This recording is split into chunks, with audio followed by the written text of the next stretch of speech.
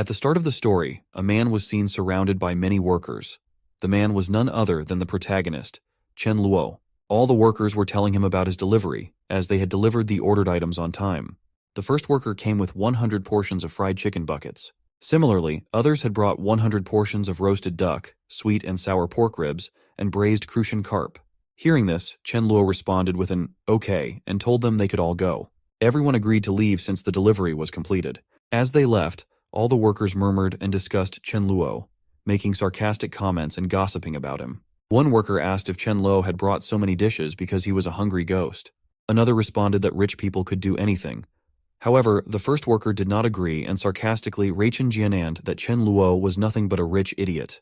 While they were all leaving, Chen Luo stood silently. Once they were gone, he slowly opened the back door of the truck. Seeing the cartons of food, he felt dazzled, as it was a very pleasant feeling for him to be surrounded by such food and delicacies. Chen Luo then wondered who would have thought that he was starving and suffering amidst the apocalypse just 3 days earlier. Now, the main question arises. What was Chen Luo talking about, and why was he storing so much food? As if we were there, we wouldn't be able to stop ourselves from eating it. Slowly, Chen Luo stored all of his food magically in some type of void. Here comes the actual story, as Chen Luo shared that in 27 days, the world would be struck by an apocalypse. At that time, 80% of humans would turn into zombies, and at least 90% of the remaining humans would die at the hands of zombies. A small portion of the survivors would gain supernatural powers. He also shared that there were different types of powers. Some gained physical power, while others gained elemental or psychological superpowers.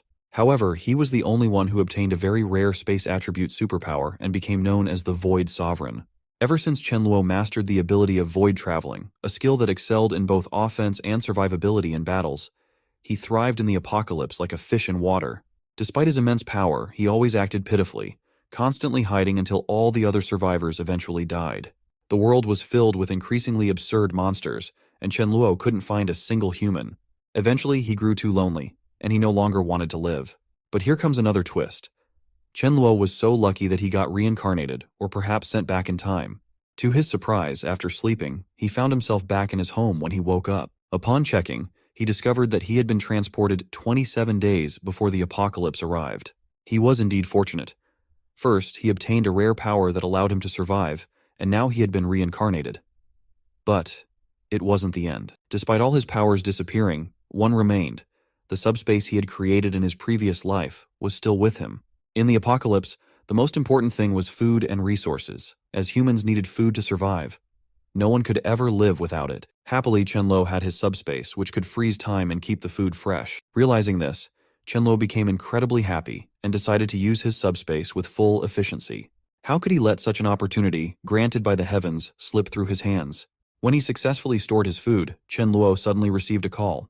Upon picking up, a person on the other end of the phone shouted at Chen Luo, asking him to come to the office immediately for a talk. Surprisingly, Chen Luo smiled and said that he wouldn't be so naive this time with his uncle.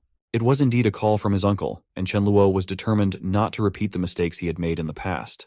The scene then shifted to Chen Luo's office, indicating that he belonged to a wealthy family, which explained why he never had financial problems like in other stories. In the office, Chen Luo's uncle named Chen Jianan shouted at him, demanding to know why he sold shares worth more than 3 billion for 1 billion.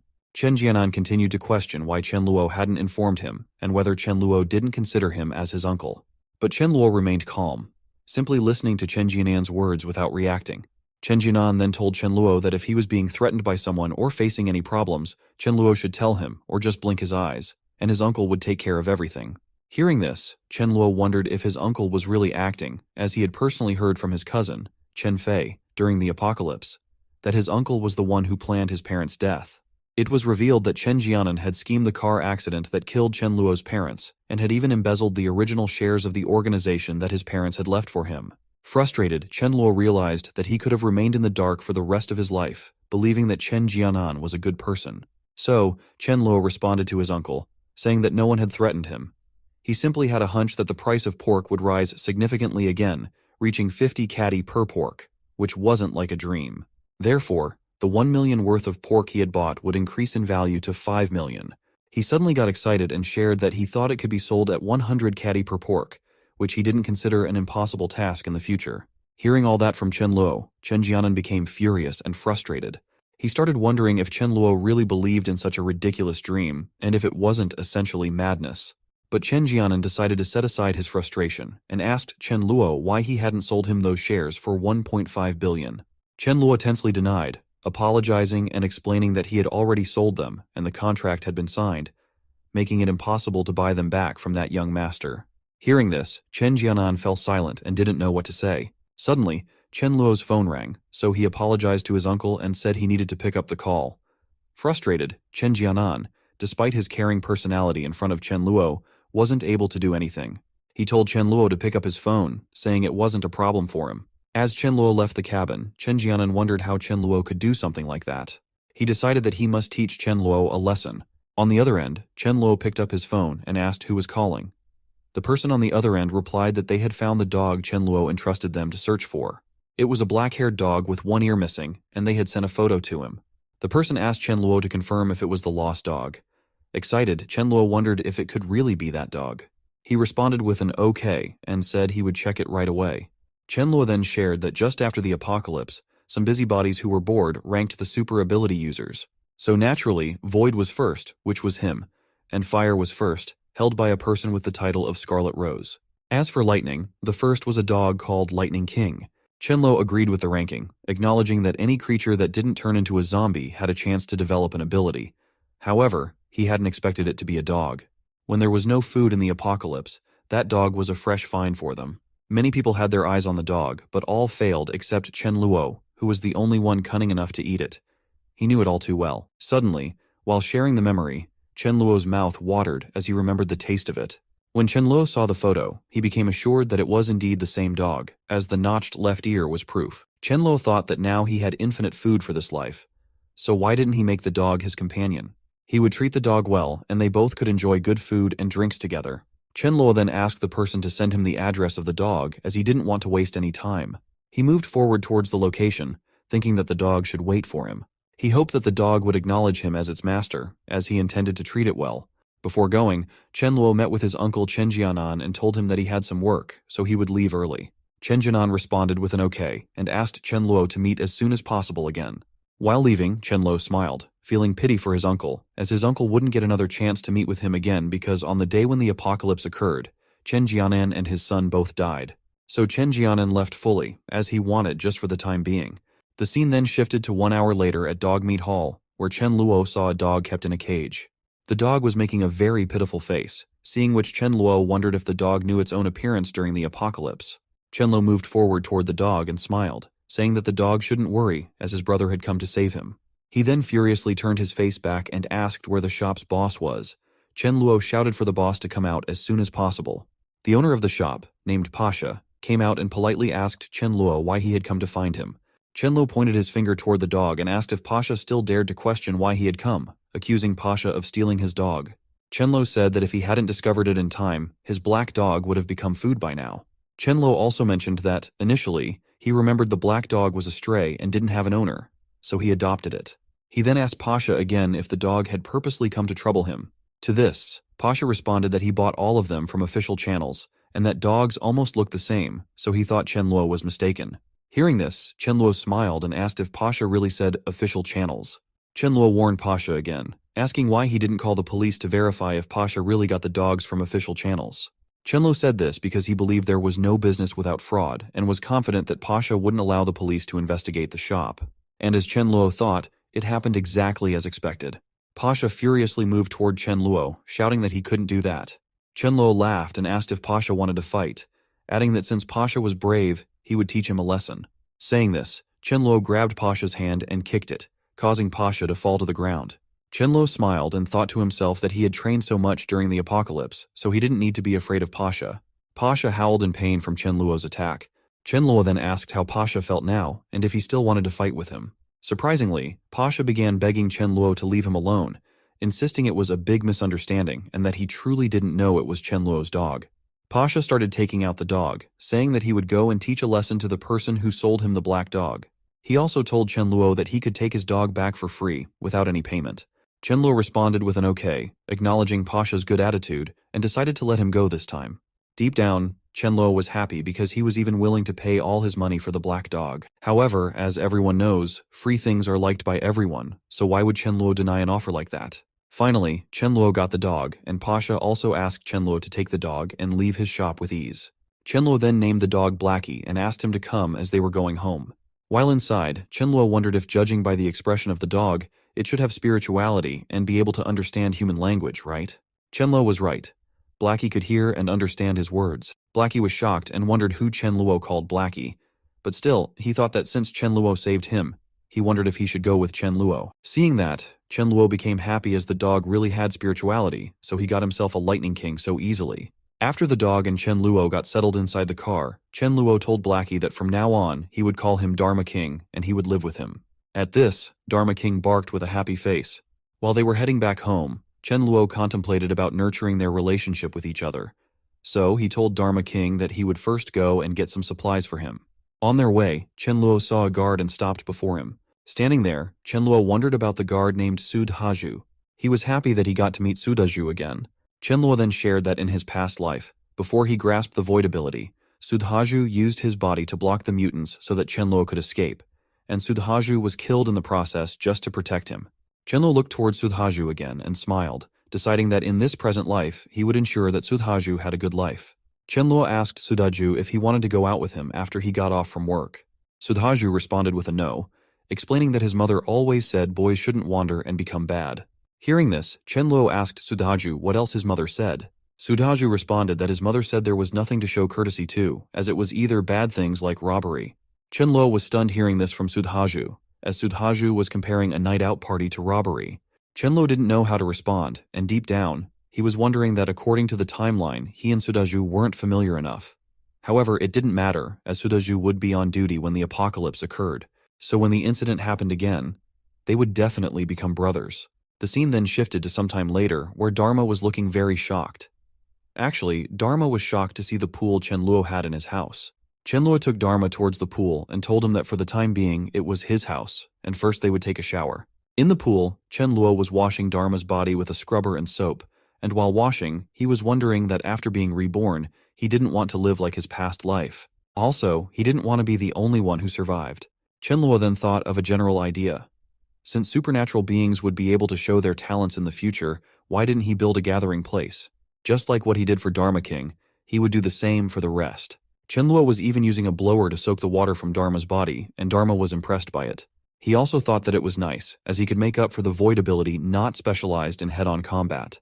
If Chen Luo wants to build a gathering place, he needs more resources, including staple food, fruits, salt, vegetables, seeds, generators, medicine, utensils, and more.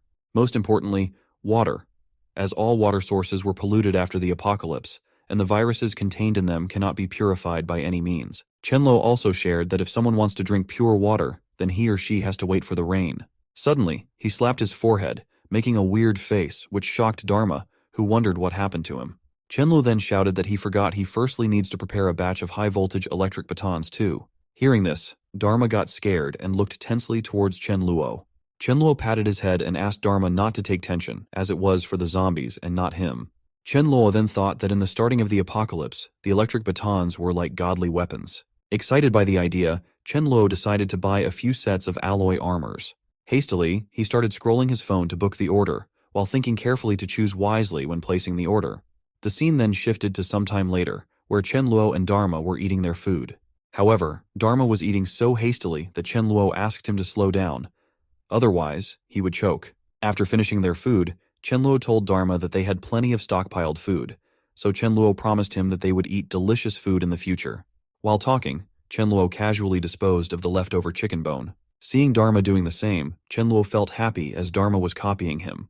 However, Chen Luo was still lost in thought about something when suddenly, to his surprise, someone came to his door and began knocking. When Chen Luo opened the door, there was a beautiful lady standing outside his home. Seeing her, Chen Luo asked who she was. The girl introduced herself as Lady Ma Yu. Hearing the name, Chen Luo was stunned, as she was the cooking teacher he had hired for himself. Chen Luo apologized to Ma Yu for forgetting about the cooking class lesson and smilingly asked her to come inside. On the other hand, seeing Chen Luo like that, Ma Yu wondered that Chen Luo was giving her 50,000 wen just for teaching him cooking, so he must be a rich person. She was also happy that it seemed to her like she didn't have to worry about the employer using any tricks. But after seeing Chen Luo, she felt relieved. She also wondered, given Chen Luo's conditions, how many beautiful ladies outside couldn't be seduced, and whether Chen Luo had thoughts about her.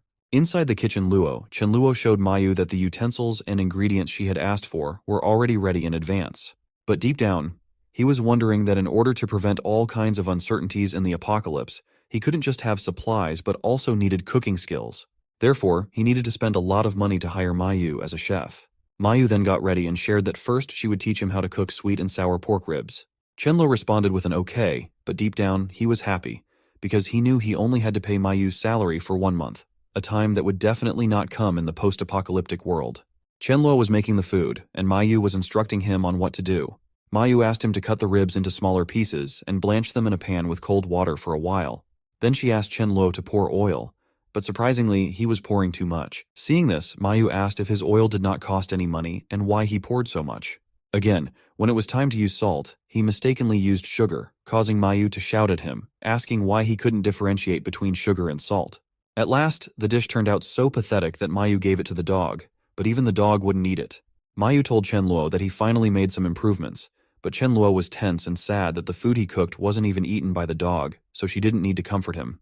Dharma was also barking furiously at Mayu, as he had no grudges against the owner and wondered why she was trying to poison him. Mayu then clarified her motive by saying that at least the kitchen Luo didn't get burned during Chen Luo's cooking. Chen Luo, hearing this, was stunned and didn't respond. Instead, he thought that he was really not fit to cook and that he could only rely on a royal chef. Mayu then said goodbye to Chen Luo and left his house. After Mayu left, Chen Luo started wondering about her skills, realizing they weren't bad. It was such a pity they didn't know each other in the past. He also wondered what happened to her after the apocalypse occurred.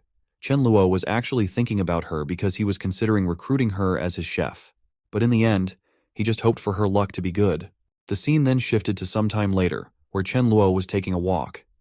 Suddenly, he saw someone and wondered if it was really them. Next, it showed that he saw a duo of sisters named Millie and Milling. Chen Luo shared that these sisters weren't simple. After Milling awakened her fire ability, she became the first person with such an ability, and was called the Scarlet Rose Spirit Flame Princess. What's more amazing was her younger sister Millie, who was a light element ability user. Even though her combat skills were weak, she was a strong support healer. Chen Luo also shared that he heard she could use a revive technique in the later stages. Chen Luo then got serious, thinking about them. He believed that while only kids make choices, he would get his hands on them no matter what. So he made a call to a person named Raka, who had previously found out about the dog. Chen Luo told Raka that he was giving him 3 days to find out information about a pair of sisters, including what they like to eat. He emphasized that this was very important because he believed in the saying that if someone wants to capture a girl's heart, food is the best choice. Therefore, he decided that whatever they liked to eat, he would stock up on it. As more days passed, the scene shifted to 5 days before the apocalypse occurred. Chen Luo noticed that Milling liked Sichuan cuisine, and her favorite fruit was grapes. Meanwhile, Millie liked braised pig's trotters, and her favorite fruit was watermelon. This reminded him that classic dishes tasted very good, so he should stock some as well. The next day, Chen Luo was checking an armor he ordered for himself and Sudhaju. After wearing it, Chen Luo shared that it wasn't bad, as even though it was heavy, it could guarantee his safety. Now, Chen Luo was thinking about the way of sending the second armor he brought to give it to Sudhaju. With only 3 days left before the apocalypse occurred, he was holding an electric baton. The dealer told Chen Luo that the high-voltage electricity released by the electric baton could stun a person instantly, and it could even incapacitate a person within a few seconds, so Chen Luo needed to use it very carefully. Chen Luo was happy holding the baton because he was thinking that he could easily kill hundreds of zombies with it. The scene shifted to the next day, where Chen Luo was asking someone about a truck as he wanted to buy it. The owner responded with an okay as he would soon tell the price to Chen Luo. The scene then comes to the night just before the apocalypse would occur. Here, Chen Luo was trying to sleep on the bed, but he was tense and thinking of so many scenarios, which made it impossible for him to have a peaceful sleep. Actually, he was wondering if he had been reborn. Would the apocalypse still come? If it didn't, then the stocked resources would be a big loss. But soon, he hoped that the apocalypse wouldn't occur so that he could sacrifice himself for the benefit of the whole country. This shows how good and generous Chen Luo was as a human being. After that, he thought that even after the loss, he would still be rich. So wasn't it good to enjoy life in a peaceful world? Why experience a dangerous and inhuman apocalypse? The next day, just 1 hour and 20 minutes before the apocalypse would occur, Chen Luo called his uncle Chen Jianan and apologized for disturbing him early in the morning, but he had something he needed Chen Jianan's help with. Chen Jianan happily responds with a yes and asks Chen Luo to tell him what problem he has, as he would definitely help him no matter what. Chen Luo then explains that he thinks the virtual currency would rise, possibly increasing by 8 to 10 times. Chen Luo also tells Chen Jianan that, as Chen Jianan knows, he used the money to buy pork meat. So, he wants to mortgage all of his hoard, which was worth 1 billion to him, but he only wants to borrow 500 million. He assures Chen Jianan that when his 500 million becomes 5 million, he will definitely pay him back with interest. Chen Luo then asks why Chen Jianan didn't wait for him at his home, as he would personally go find him to talk about it, and it would be nice if his brother Chen Luo Chenfei would also be there to join them. Chen Jianan responds with an okay and asks Chen Luo to come as soon as he could. While going out of the house towards Chen Jianan's house, Chen Luo smiles and shouts that he told them that on the day of the apocalypse outbreak, they must die. On his way, when Chen Luo reached near Chen Jianan's house, he asked Dharma to wait in the car as he was going to handle some personal business and requested for safety's sake not to run anywhere. Dharma responded by barking and shaking his head. Just as Chen Luo started going forward, he saw Sudaju and thought that even though Sudaju lived well in his last life without his help, it was a matter of fate, so he decided to help a bit. So he goes near Sudhaju, and seeing Chen Luo in the car, Sudhaju asks Chen Luo if he was leaving. To which Chen Luo responds that he came there to tell him one thing. When he woke up in the morning, he had a bad feeling that something massive was going to happen, so when it would be 9 a.m., Sudhaju needs to be careful. He even asks for a promise from Sudhaju. Sudhaju responds with an okay, promising him to be careful. The scene then shifted to some time later at Chen Jianan's house, where Chen Fei and Chen Jianan were discussing Chen Luo. Chen Jianan told Chen Fei that Chen Luo actually wants to invest in the virtual currency, which shows that Chen Luo really wasn't afraid of it. Chen Jianan then shared with Chen Fei that he was shocked by Chen Luo's decision, because he could tell that even though that thing was rising rapidly, it had no realistic value. Hearing all that, Chen Fei was confused and asked Chen Jianan how there could be any reason not to do the money-making business delivered to their doorstep. Chen Jianan responded that Chen Luo knows he was going to trick him and asked Chen Fei if he thought Chen Luo would do a trade that was profitable for them but not for him. So Chen Jianan wonders whether it was a scam planned by Chen Luo for them. Chen Fei shares that he understands the psychology of speculation in virtual currency. He even gives an example of it by comparing virtual currency with Chen Jianan's gambling habits, as Chen Jianan always rushes to use money in gambling.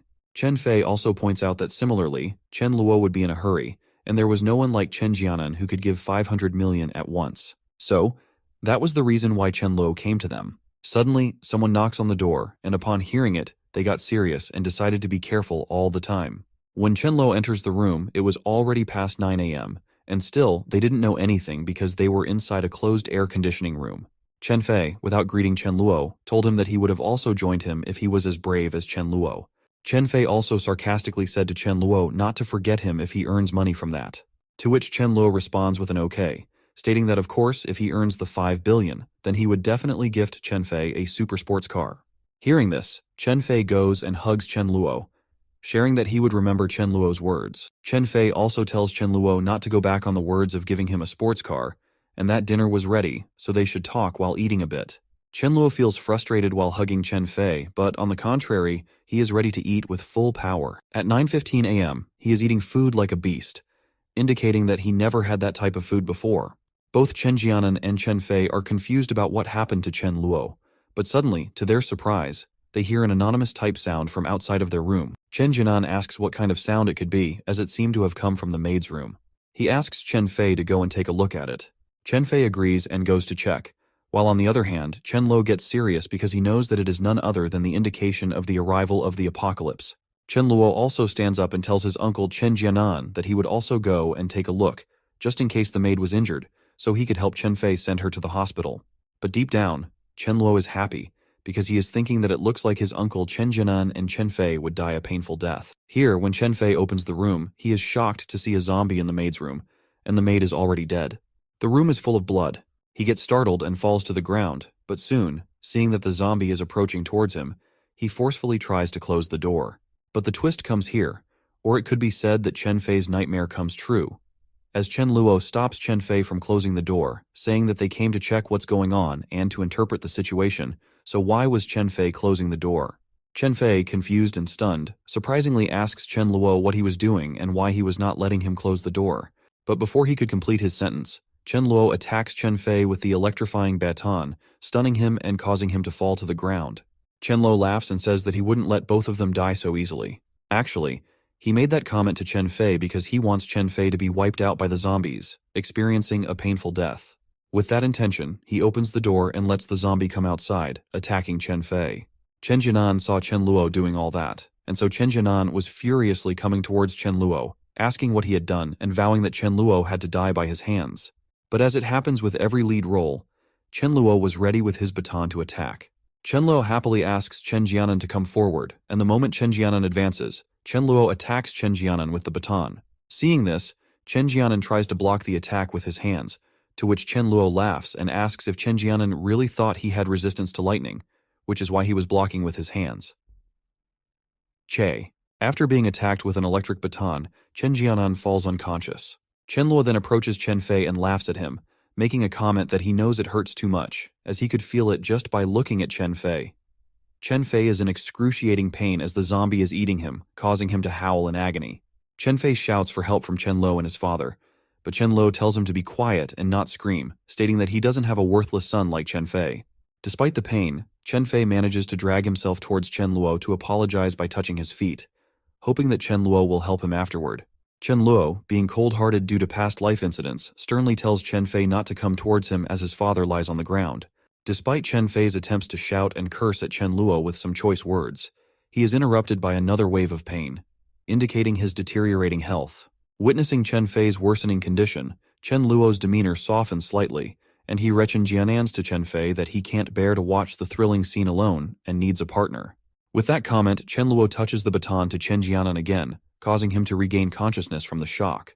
As Chen Jianan regains his senses and sees Chen Fei's condition, he becomes tense and approaches Chen Luo, touching his feet and pleading for help to save Chen Fei, as Chen Fei is Chen Luo's cousin. However, Chen Luo remains unresponsive. With no other option, Chen Jianan starts admitting that he was the one who secretly cheated on his shares, but neither Chen Luo nor Chen Fei knew anything about it. Chen Fei was an innocent person. Chen Luo then asks Chen Jianan if he didn't think he should apologize more to him. Hearing this, Chen Jianan is stunned and wonders why Chen Luo is saying that. He wonders if Chen Luo knows about the matter too.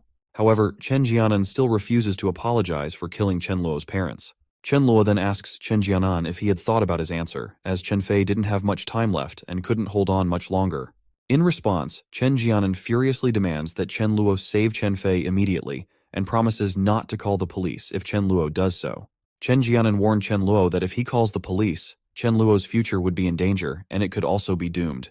In response, Chen Luo said that he had already given Chen Jianan a chance, but now he wouldn't give him another. Hearing this, Chen Jianan became furious and started shouting, calling Chen Luo an ungrateful bastard who wants to betray his own cousin and uncle, stating that Chen Luo was even worse than a dog. Off which Chen Luo feels frustrated and responds to Chen Jianan that he is the one who is ungrateful. Chen Luo slaps Chen Jianan and tells him that his father saw Chen Jianan fail and never succeeded anything, yet still introduced Chen Jianan to the Chen Luo organization. But what did Chen Jianan do in return? Chen Jianan plotted against his parents. Chen Luo couldn't comprehend how Chen Jianan could utter such shameless words. Until Chen Fei died, Chen Jianan got sad and angry. He responded to Chen Luo that he was Chen Luo's father's brother, and he even contributed to the company. Yet, in response, what did he get? Chen Jianan furiously asks if Chen Luo's father saw him as a beggar for only giving him 10% equity in the company. He questions if that's why he deserved to die. Chen Jianan even scolds Chen Luo, saying that he cannot escape with the current technology of the police. Chen Luo, hearing all that, gets pissed off and points out that during those times shares also had value, as 10% share was worth 1.5 billion. He asks if a worker would be able to earn 1.5 billion worth of shares. Chen Luo, realizing Chen Jianan's evil heart, throws him towards the zombies. Deep down, he feels a sense of satisfaction, knowing that his father was too kind-hearted for helping someone like Chen Jianan, and it was the only thing he could do for them. Chen Luo even sheds tears as he thinks about his parents. After some time, a zombie also comes to attack Chen Luo. Seeing this, he realizes that, as he expected, after becoming a zombie, it was no longer possible to have other emotions besides wanting to eat people. So, the moment the zombie comes close to him, he uses the baton to give it an electrifying shock.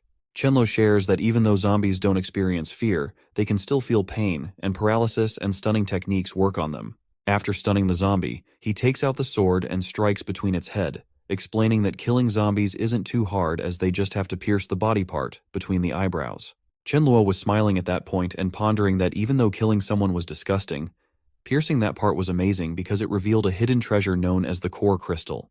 After collecting the crystal, he stores it in his void and Rechen Jianins that it happened exactly as he thought.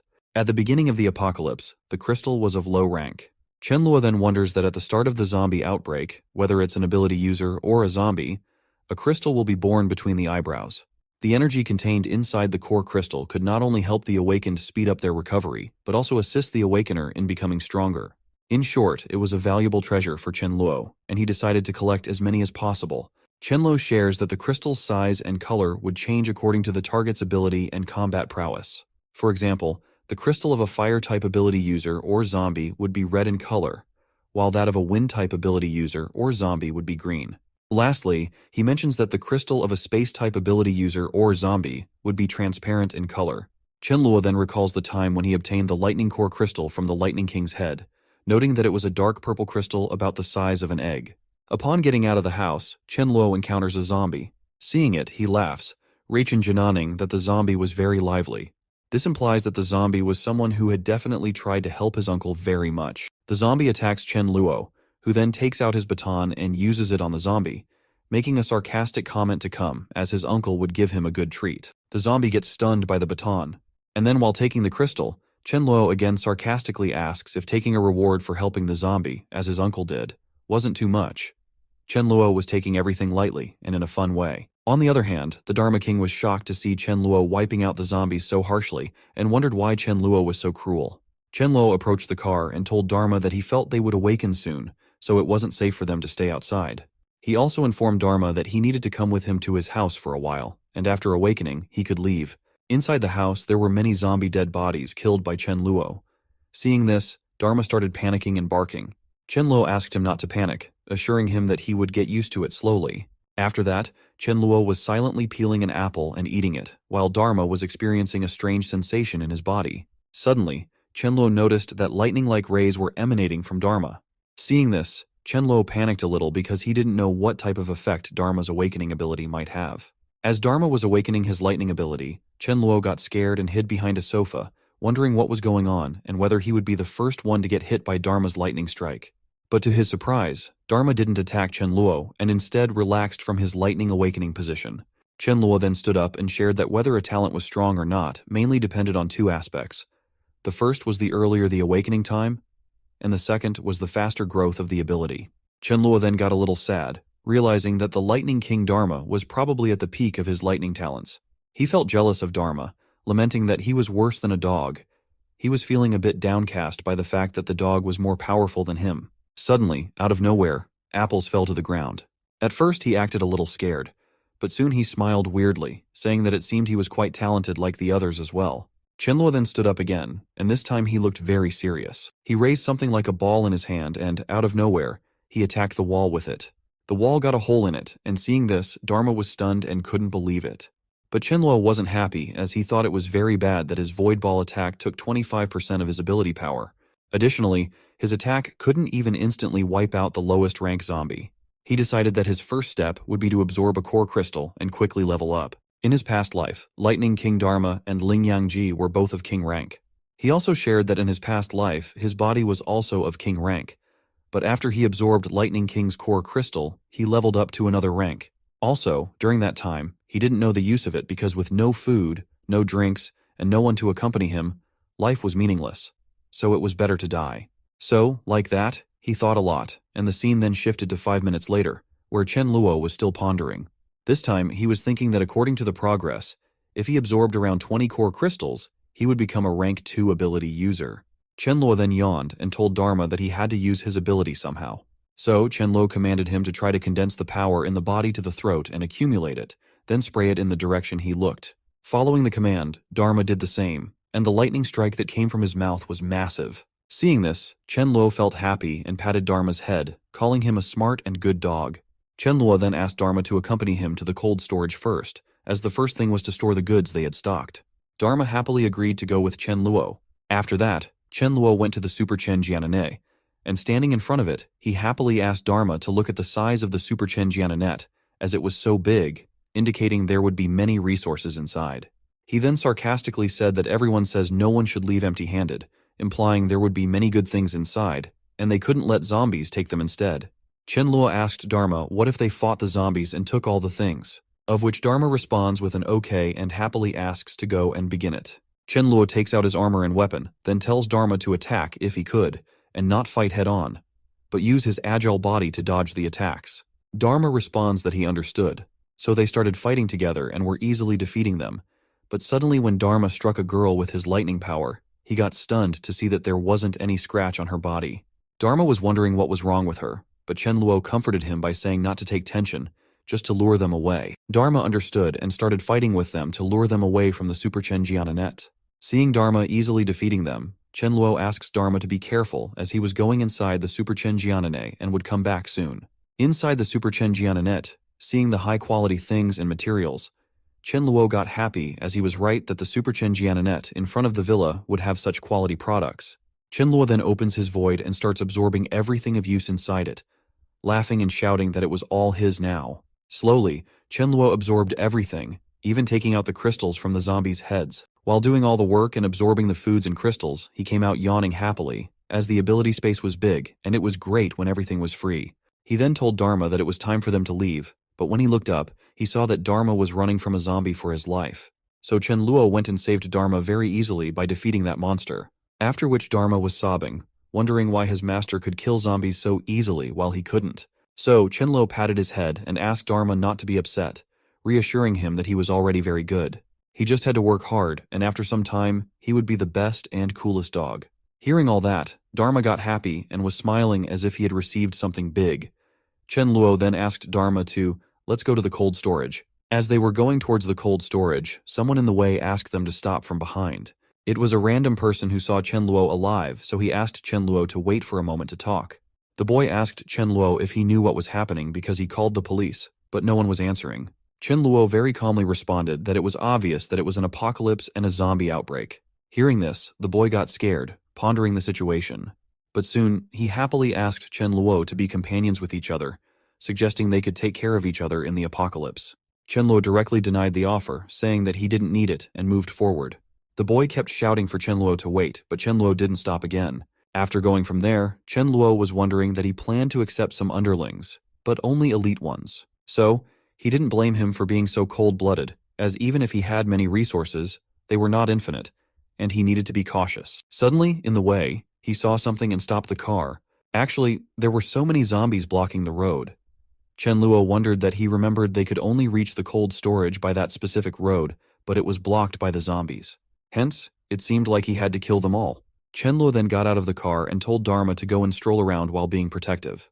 They started fighting the zombies, and Qianluo was using electric batons to kill them one by one. Some zombies even tried to sneak attack him, but Qianluo was smart, so he outplayed those zombies. Also, one zombie bites off his biceps, but surprisingly, Qianluo just throws the zombie with his hands and shares that his armor was made of alloy, so how could low-level zombies like them break it?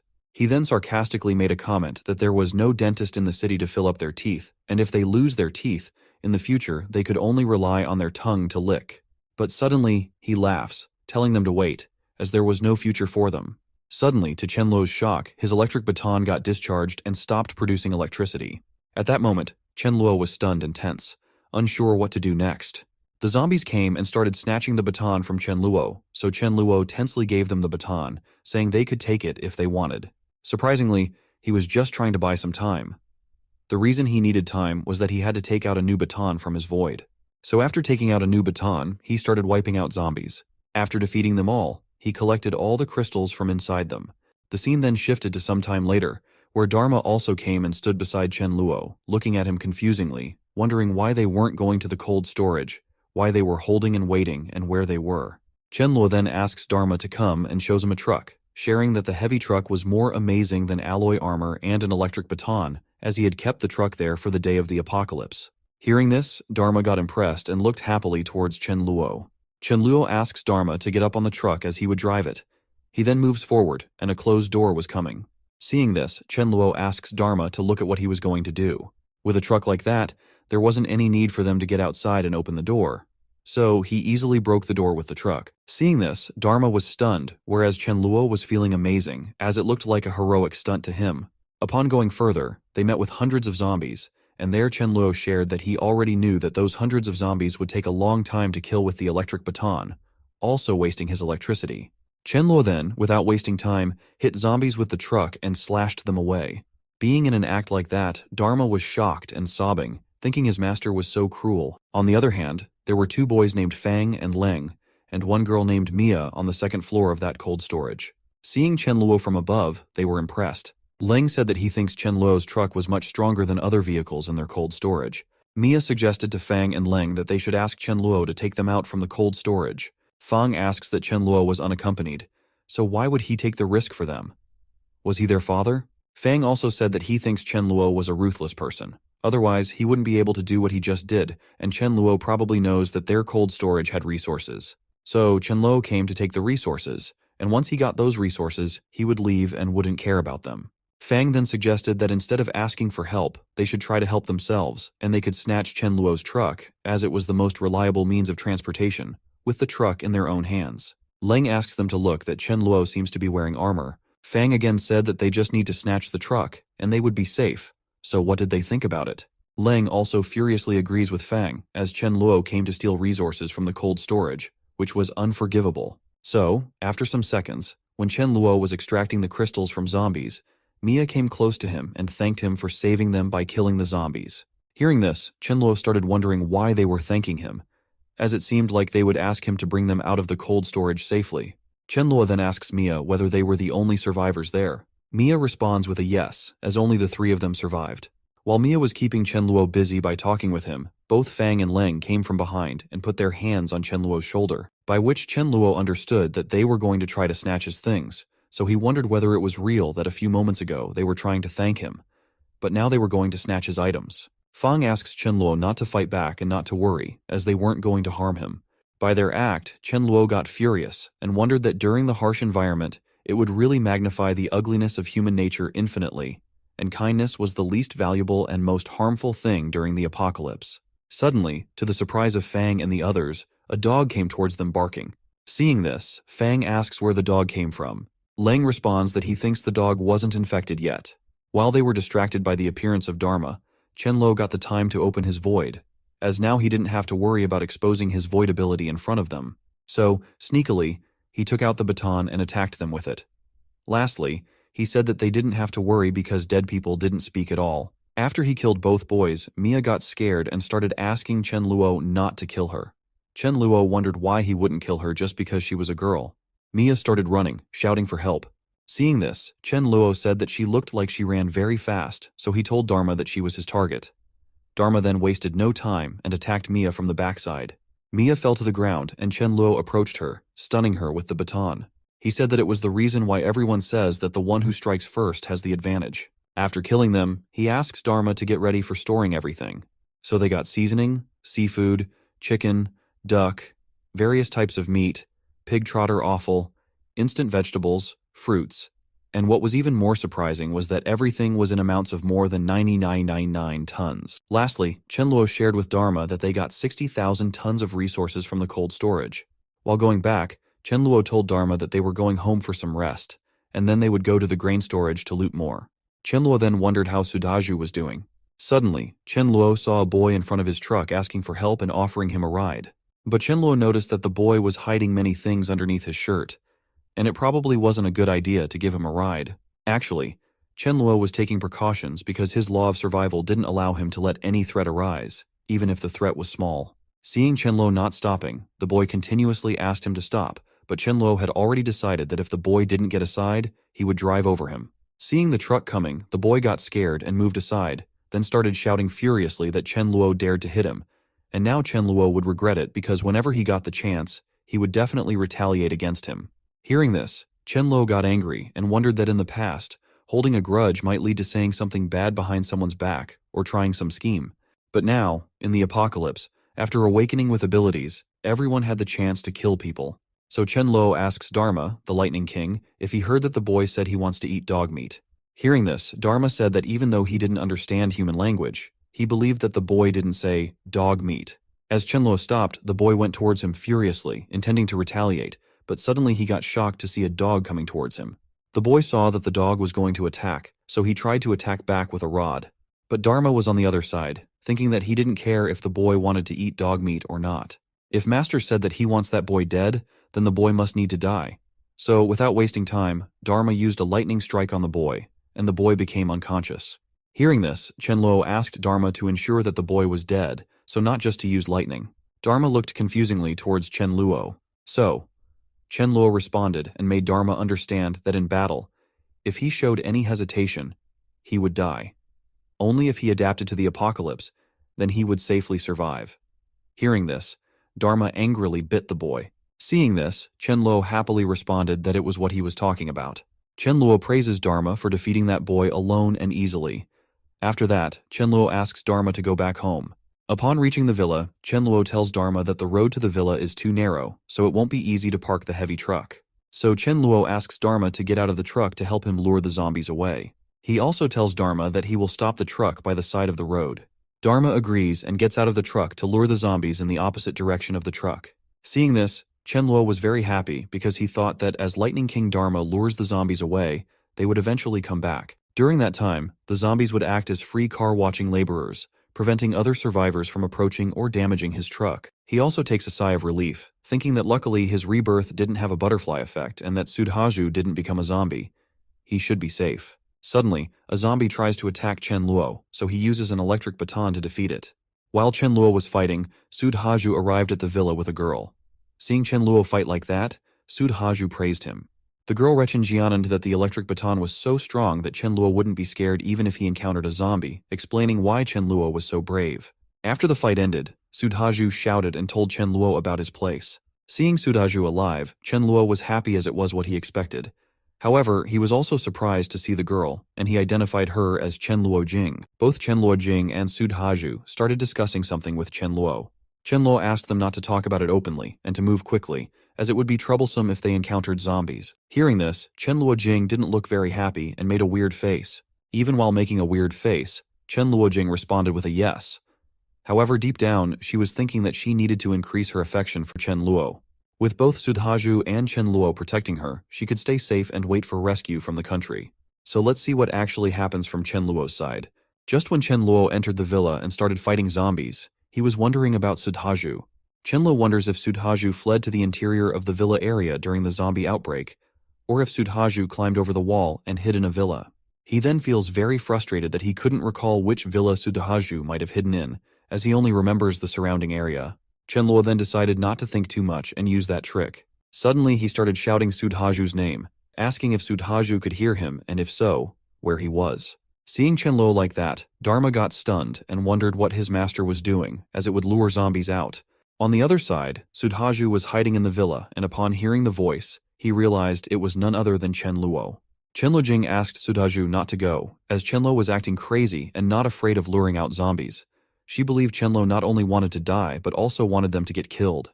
Hearing this, Sudhaju also wondered, with brother Chen Luo's smart brain, did Chen Luo not know that it's dangerous to shout? And why was Chen Luo using that method to find him? Chen Luo again shouted Sudhaju's name and asked about his whereabouts. Sudhaju had no choice but to get out and meet with Chen Luo.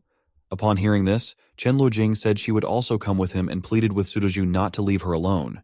The moment they got outside, they saw Chen Luo fighting with zombies. Chen Luo Jing again tried to provoke Sudhaju. Then came the moment when Sudhaju praised Chen Luo, and Chen Luo Jing was shocked to see Chen Luo like that.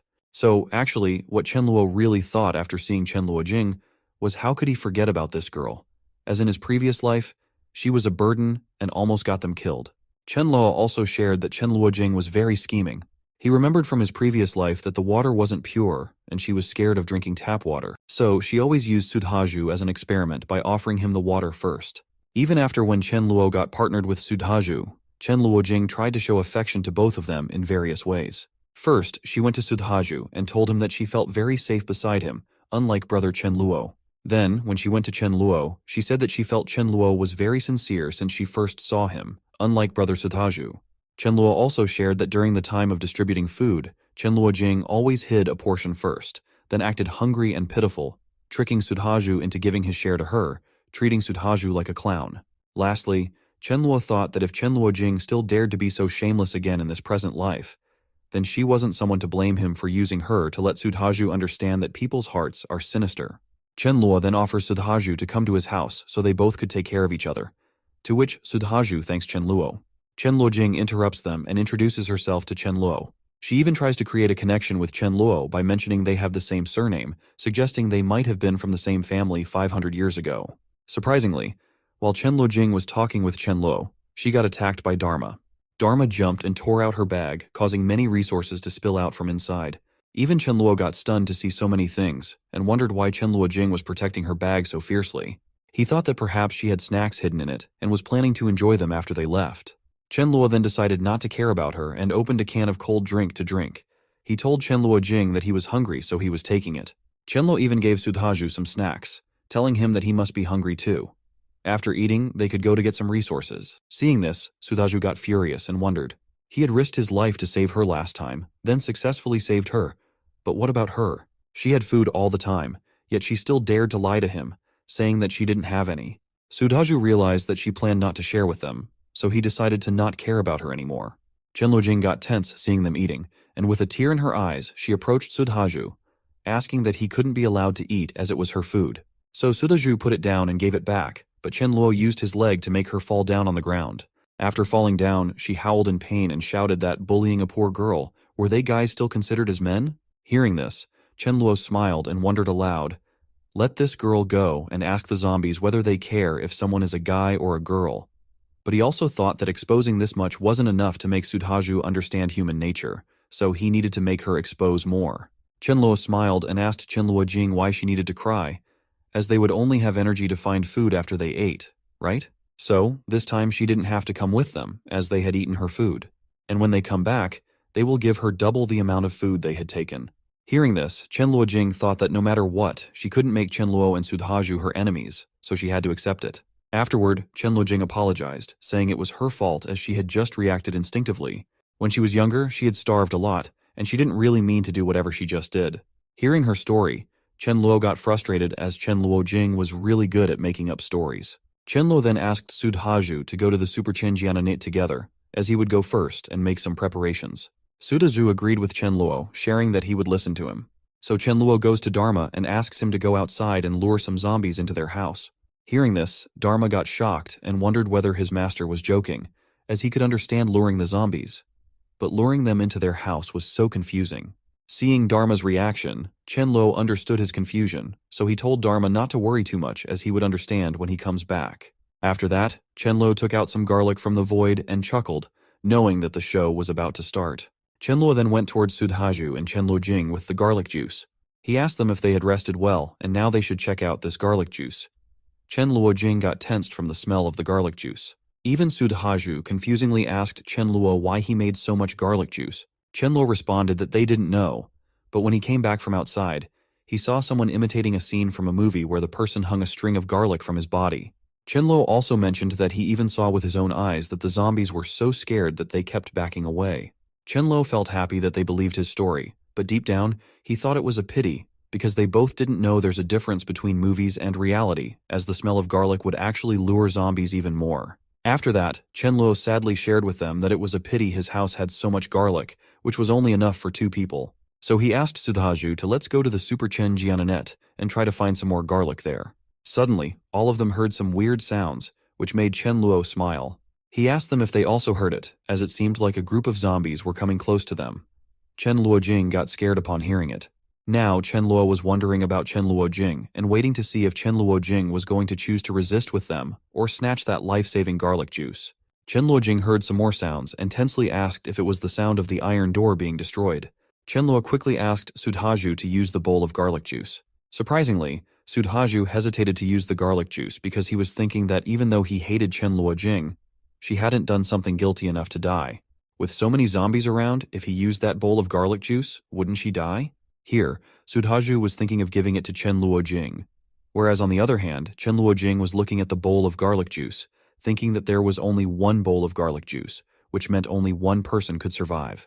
Here, Sudhaju was going to take the bowl and give it to her, but seeing him coming close to the bowl of garlic juice, without thinking twice, she snatched the bowl from the table and poured it all over herself, deciding that she should be the one to survive. Seeing her do that, Sudhaju got pissed off as he had even thought of giving it to her, but from now on, he wouldn't think about her. Chenluo came there and asked Sudhaju if he saw that or not, so it's better not to treat people well in the apocalypse because some people were not fit to be humans. Hearing this, Chenluo Jing understood Chenluo's motive and asked if Chenluo tried to set her up. Chenluo smiled and asked her if he set her up. Didn't she make that decision herself? Or did he force her to pour the garlic over herself? Chenluo then laughed and told Chenluo Jing that zombies were very sensitive to the smell of garlic, so she was now dead for sure. Hearing this, Chenluo Jing got tense and started shouting, asking Chenluo if he lied to her about the juice and whether there was something wrong with her just wanting to live. Chenluo responds that it wasn't wrong to want to live, but she was wrong to use people's kindness and bully him, especially when it came to Sudhaju. He also asks her that just as she said they also want to live, so sacrificing her for that, whether it was wrong. After that, Chenluo started taking out armor and weapons from his void, thinking that Chenluo Jing would be dead soon, and dead people wouldn't reveal secrets, especially talking about Sudhaju, so he would tell Sudhaju himself that the ability he awakened was void. Seeing Chenluo taking out the armor, Chenluo Jing got stunned and asked about it. She realized that Chenluo had prepared it a long time ago, which was the reason why he didn't pour the garlic on himself. Chenluo then told Sudhaju to go and find a room to hide, as he would only be a burden to him. Sudhaju responded with an okay and left to hide. Even Chenluo Jing came close to Chenluo, and, in a romantic gesture, she asked Chenluo to let her off this time, promising that in the future, he could do anything he wanted with her. Now that Chenluo Jing had no choice left, she was trying to seduce Chenluo using her charm and body. To her surprise, Chenluo was like stone-hearted and told Chenluo Jing that he only wanted her to go and die, as once she was dead, he would let her off. Chenluo Jing got furious and called Chenluo a bastard, saying that she didn't offend him. So why had he made things difficult for her since they met? Suddenly, she was attacked by the zombies, and while dying, Chenluo Jing shouted that Chenluo would die a miserable death. The scene then shifted to some time later, where Chenluo had defeated all the zombies. There, he admitted it was a miscalculation on his part, as he had lived in that house for more than 10 years, but today was exceptionally lucky. Sudhaju came there, and seeing Chenluo Jing dead and about to say something. But Chenluo told Sudhaju to stop, as they didn't have time for expressing emotions, since there was no way they could stay in such a messy house. Chenluo asks Sudhaju to help him quickly move all the corpses outside. After half an hour, they successfully remove all the corpses outside. Now he had a problem. There was a bloodstain which he had to clean. He realized that if he had a maid, it would be easy for him to wipe those bloodstains. Chenluo then recalled Mayu, as she wasn't that bad, looked good, and worked hard, so he wondered if Mayu was still alive. While Chenluo was thinking about Mayu, Sudhaju interrupts him and asks him to go to the Super Chinjananet. Chenluo smiles and tells Sudhaju not to worry because he has better food with him, and suggests going upstairs to enjoy the meal. When Chenluo takes out the food and drinks, Sudhaju is shocked that the food seemingly came out of thin air. Sudhaju asks Chenluo about it in shock. Chenluo, in response, asks Sudhaju if he felt any changes in his body. Sudhaju explains that his head was hurting in the afternoon, but now he feels much stronger. Chenluo shares that this type of change often occurs before an apocalypse, and he has experienced it himself. Chenluo also informs Sudhaju that everyone experiences different types of changes. Since Sudhaju's change is related to strength, Chenluo speculates that he himself might have a change related to the void. Chenluo shares with Sudhaju that he suddenly realized he could grasp some void power, and he feels that there might be a disaster happening soon, so he has stored some resources. Sudhaju responds with understanding, indicating that he got the message. Chenluo feels relieved, thinking that this explanation is much better than something as crazy as reincarnation, which Sudhaju could easily accept. He then tells Sudhaju that he has a feeling they are going to become brothers, so Sudhaju shouldn't hesitate, and they should start eating. Sudhaju mentions that there is too much food, and they couldn't finish it all, suggesting they save some as just 2 or 3 dishes were enough. Chenluo responds that it's fine because even after they finish eating, Dharma, the Lightning King, hasn't eaten yet. Hearing this, Dharma asks not to mention it as leftovers, recalling his days as a stray dog when even getting some swill to eat was considered lucky. He thanks Chenluo but sadly asks if cleaning bloodstains was now a dog's task. In reality, Chenluo had asked Dharma to clean the bloodstains. After eating, Chenluo tried to create a void sword, but it disappeared just 5 seconds after being generated. While lying on the bed, he laughs, thinking about how he observed 42 core crystals, which wasn't a joke, and he even managed to create a void sword. Chenluo shared that in his past life, he could only grasp the void sword when he was at level 7, and according to his current progress, in his past life, he only grasped the void passage at rank 9, so he might be able to use it when he reaches rank 4 now. He also wonders if the elemental blade he used when he was at the king rank could be accessed earlier in his present life, which feels great just by thinking about it.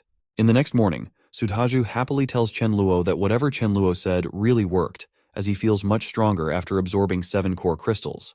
Even Dharma barks 9 times in front of them. Seeing this, Chen Luo smiles and asks if Sudhaju really ate 9, Richen Jiananing that it wasn't that bad. He even makes a sarcastic comment that luckily it wasn't 99. Otherwise, Dharma would be shouting for a long time. On the other hand, Sudhaju is shocked that a dog absorbed more crystals than him. Chen Luo then opens his void and takes out an armor to give to Sudhaju, asking him not to look down on Dharma as he is very talented. He suggests trying on the armor after eating breakfast because afterward they have to go to the grain storage. Sudhaju responds with an okay. The scene then shifts to sometime later when they head towards the truck. Seeing the zombies walking around the truck, Chen Luo gets happy, as zombies are really free laborers who help him guard the truck. Sudhaju, seeing the zombies, asks Chen Luo about wiping them out, but Chen Luo stops him, saying that those zombies are free laborers, so Lightning King Dharma will lure them away. Just as Chen Luo speaks, Dharma starts luring away the zombies, to which Sudhaju asks why he feels like the dog has more use than him. Chen Luo responds by asking Sudhaju not to compare himself with a dog, as there are things that a dog can do that he can't, and vice versa. He reassures Sudhaju that they all have their own usefulness. Hearing this, Sudhaju surprisingly asks Chen Luo if there really was some work that a dog can do, but he can't. Chen Luo responds with a yes and asks if Sudhaju dares to eat feces, just like a dog would. Chen Luo says it as a joke, but hearing it, Dharma gets stunned and furiously turns away, shouting that it's slander as he didn't eat anything like that. The scene then shifts to the grain storage, where Chen Luo is slashing away the zombies by hitting them with the truck. Seeing this, Sudhaju praises Chen Luo for taking the truck. Chen Luo shares that he feels strange because there were quite a few staff members in the grain storage. They shouldn't all be dead. Also, the sound outside was so loud, so why did no one call for help? Sudhaju also suggests that it's a big place, so there might be an underground basement, and people could be hiding there, which is why they didn't hear anything. Hearing this, Chen Luo finds it knowledgeable. He stops in front of a passage and shares his thought that it might be the passage leading to the basement. Chen Luo asks Sudhaju to go together and check it out. Upon moving further, they find a skull of someone. Seeing this, Chen Luo is stunned because while normal zombies gnaw on humans, they wouldn't eat everything until only one bone is left. Chen Luo wonders if some zombies got mutated inside and tells Sudhaju that he wonders whether it was an ant or a rat. Chen Luo thought that both were gregarious, so they should be in such large numbers. Due to this, he couldn't take the risk as life was important. Suddenly they hear some sounds, and when Chen Luo looks carefully, he is shocked to see a whole group of rats. Chen Luo asks everyone to run as fast as they could.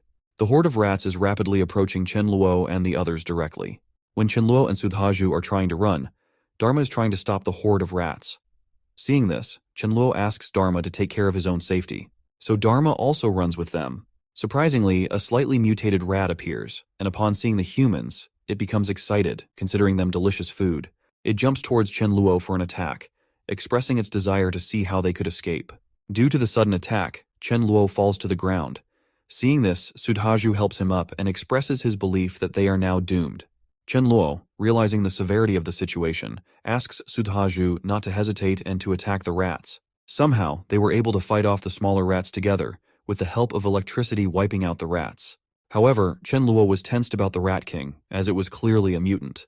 Surprisingly, the Rat King was also smiling as it watched them. Chen Luo shared that whether survivors, zombies, or creatures, all combat abilities will grow slowly, but there will always be individual mutants who will overdraw their life potential and make their strength skyrocket. Chen Luo then wonders that even though they grow stronger, their longevity decreases. He even shouts at his destiny, feeling unlucky to encounter one so early. While fighting with the small rats, Sudhaju falls to the ground. Seeing Sudhaju fall, the Rat King thinks it's the best time to attack. Sudhaju tries to use a baton, but the Rat King throws it away, deeming it useless. Then the Rat King starts a continuous attack on Sudhaju's armor. As the armor reaches its limit, Sudhaju gets tense, realizing that just one more attack from the Rat King could puncture it. Chen Luo rushes over and shouts for Sudhaju to watch out. He explains that the Rat King is at least level 3 or 4, so he has no choice but to use normal methods as he can't kill it in such a short amount of time. Chen Luo uses some food to distract the rats with it and wonders that if he hadn't broken through to rank 2 last night, all of them would have definitely died in the basement. On the other hand, seeing Chen Luo with the baton, the Rat King wonders if Chen Luo's electric baton would hurt him or not. If it does, then he plans to first bite off Chen Luo and then bite off Sudhaju. The twist was that the thing the Rat King was understanding as a baton wasn't actually a baton. It was Chen Luo coming with the Void Sword, hoping that the Rat King would be killed by it, as it was his last hope. The moment the Rat King realizes that it's a Void Sword, he gets tensed and wants to run. Seeing this, Chen Luo smiles and asks the Rat King whether he wants to run away, telling him to stop daydreaming. Upon defeating the Rat King, Chen Luo finds a core crystal inside the Rat King, bigger than the others, and feels happy about it. After that, he tells Sudhaju that he thinks the 2 front fangs of the Rat King are pretty good, so it should be easy to make them into a weapon in the future. Chen Luo admits that he wasn't strong enough, so Sudhaju should try pulling it out. Sudhaju agrees with Chen Luo and asks him to move aside and let him try. After struggling for a while, Sudhaju somehow manages to take out 1 fang. Chen Luo praises Sudhaju, saying it wasn't bad, and then suggests they go further into the basement. The scene shifts to some time later, where Chen Luo is storing the grains. Seeing this, Sudhaju is amazed and asks how big Chen Luo's void space is. Chen Luo responds that it isn't as big as the grain storage. After storing everything, Chen Luo approaches Sudhaju and tells him that Sudhaju can't tell anyone about the stocked resources. Chen Luo emphasizes once again that no matter what happens, Sudhaju must remember not to tell anyone. Sudhaju assures Chen Luo not to worry, saying he understands and that even if he were beaten to death, he wouldn't reveal the secret. Suddenly, the lights go out in their surroundings. Sudhaju asks why it suddenly became darker.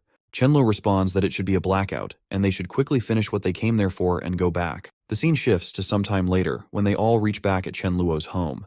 Chen Luo says that the fight against the Rat King was too dangerous, so he thinks they should stay at home and become stronger first. He also shares that judging by the speed he absorbs crystals, it would take 2 or 3 days to reach rank 3. So in these 3 days, if anyone gets bored, they could play games and watch movies. Sudhaju responds that he got it, and he has no problem with it. Chen Luo happily agrees, saying, okay, so now it's decided they should go and eat. The scene then shifts to 3 days later, where Chen Luo tells Dharma that it would be good for him to learn how to wash the bowls. Hearing this, Dharma gets tense, hoping that Chen Luo won't be too harsh on him. Chen Luo then shares that he had been training for 3 days, which was quite tiring, and asks Dharma if he reached level 2 last night. Dharma happily responds with a yes. Chen Luo then shares that there's a saying that if someone wants to get stronger, that person needs to train. So he suggests that Dharma should go and find zombies to check if he could train and use new lightning skills. Dharma got a little bit sad and was slowly going to open the door, but suddenly he got stopped by Chen Luo. Hearing this, Dharma got happy, wondering whether Chen Luo was stopping him because he knows that Chen Luo was worried about him, or if Chen Luo was at least going to tell him to take note of his safety. To his shock, Chen Luo arrives with 2 bags of garbage, asking Dharma to throw them out. Dharma, hearing this, gets furious and says that Chen Luo is really a bastard and doesn't understand him as a dog at all. So Dharma takes the garbage furiously, showing his anger. Seeing this, Chen Luo rechen jianans that it's an immature act, as when Dharma can clean, throw rubbish, and handle all chores, then he would be a mature dog. As of yet, Dharma didn't know how to take initiative to do tasks without Chen Luo ordering him to do so. Even Sudhaju, witnessing the incident, thinks that Dharma is pitiful. After that, Chen Luo thinks that he really needs Mayu now so she could take care of their daily life. He then remembers that Mayu lives in a nearby 5-star hotel staff dormitory. So Chen Luo decides that when he becomes level 3, he will go find Mayu. At night, Chen Luo's mind suddenly gets a shock. Upon waking up, he realizes that it took him half a month to break through in his past life. But in this life, he became a rank 3 ability user in only 3 days. He even thinks that Dharma should be happy that he followed him, so he wouldn't get sneakily attacked by him. Chen Luo also notes that the duration of the Void Sword increased from 5 seconds to 20 seconds. Finally, he can go out now. Chen Luo decides that in the morning, they will go to find Mayu and then bring back the core crystals. The next day, near the hotel staff dormitory, Chen Luo is fighting with zombies while Sudhaju somehow finds the dormitory. Seeing the sound from outside, a person emerges from inside the dormitory and asks Chen Luo and Sudhaju to save him. His name is Liu Wenbo, and he was a waiter in that 5-star hotel. Chen Luo is happy to see Liu, as finally, after killing zombies for half an hour, he sees someone alive. Without wasting time, Chen Luo directly asks Liu if he saw Mayu. The scene shifts to Mayu, who is being beaten by a girl named Lin Lie. The problem arises because Lin wants Mayu to leave the place, but Mayu isn't agreeing, as she also wants to live there. She asserts that she is also a living person who needs space. Lin Lier gets angry over Mayu's refusal, so she pulls Mayu in anger. A man named Lilan, the business tycoon, arrives and interrupts them. He expresses concern that the remaining vegetables may not be enough for all of them to survive. He warns that if Mayu doesn't listen, then they should throw her out. Lin Lear agrees with Lilin, stating that Mayu was disobedient, so they should throw her out. The hotel manager, named Harry, tells Mayu that as she can see, they don't have enough space, so for the sake of everyone, they can only sacrifice her. Harry calmly asks Mayu to go by herself and find some other place to hide. Mayu tensely asks if Harry is joking, pointing out that outside is fully filled with zombies, and she questions how she could escape from that. But before she could do anything, the guards start taking her to throw her out of the room. While being dragged away, Mayu says that she knows Harry was clearly asking her to go and die. In response, Harry furiously shouts at Mayu to stop murmuring and just get lost. Mayu gets thrown out of the room. Afterward, Lin Lear says that it's the consequence of someone refusing her. The zombies start coming towards Mayu. At that moment, Mayu makes herself understand that she has to hold herself back and not cry to avoid giving them a reason to laugh. She realizes that she is so angry that she's willing to pay any price to find someone to help her kill the group of bastards. Suddenly, the zombies attack her, and Mayu feels pity for herself as she now doesn't have any chance for taking revenge. Out of nowhere, Chen Luo arrives and saves Mayu from those zombies. Mayu tries to thank Chen Luo, but Chen Luo puts his hand on her mouth, asking her to be quiet. He tells her that after he and Sudaju clean up the mess, they will talk. Chen Luo praises Dharma for defeating that boy alone and easily. Slowly, Sudaju and Chen Luo wiped out all the zombies in the surroundings. Seeing Chen Luo and Sudaju clearing the zombies, Lin Lear became happy as she was finally saved after hanging on for 5 days. When the zombies were defeated, Lin Lear and the others came out. Lin Lear thanked Chen Luo and Sudaju for saving them and introduced herself as Lin Lear. But deep down, Lin Lear was hoping that Chen Luo and Sudaju would become her fans. Chen Luo ignored Lin Lear and asked Mayu what was going on and if she needed his help with anything. Mayu then started crying and recounted what had happened to her from the beginning to the end. Finally, she cried even harder, saying that she shouldn't have saved them. So basically, in the beginning, Mayu saved them and provided a space for them to live, but now they were all ganging up against her. Chen Luo, upon hearing this, got a little frustrated and Reichen Jianand that this was why being kind was hard. To Chen Luo's surprise, Lilin approached him and asked if Chen Luo could send him back home safely. Then, Lilin offered Chen Luo a job at his company after the crisis was resolved, with a monthly salary of 2 lakhs. Hearing this, Sudhaju furiously asks Lilin what he would do if he were rich. Out of nowhere, he hits Lilin with a powerful punch, saying that he hates people who betray others' kindness the most. Seeing this, Lu got shocked and wondered how brave both Chen Luo and Sudhaju were, considering that all those people were big shots. Liu was surprised that they weren't afraid of the potential revenge from those individuals. After receiving the punch, Lilin calmly and slowly acknowledged that he understood they were letting out their anger for what they did to their friend. So, Lilin once again offered them to help him safely return home, and in return, they could mention any condition they wanted. Hearing this, Chen Luo became furious, believing it was pity for all of them. He explained that he followed one principle. If someone was his enemy, he wouldn't let those guys off when he had the chance to eliminate them. Chen Luo then opens his coat to retrieve something and assures Lilin and the others not to worry, stating that even though they offended his friend, he wouldn't kill them. Chen Luo smiles and shares that he would tie all of them up, leaving their fate, whether they live or die, solely to chance. Lilin furiously responds, stating that it was no different from killing, and questions how both Chen Luo and Sudaju could be so ruthless. Sudaju counters by asking if they all had forgotten this issue when they abandoned Mayu, even though she was in a zombie-like state. Lin Lear sits on the ground in front of Chen Luo and starts pleading with him to save her, offering to do anything for her survival. Seeing this, Chen Luo notices that Lin Lear is willing to offer her body to survive. He responds by telling her to get lost, saying she is too dirty. Sudaju starts tying them up, and as Lin Lear is being bound, she mentions that she hasn't taken a shower for a few days, so it's unavoidable that she's dirty. But she asks if he could help her wash her body. Finally, Chen Luo and Sudhaju put a paper ball in everyone's mouth so they couldn't shout. After leaving the dormitory while they were on their way back, Liu came running towards them and expressed his desire to follow them. Chen Luo asks Liu why he thinks he is worth allowing to follow them. In response, Liu hesitates to reply. But before he can articulate his thoughts clearly, Chen Luo offers him a baseball bat and challenges him to kill 10 zombies with it. Chen Luo explains that if Liu is able to accomplish this task, then he would be deemed worthy of following them. Without hesitation, Liu denies Chen Luo's offer, stating that he wouldn't dare to fight zombies with a baseball bat. Chen Luo smiles and thinks to himself that he had already given Liu a chance, but Liu didn't treasure it. Chen Luo informs Liu that he wouldn't let him join the team, but he could offer him some benefits. Chen Luo tells Liu that he is giving him 3 minutes to shop freely, after which he would escort him back to the dormitory as a thank you. Without wasting any time, Liu runs towards the hotel to gather things for himself. While Liu goes to gather essential items, Chen Luo talks to Mayu, expressing that they lack logistics and no one is cooking, so he thought of her. He assures her that instead of washing dishes and pots, he would prefer to fight zombies and guarantees her personal safety. He also promises not to treat her badly, so encountering him was the luckiest thing in her life. Lastly, Chen Luo asks Mayu for her response, if she was willing to go back with him. Without hesitating, Mayu responds with a yes, as she is willing to join.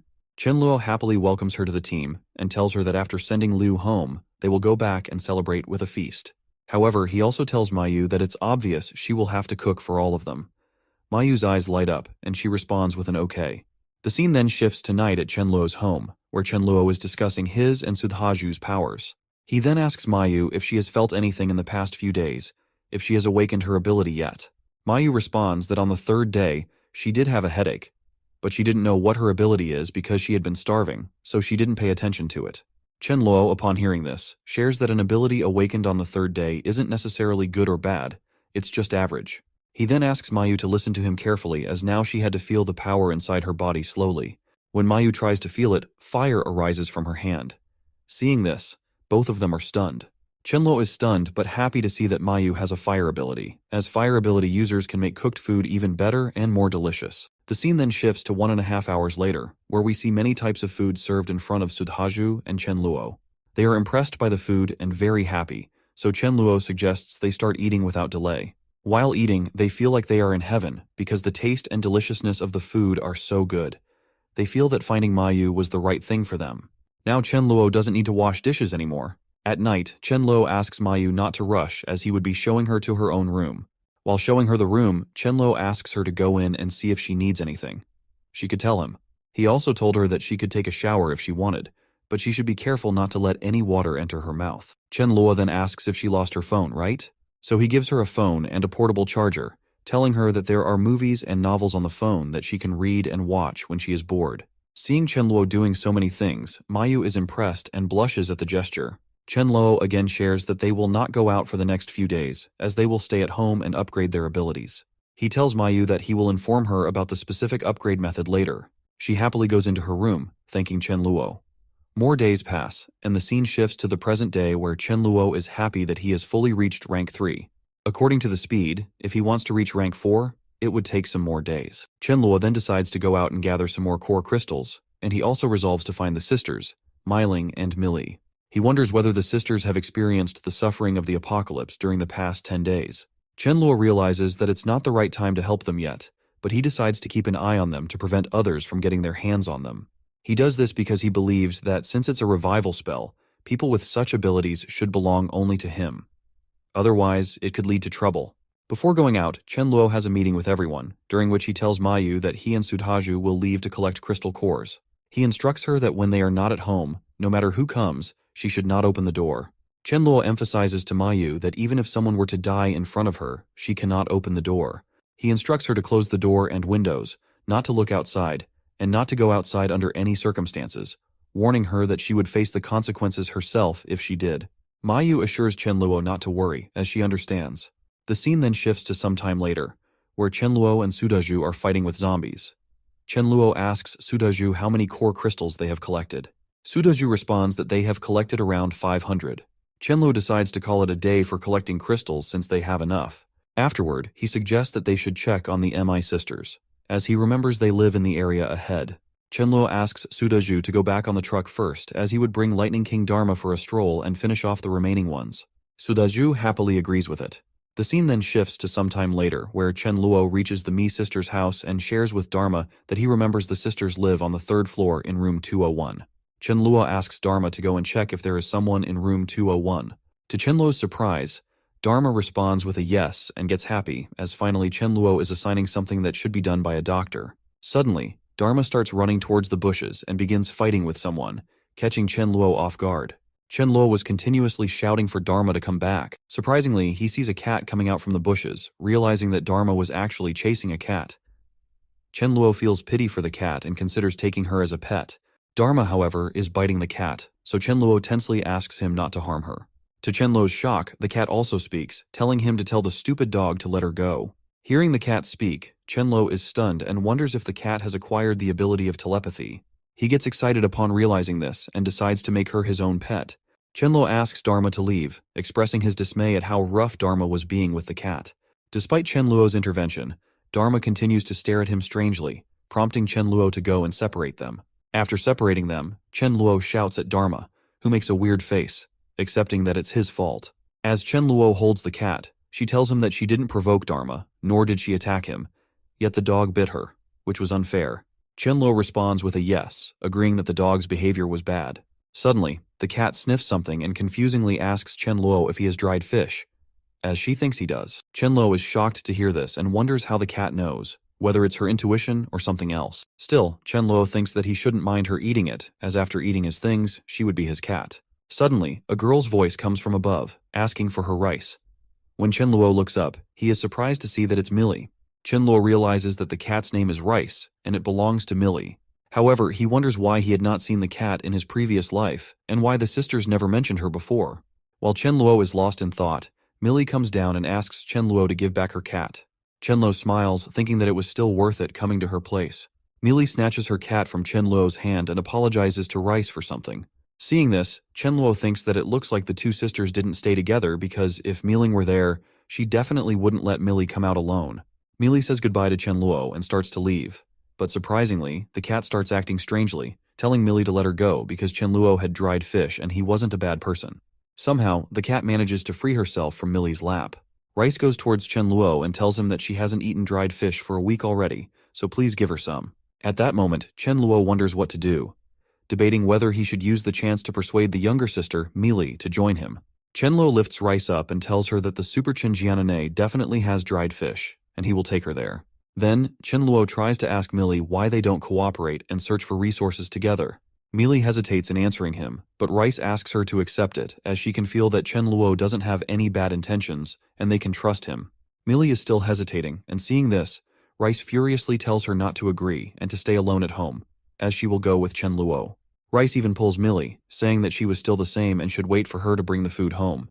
Hearing this, Millie feels ashamed and responds with a no, saying it was nothing like that. Lastly, Millie agrees and tells Chenluo that she will go with them, but they have to wait as she has to get something. After a few minutes, Millie comes back wearing a helmet and holding a wooden rolling pin in her hand. Millie tells Chenluo that she's ready, but gets shocked to see Sudhaju and asks Chenluo who he is. Chenluo responds that Sudhaju is his buddy, and according to the game, Sudhaju is equivalent to a warrior. Chenluo even introduces Dharma, explaining that the dog is a lightning king and can use lightning strikes. Hearing this, Millie is surprised that a dog could use lightning, and realizes that not only Rice has a special ability, but other animals do as well. Chenluo then introduces himself as Chenluo, explaining that his ability is equal to that of a void magician. After the introduction, Chenluo asks about Millie. Millie responds that Chenluo should know about Rice's ability, as Rice can communicate with people. Millie then introduces herself as Millie, explaining that her ability is equivalent to that of a priest. Suddenly, Rice shouts that there are zombies coming towards them. Chenluo asks Millie to be careful, to which Millie responds that she can buff them with strength. So Millie uses her ability, and Chenluo feels amazed, as even though Millie was only at level 1, his power increased by 1/3. However, as fate would have it, Sudhaju is fighting, and Chenluo is left wondering about the ability. Due to his distraction, Chenluo wasn't paying attention to the zombies, allowing one to dodge him and go for attacking King Millie. Chenluo quickly reacts, asking her to move back and let him handle the situation. To Chenluo's surprise, Millie responds with a no, stating that she doesn't need his help because she hasn't fought any zombies before. She sees it as an opportunity to train her combat skills, as she knows she will have to face it sooner or later. Chenluo was impressed because Millie seemed weak on the outside, but was strong on the inside. No wonder she survived until the end. However, Chenluo knew that the power of the rolling pin was limited against zombies, so he asked Sudhaju to pass the iron rod to Millie. While passing the rod, Sudhaju shared that he knew she could do it. After holding the iron rod, Millie tried to make herself believe that she could do it and that she didn't need to be afraid. At the moment a zombie put its hand on her, she hit it with the rod. Even after the zombie was defeated, she kept hitting it. Seeing this, Chenluo became tense and wanted to tell Millie that the zombie was already dead. However, to boost her self-confidence, he remained silent. After defeating the zombie, Millie even vomited at the sight of its dead body. Chenluo praised her and gave her a water bottle to help her feel better. Millie responded with a, "Thanks." Meanwhile, the cat, Rice, was angry and wondering why they were wasting time instead of searching for dried fish. The scene then shifted to sometime later on the second floor of the mall, where Chenluo and the others were fighting zombies. After they finished fighting, Chen Luo asked Millie to get a bag and fill it with whatever she wanted, as much as she could. Millie responded with an okay. Rice also came near Chen Luo and asked for help opening a packet of packed fish. Chen Luo wondered why he felt that the cat's abilities should be more than just mental power, as a special ability like telepathy cannot typically be mastered so early in the apocalypse. So he thought of somehow adding the cat to his team. Then, Chen Luo told Rice to eat less of the packed fish because he had fresh ones as well. He also told Rice to come back later, as he would cook him a braised fish at that time. Hearing this, Rice got happy and started celebrating, saying that she would definitely come with him. On the other hand, while Millie was filling her bag with food, she didn't notice that a mutated zombie was coming toward her. But Dharma was quick to sense the presence of the zombie and started barking to alert everyone. Hearing the bark, Millie turned around and was shocked to see the mutated zombie behind her. She tried to retreat, but her feet got stuck in something, and she was unable to move from that spot, with danger looming over her. Even the zombie, upon seeing Millie, became happy because he had been hungry for some time and now had something to eat. Millie threw something towards the mutant zombie to distract it. After distracting the zombie, she tried to run, but accidentally bumped into Chen Luo. Chen Luo had actually come there to see her, but upon seeing the mutant zombie, he was surprised. Seeing the zombie, he remembered that from its appearance, it was a devourer, which he had seen many times in his past life. He shared that devourers had strong strength and defense, and they could also use charge and self-destruct abilities. Chen Luo interpreted that, judging by its size, the devourer was of level 3. He asked Millie not to get scared and to stay behind him for her own safety. Chen Luo began preparing his void sword, but before he could finish, Dharma used a lightning strike on the devourer. Distracted by the attack, Chen Luo seized the opportunity and without hesitation, slashed the devourer with his void sword. With one swift slash, the devourer was destroyed. Afterward, Chen Luo stood in front of Millie, urging her not to look as the corpse was quite disgusting. Trembling with fear, Millie held him tightly and marveled at how Chen Luo had obliterated the mutated monster in a single strike. This made her think of Chen Luo as very handsome and cool. Seeing Millie so scared, Chen Luo asked her to hold his hand as he led her out of the area. After a few seconds, when they were safely outside, Chen Luo told Millie that they had reached their destination and that she could open her eyes. Seeing Chen Luo in front of her, Millie couldn't help but blush, thinking that he looked so smart and handsome. She wondered why she hadn't noticed it until now. Chen Luo, on the other hand, became flustered upon seeing her reaction. At that moment, Chen Luo was pondering that he never thought the appearance of a devourer would assist him in the classic hero saves the beauty scenario, but it was still effective. Seizing the opportunity, he asked Millie if they could form a team together so they could take care of each other. With Chen Luo so close, Millie was blushing with embarrassment, and without thinking, she responded with a yes. Chen Luo then suggested that since they had gathered resources, they could go back and eat together. To Chen Luo's surprise, Millie apologized and explained that she couldn't come because she had to go home and wait for her elder sister, Milling. If Milling came home and saw that she wasn't there, Milling would start panicking and get worried about her. So Millie asked why Chen Luo didn't go back first, as she would wait for her sister and then go home. Hearing this, Rice reacted frustratedly, questioning why Millie had rejected the idea. Rice suggested that Millie could leave a note at home so that Milling wouldn't get worried if she saw it. Rice also mentioned that she had a feeling Milling wouldn't come back today. Chen Luo added that he would make braised fish for them. Rice gave an ultimatum, insisting that Millie had to go no matter what because she wanted to eat that braised fish. Hearing Rice's insistence, Millie became confused and wondered what to do. However, upon Rice's insistence, Millie agreed to go to Chen Luo's home. So Millie asked Chen Luo if his place wasn't far away, to which Chen Luo happily responded that she was right. It wasn't far. The scene then shifted to Chen Luo's home, where Millie and Rice were stunned to see the delicious foods served in front of them. Millie even praised Chen Luo, saying that it was her first time visiting his house, yet he had prepared a fabulous meal for them. Chen Luo responded that it was completely fine because they were companions, and he asked her to eat quickly. While eating, Millie got tears of happiness as the fish was much tastier than she had anticipated. After Millie finished the meal, she thanked Chen Luo for the meal and then apologized, explaining that she had to get back home because she was scared that her sister Milling would panic if she didn't see her at home. Chen Luo then expressed concern, saying he thought it was very late at night and it would be dangerous for her to stay home alone. He smiled and shared that it didn't matter where he would stay. Chen Luo asked Millie what she thought about Sudaju, himself and Mayu staying at her home. He mentioned that he also wanted to meet her sister, Milling. Chen Luo even suggested another idea, mentioning that there were many unoccupied houses beside hers, so they could move there, allowing everyone to take care of each other. Millie responded with an okay and even tried to correct Chen Luo's mistake by saying that it wasn't just about taking care of each other, but rather it was Chen Luo's one-sided effort to take care of them. Chen Luo happily responded with an okay, as the decision was made. He announced to everyone in the room that they should pack their bags because they were moving to another place. The scene then shifted to some time later when Chen Luo and the others reached Millie's house. Chen Luo asked everyone to be careful once they got off the truck. After they disembarked, Millie hesitantly asked Chen Luo why everyone couldn't stay together at her home, mentioning that her house had 4 bedrooms and 1 living room, so it would be great if everyone could stay together. She hesitated at last, thinking and asking if everyone would feel comfortable staying at her home. Chen Luo smiled, but deep down, he was also happy because Millie had given him a chance to protect her. After some time, at dinner time, Chen Luo was distributing watermelon to everyone. When he offered it to Millie, she started wondering about him. Despite the dangers outside, Chen Luo was protecting her and not only letting her eat delicious food but also giving her light and her favorite watermelon when the power was out. Suddenly, to everyone's surprise, Millie jumped towards Chen Luo and hugged him, expressing that meeting him and her elder sister was the luckiest thing for her. Even Chen Luo got flustered by the hug because Millie's charm was so high that he couldn't help but feel overwhelmed. Millie even shared that they should be friends from that moment forward, and helping each other was what they should do, so there was no need to be so polite to her. At that moment, Chen Luo felt pity for himself because such a cute girl was with him, but he couldn't do anything as it was his first day meeting her, so he couldn't rush, otherwise his true intentions would be revealed. Chen Luo smiled and asked Millie if she was sure she didn't want to eat the watermelon he had in his hand before hugging him.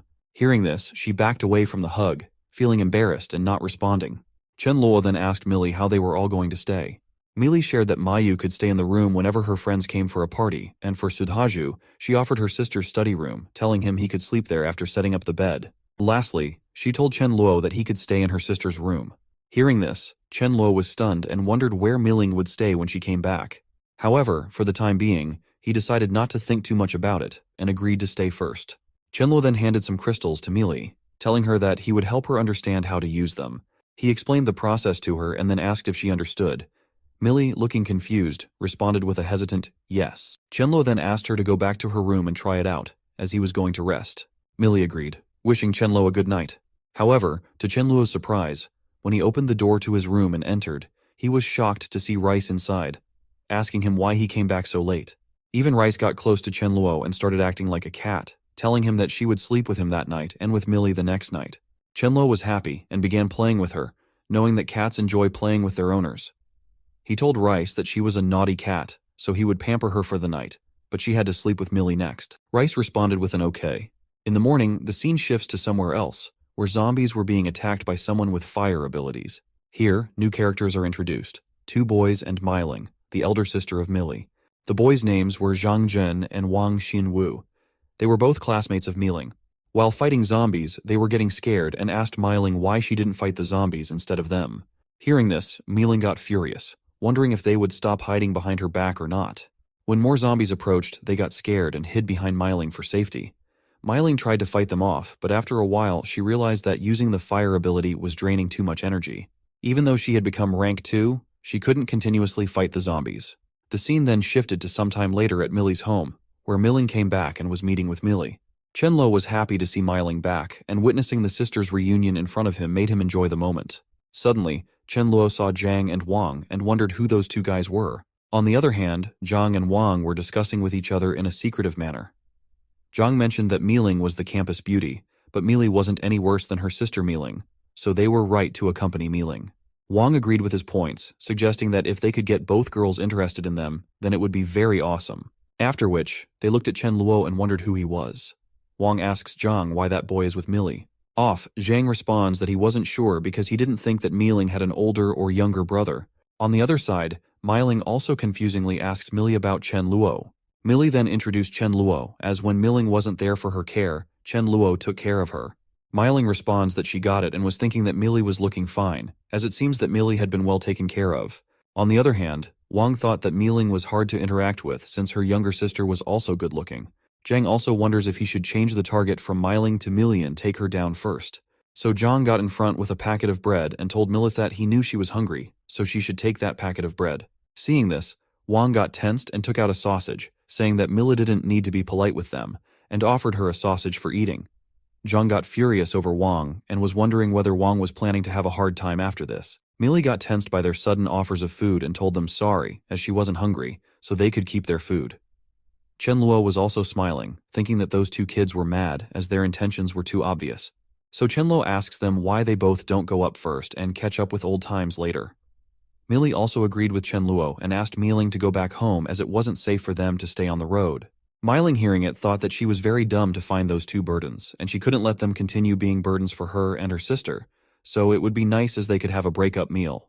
So she also agreed with Millie and Chenluo about going back home. Hearing this made Zhang happy, as finally his cohabitation life with Campus Beauty will begin now. And Wang also got happy thinking that if he and Miling lived together, wouldn't they become closer and his plan would succeed? Both were fully wondering about just being with Miling, as they weren't paying attention to that. They were just being a burden on her by not fighting and getting their respect down in the eyes of Miling. Miling asks Millie whether there was food at their home. Hearing this, Chenluo wonders that, of course, they had food until they followed him. Otherwise, they wouldn't have had to dream about it. So Chenluo came up and asked Mayu whether they had some rice to eat. If yes, cook some. At that time, he was thinking that since Miling was Mil's sister, not giving her anything to eat wouldn't be polite. On the other hand, Mayu got confused and wondered if they weren't going to prepare barbecue. Upon getting inside, Zhang tells Chenluo that it's tough to live for everyone at a time like that, but he's still raising a dog. Wang also agreed with Zhang, saying that he just heard Chenluo say that they only have some rice. So if it's all eaten, what are they going to do? Hearing this, Dharma got furious as he heard that they were both dreaming about eating him. Seeing Dharma like that, Zhang tensely shouts that the dog is so fierce and asks what the dog hurts. Mealing, so they must cook him and eat it. Wang also shows bravery by saying that they should leave that work to him and just get ready to eat that dog's meat. Off, Chenluo told them that it was enough of them and that they didn't have enough food to feed the dogs. But soon Chenluo makes a sarcastic comment, saying that, by a dog, he means both of them, so they get lost.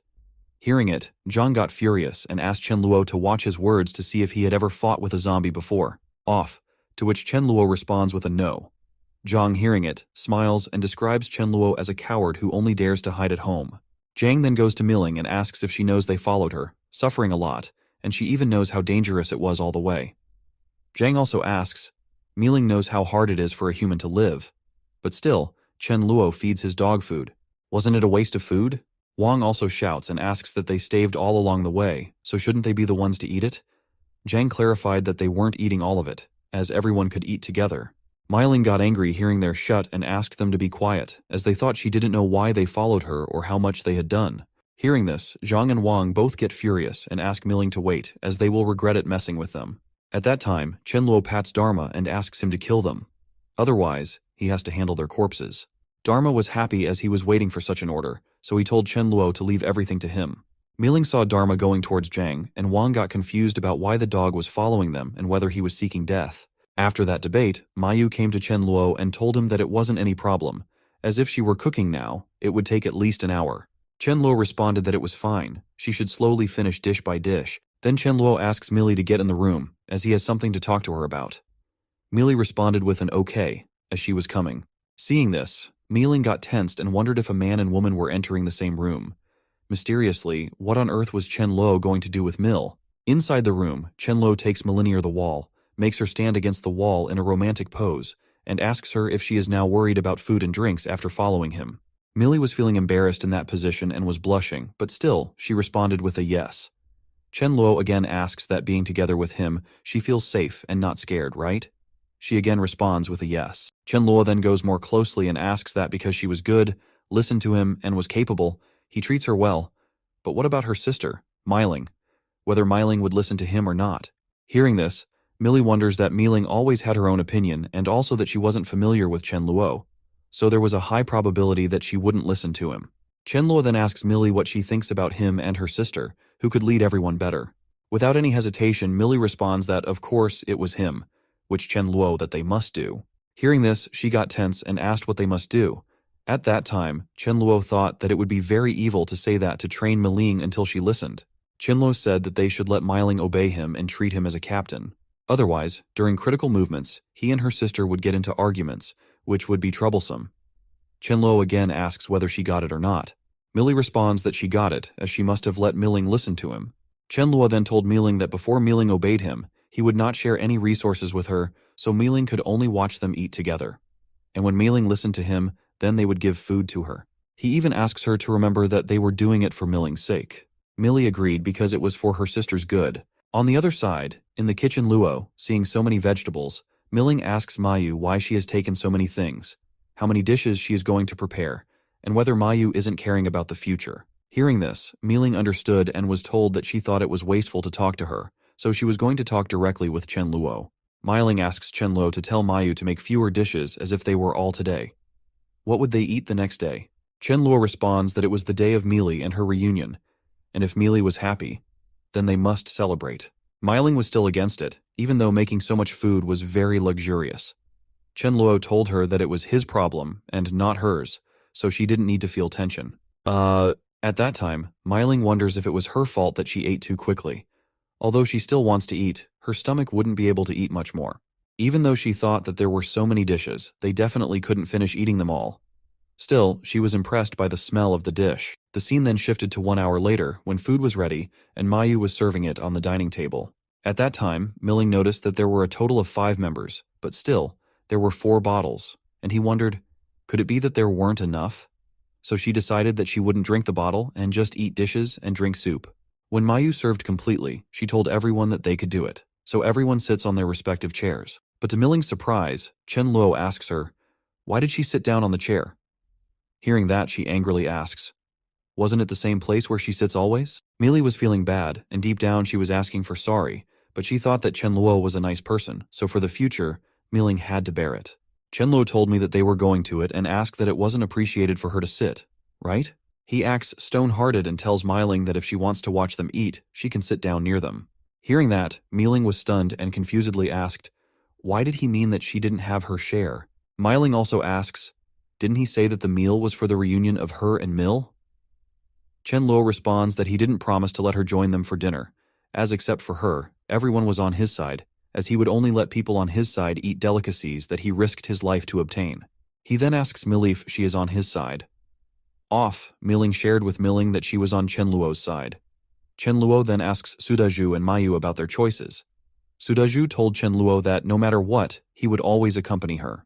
And Mayu shares that, from the moment he saved her, her whole life belonged to him. Dharma also barks for saying that he was on his master's side. And the cat named Rice also told me that, with so many delicious foods, she would always be by Chen Luo's side. Chen Luo then asks Milling to see, as around the whole table everyone was on his side, so he was willing to share everything with them. But who was Milling, as he thinks Milling wasn't qualified to eat with them? Unless she would also listen to him and join his side, then she could eat with them. Milling, hearing all that, got furious and asked if he wanted to ridicule her with just a meal. She then stood up, hitting her hand on the table, asking Chen Luo not to go overboard. Milling then told him that she wouldn't eat it as she doesn't eat food that easily. But Milling was thinking that it was just a meal, and Chen Luo was trying to ridicule her. So Milling gets aside and stands there, near them. While she was standing there, Chen Luo started praising Mayu for the chicken, as it was very delicious. He also asks Melito try the spicy crab, as it tastes great. Meili thanks him for that. After that, Chen Luo gives the braised fish rice, saying that it was the dried, fragrant fish she requested from him. Milling got frustrated hearing all that about food and told Milithat she was going into her room. But Milling got pissed off when she saw Chen Luo's underwear in her room. Milling furiously shouts over Millie, as Millie was so nice that she let that bastard Chen Luo live in her sister's room. So Millie came running towards Milling's room and asked, sorry that she forgot to tell her that while she was away, Chen Luo temporarily stayed in her room. Millie also asks Milling not to worry, as Chen Luo is a gentleman, so she promises that he won't mess up her room. Milling responded with an okay just because he took care of her, so she would let Chen Luo live in her room. Millie then told Chen Luo that Milling could take a shower. She just didn't let water enter her mouth, and if she felt unreformable, she could simply rinse for a while. Milling responds that she got it, so now Millie could go back. Milling then goes for a bath, and while bathing, she thinks that she feels like a loner, as even her sister is with someone instead of her just for delicious food. She also wonders how many things could be kept inside a small fridge, and lastly, she thinks of making Chen Luo see who takes the last laugh. After bathing, when Milling was wearing clothes, she heard Chen Luo asking everyone why they didn't eat some fruits, like grapes. Hearing this, she got pissed off, as out of so many fruits, why were they all eating her favorite fruit, grapes? Milling started getting cravings for grapes, but somehow she made herself rigid against it, thinking that it was the apocalypse, so the grapes must be the frozen ones. They were not fresh or tasty, and she wasn't hungry at all. Milling then comes out of the room and calls Millie. Seeing Milling Chen Luo, he was amazed and was praising her beauty, as even she made him have dirty thoughts for her. Milling came to ask Melito come with her to her room, as she had to talk with Mill. While Millie was going, Chen Luo asked her to come back quickly as the grapes were too sweet, so he would save some grapes for her. Also, Chen Luo said that when eating grapes, no one spits out the grape skin, and when not eating grapes, it spits out the grape skin. Chen Luo was saying that to attract Meiling towards him for eating grapes, and she was even having fun doing that, but Meiling knows that Chen Luo was doing it on purpose, due to which she was getting frustrated with him. In the room, Meiling pushed Millie onto the bed, held her hand tightly, and asked whether Millie hadn't gotten so bold as she was teaming up with a stranger to get on her sister's nerves. Meiling then started tickling and asked Millie to speak about what was going on and why Millie didn't help her at the dining table. Millie started laughing due to tickling and asked Meiling to stop, as she would tell everything. Millie then told me that they had become a team with mutual understanding, and to prevent any disagreement during critical moments, everyone agreed that Chen Luo should be their captain. She continues to say that Chen Luo was afraid that Meiling wouldn't listen to him, so he purposely did that to her. Millie also told her that even though he shared this thing with her beforehand, she thought it was reasonable. Hearing all this, Meiling got tensed and asked whether Meiling got brainwashed. Meiling furiously said that if Chen Luo showed sufficient combat ability, she would naturally listen to him, but he used such a lowly, cowardly method instead. Meiling then laughs and asks Millie, "Did Chen Luo think he could use a meal to make her join his side?" Millie tensely asks what Meiling plans to do, as it wouldn't be good if she continued to go against Chen Luo. Meiling responds that if Chen Luo wants her to listen to him, then he must show strong combat ability, and she would fight against him and see who was going to have the last laugh. Meiling then got ready and started getting outside, seeing which Millie tensely asks, "Where was Meiling going?" "Off." Meiling responds that she didn't dare to eat someone's thing as she naturally needed to go out to the district to search for food and drinks. Millie tried to stop Meiling, saying that it was too late and that Meiling encountered a danger. But Meiling wasn't hearing, so Millie asked Chen Luo if her sister was going out, to please persuade her. First, Chen Luo asks for a sorry from Millie if he doesn't have any miserable reasons to stop her sister.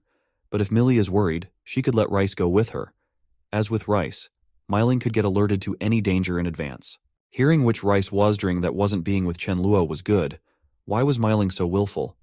Even Chen Luo asks Dharma to follow Meiling, off which Dharma gets annoyed as he doesn't want to go outside on such a hot day. Seeing that Chen Luo is sending the pets, Millie asks whether she could also go to help her sister. Chen Luo responds that she can of course go, but she has to take note of her safety and even asks Melito take a baton with her. While everyone went, Chen Luo was wondering why he shouldn't use such a way to deal with Meiling. Chen Luo then remembers past lives, as in past lives. Meiling always shouted at him for stealing vegetables and even beat him for that. So that's why, because of Meiling kicking his butt in his past life, Chen Luo was taking revenge, which wasn't overboard at all. But soon he thinks that it wasn't good, as he had too quickly made Meiling join his side. The scene then shifted to 10 minutes later, when Meiling came back and shared that she had braised beef cup noodles and 2 eggs for the night, even though it wasn't as great as someone's meal, but she was satisfied. Hearing this, Chen Luo laughs and thinks that the people who don't know would think that there was beef inside the beef cup noodles. So that means Meiling was using that cup as a gimmick for food. Chen Luo then calls Mayu and says that he also wants to eat beef cup noodles, so be prepared for that.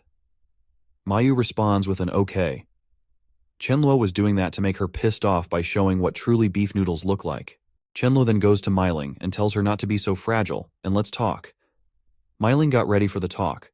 When they start chatting, Chen Luo first asks for forgiveness, saying he had overdone it in the afternoon.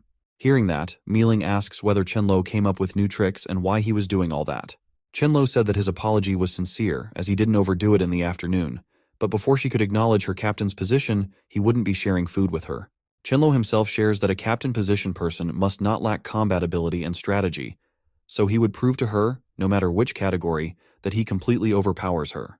He then said that first of all, they should go for combat ability, and asked, why don't fight after 3 days, and if he lost, he would listen to her. Hearing that, Meiling got happy and asked to confirm whether he was serious and meant that or not. Chen Luo responds with a yes. So Meiling got ready but asked why, after 3 days, they couldn't fight at the present time. Chen Luo told her that he couldn't control his ability well for the time being, so he was worried that he might badly hurt her. But actually, Chen Luo was doing that because after 2 to 3 days, he would reach rank 4 and could grasp his ability better. Chen Luo then tries to make fun of Meiling by telling her not to mention to him that she couldn't even defeat Lightning King. Hearing this, Meiling got furious and asked what nonsense Chen Luo was saying, as he thought she couldn't even beat a dog. Off, Chen Luo told her that it was fine. He got that she was stronger than Dharma, the Lightning King. Meiling was frustrated because she was thinking that Chen Luo was humiliating and making fun of her. Suddenly, they saw that Dharma was growling and barking against the door. An ant was living in the neighborhood of her sister's home. Auntie's name was Maya. Maya was knocking at the door and asking whether Millie and Mealing were inside. Maya again told them that she came to see them and was begging them to please give her something to eat, as she hadn't eaten anything for 2 days. So please give anything. Off. Miling asks Maya, who said she hadn't eaten for 2 days, which means she ate things 2 days ago. Chenlo got tense to see Mealing answer Maya so naturally, so Mealing asks Maya to get lost, as she also doesn't have food. Millie came near Miling and was going to ask Miling about showing pity on Aunt Maya. But Miling asks Melito remember that no matter how much food they give Auntie Maya, she will finish eating it in 1 day. And if Maya finished eating, what if Maya came back to find them again? Do they need to give or not, even though it was hard enough for them to survive? Chenlo hearing it got him happy and praises Miling, but Mealing asks him to shut up, as she would see 3 days later that from where he would get that confidence. Chenlo responds with an okay. Suddenly Rice came and started hugging Chenluo, and when Chenluo looked, Rice told her that she felt Aunt Maya had a hostile intention. So Chenluo takes her up in arms, hugging Rice, and tells her that he knows. Chenluo also said that no matter what reason made them have hostile intentions, if they all dared to come, then they would all die.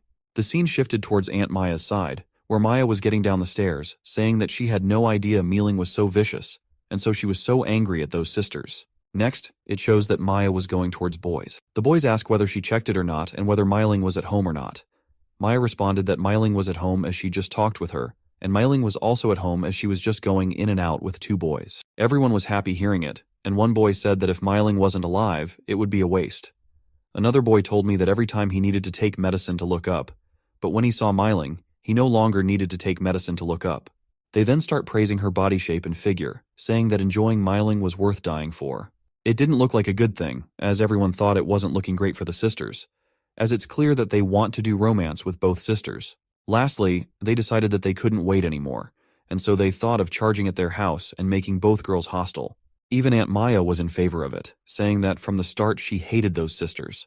Aunt Maya got so devilish and lowly that she asked the boys to torture both sisters after they finished their romance. When they all came in front of their house, Sudaju was watching from the window and shared with Chen Luo that Aunt Maya came back with boys with weapons in their hands, and it wasn't looking good at all. Chen Luo, hearing it, decided to kill them, so he told Sudhaju to go and wipe them, but remembered that everyone should not die in the corridor, otherwise they had to clean up the mess. Sudhaju responded with an okay, and was getting ready with his weapon. Mealy by herself came and told him that she would give some to Sudhaju. Sudhaju shared that he would come back quickly and go outside. After him, Dharma also barks, as he was also coming with him. While Sudhaju and Dharma went to fight, everyone was watching them from above. At that time, surprisingly, Miling saw Chen Luo from so close and realized that Chen Luo was very handsome. Then she hopes to see that both Sudhaju and Chen Luo will be strong. Downwards on the street, those boys got so happy seeing only a man and a dog as their enemies that now they could also have some dog food for dinner. Suddenly, Sudhaju started attacking, upon which they panicked. But they all tried to attack all together on Sudhaju altogether, and were shocked to see that Sudhaju was unscathed at all. They understood that Sudhaju had awakened his ability. Even seeing Dharma using lightning, now they are all at backup and realize their deaths in front of them. After the boys and Aunt Maya got defeated, Chen Luo asked Melito go and dig out those people's crystals from between their eyebrows. She got a tense hearing and clarified whether he was asking her. Chen Luo responds that in the future she needs to do it, so it's better for her to practice it from now on. Even Miling supported Chen Luo in this topic because she also wanted Melito get experience. Chen Luo then gave a knife to Mealy and asked her to go freely, as he would by himself accompany her. Mealy was tensed, as now her sister and Chen Luo were teaming up against her. She even tries to pursue Dharma for help, but he denies it. So lastly, Mealy had to do it by herself. Even she vomited in that process. But Chen Luo was happy to share that she would get used to it, so no need to worry. After that, they all go for dinner, and seeing beef noodles, Miling is shocked that beef noodles could be eaten like that. Chen Luo offers the food to Mil, but she denies it, saying that she doesn't have an appetite. Miling was frustrated that even she couldn't eat at her sister's place. Similarly, the next day in the morning and afternoon, seeing them eating so much food made me frustrated and wonder how this much food could be stored in their fridge. In the night, Miling lost her patience and went to check the fridge and was stunned that it was full again. She furiously came and asked Chen Luo about the food, and then Millie shared about Chen Luo's ability. Hearing that Miling is getting angry over her sister for not telling her early. But still, Miling again makes Chen Luo remember their duel in 2 days.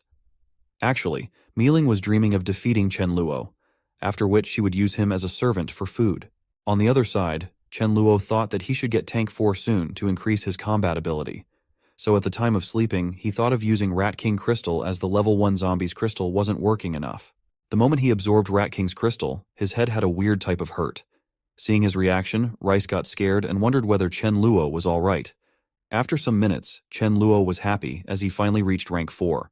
He gave the leftover crystal of the Rat King to Rice so she could use it to upgrade. Chen Luo then goes to try his new ability, and so he directly spawns in the hall. The sudden arrival of Chen Luo made Dharma startled, due to which he started barking very loudly. Chen Luo asks Dharma not to take tension as if it were him. Dharma also got pissed off as he was guarding the door, even though Chen Luo scared him off. But due to that bark, Miling wakes up and asks Chen Luo whether he purposely made Dharma bark to make her lose her sleep. Chen Luo laughs at Miling as she thinks too highly of herself. He then told Miling that they would fight after eating. Hearing this, I was surprised as the days hadn't been completed. Miling then confirms the bet, of which Chen Luo asks to add more to it, as at a distance of 20 meters, he would convince her in 3 seconds that she lost. And if he couldn't do that, she would be considered the winner. Miling was shocked and asked if he was looking down on her. He thought that once the fight started, she would back off, so Chen Luo could never win. She then asks about the prize. Chen Luo, with a weird smile, told me that it's very simple. She just needs to stick out her ass and let him kick once. Miling finds it very weird, but still she gets ready with the rule that she would do the same upon winning.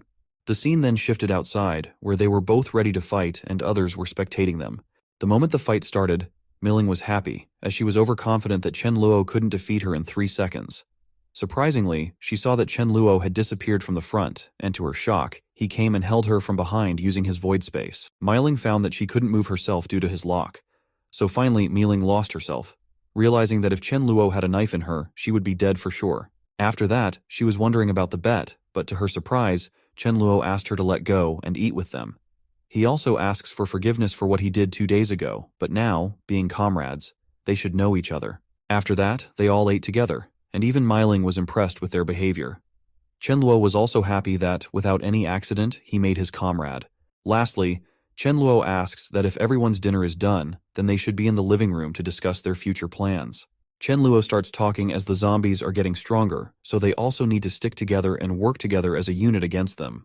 Also, the resources were getting hard to get at a time like that, so they should also focus on the trend for survivors. As the trend was of surviving in groups, even their team's combat ability was high, and if they won against a horde of zombies, there were definitely going to be some injuries to them, which he couldn't accept.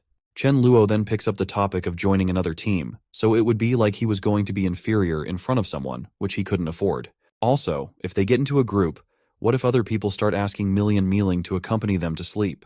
Miling furiously responds that she would kill those who have dirty thoughts about them.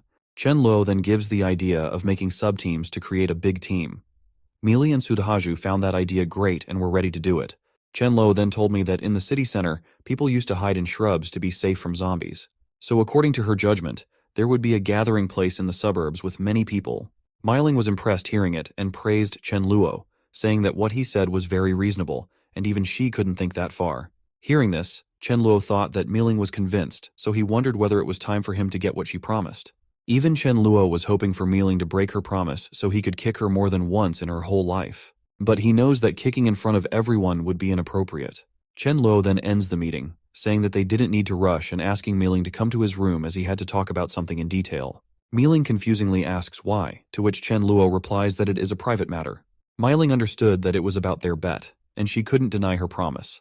Miling in the room stands quietly and asks Chen Luo to kick off. Chen Luo asks whether she had any misunderstandings about sticking her ass out or whether she was bad at academics.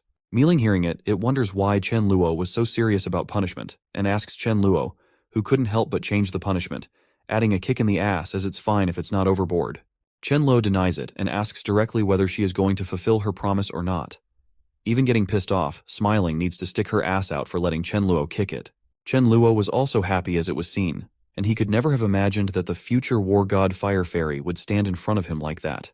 Chen Luo then starts taking out his shoe, seeing which Miling wonders whether he's going to kick her ruthlessly. She even told Chen Luo to not wait, as she would count to 10, and if he didn't do that, he would never ask again. So Chen Luo wonders whether it was right to kick her ass, as he feels that if he kicks her ass, he's going to be single for his entire life. The time left was only 2 seconds, so without thinking, he slapped her buttocks with his hands. Miling got embarrassed and asked why he used his hands. Off, which Chen Luo asks sorry as he forgot and asks to let him kick again. Mi-ling, in anger, goes close to Chen Luo, pinches her hand and shares that if he dares to tell anyone, he is going to be killed by her.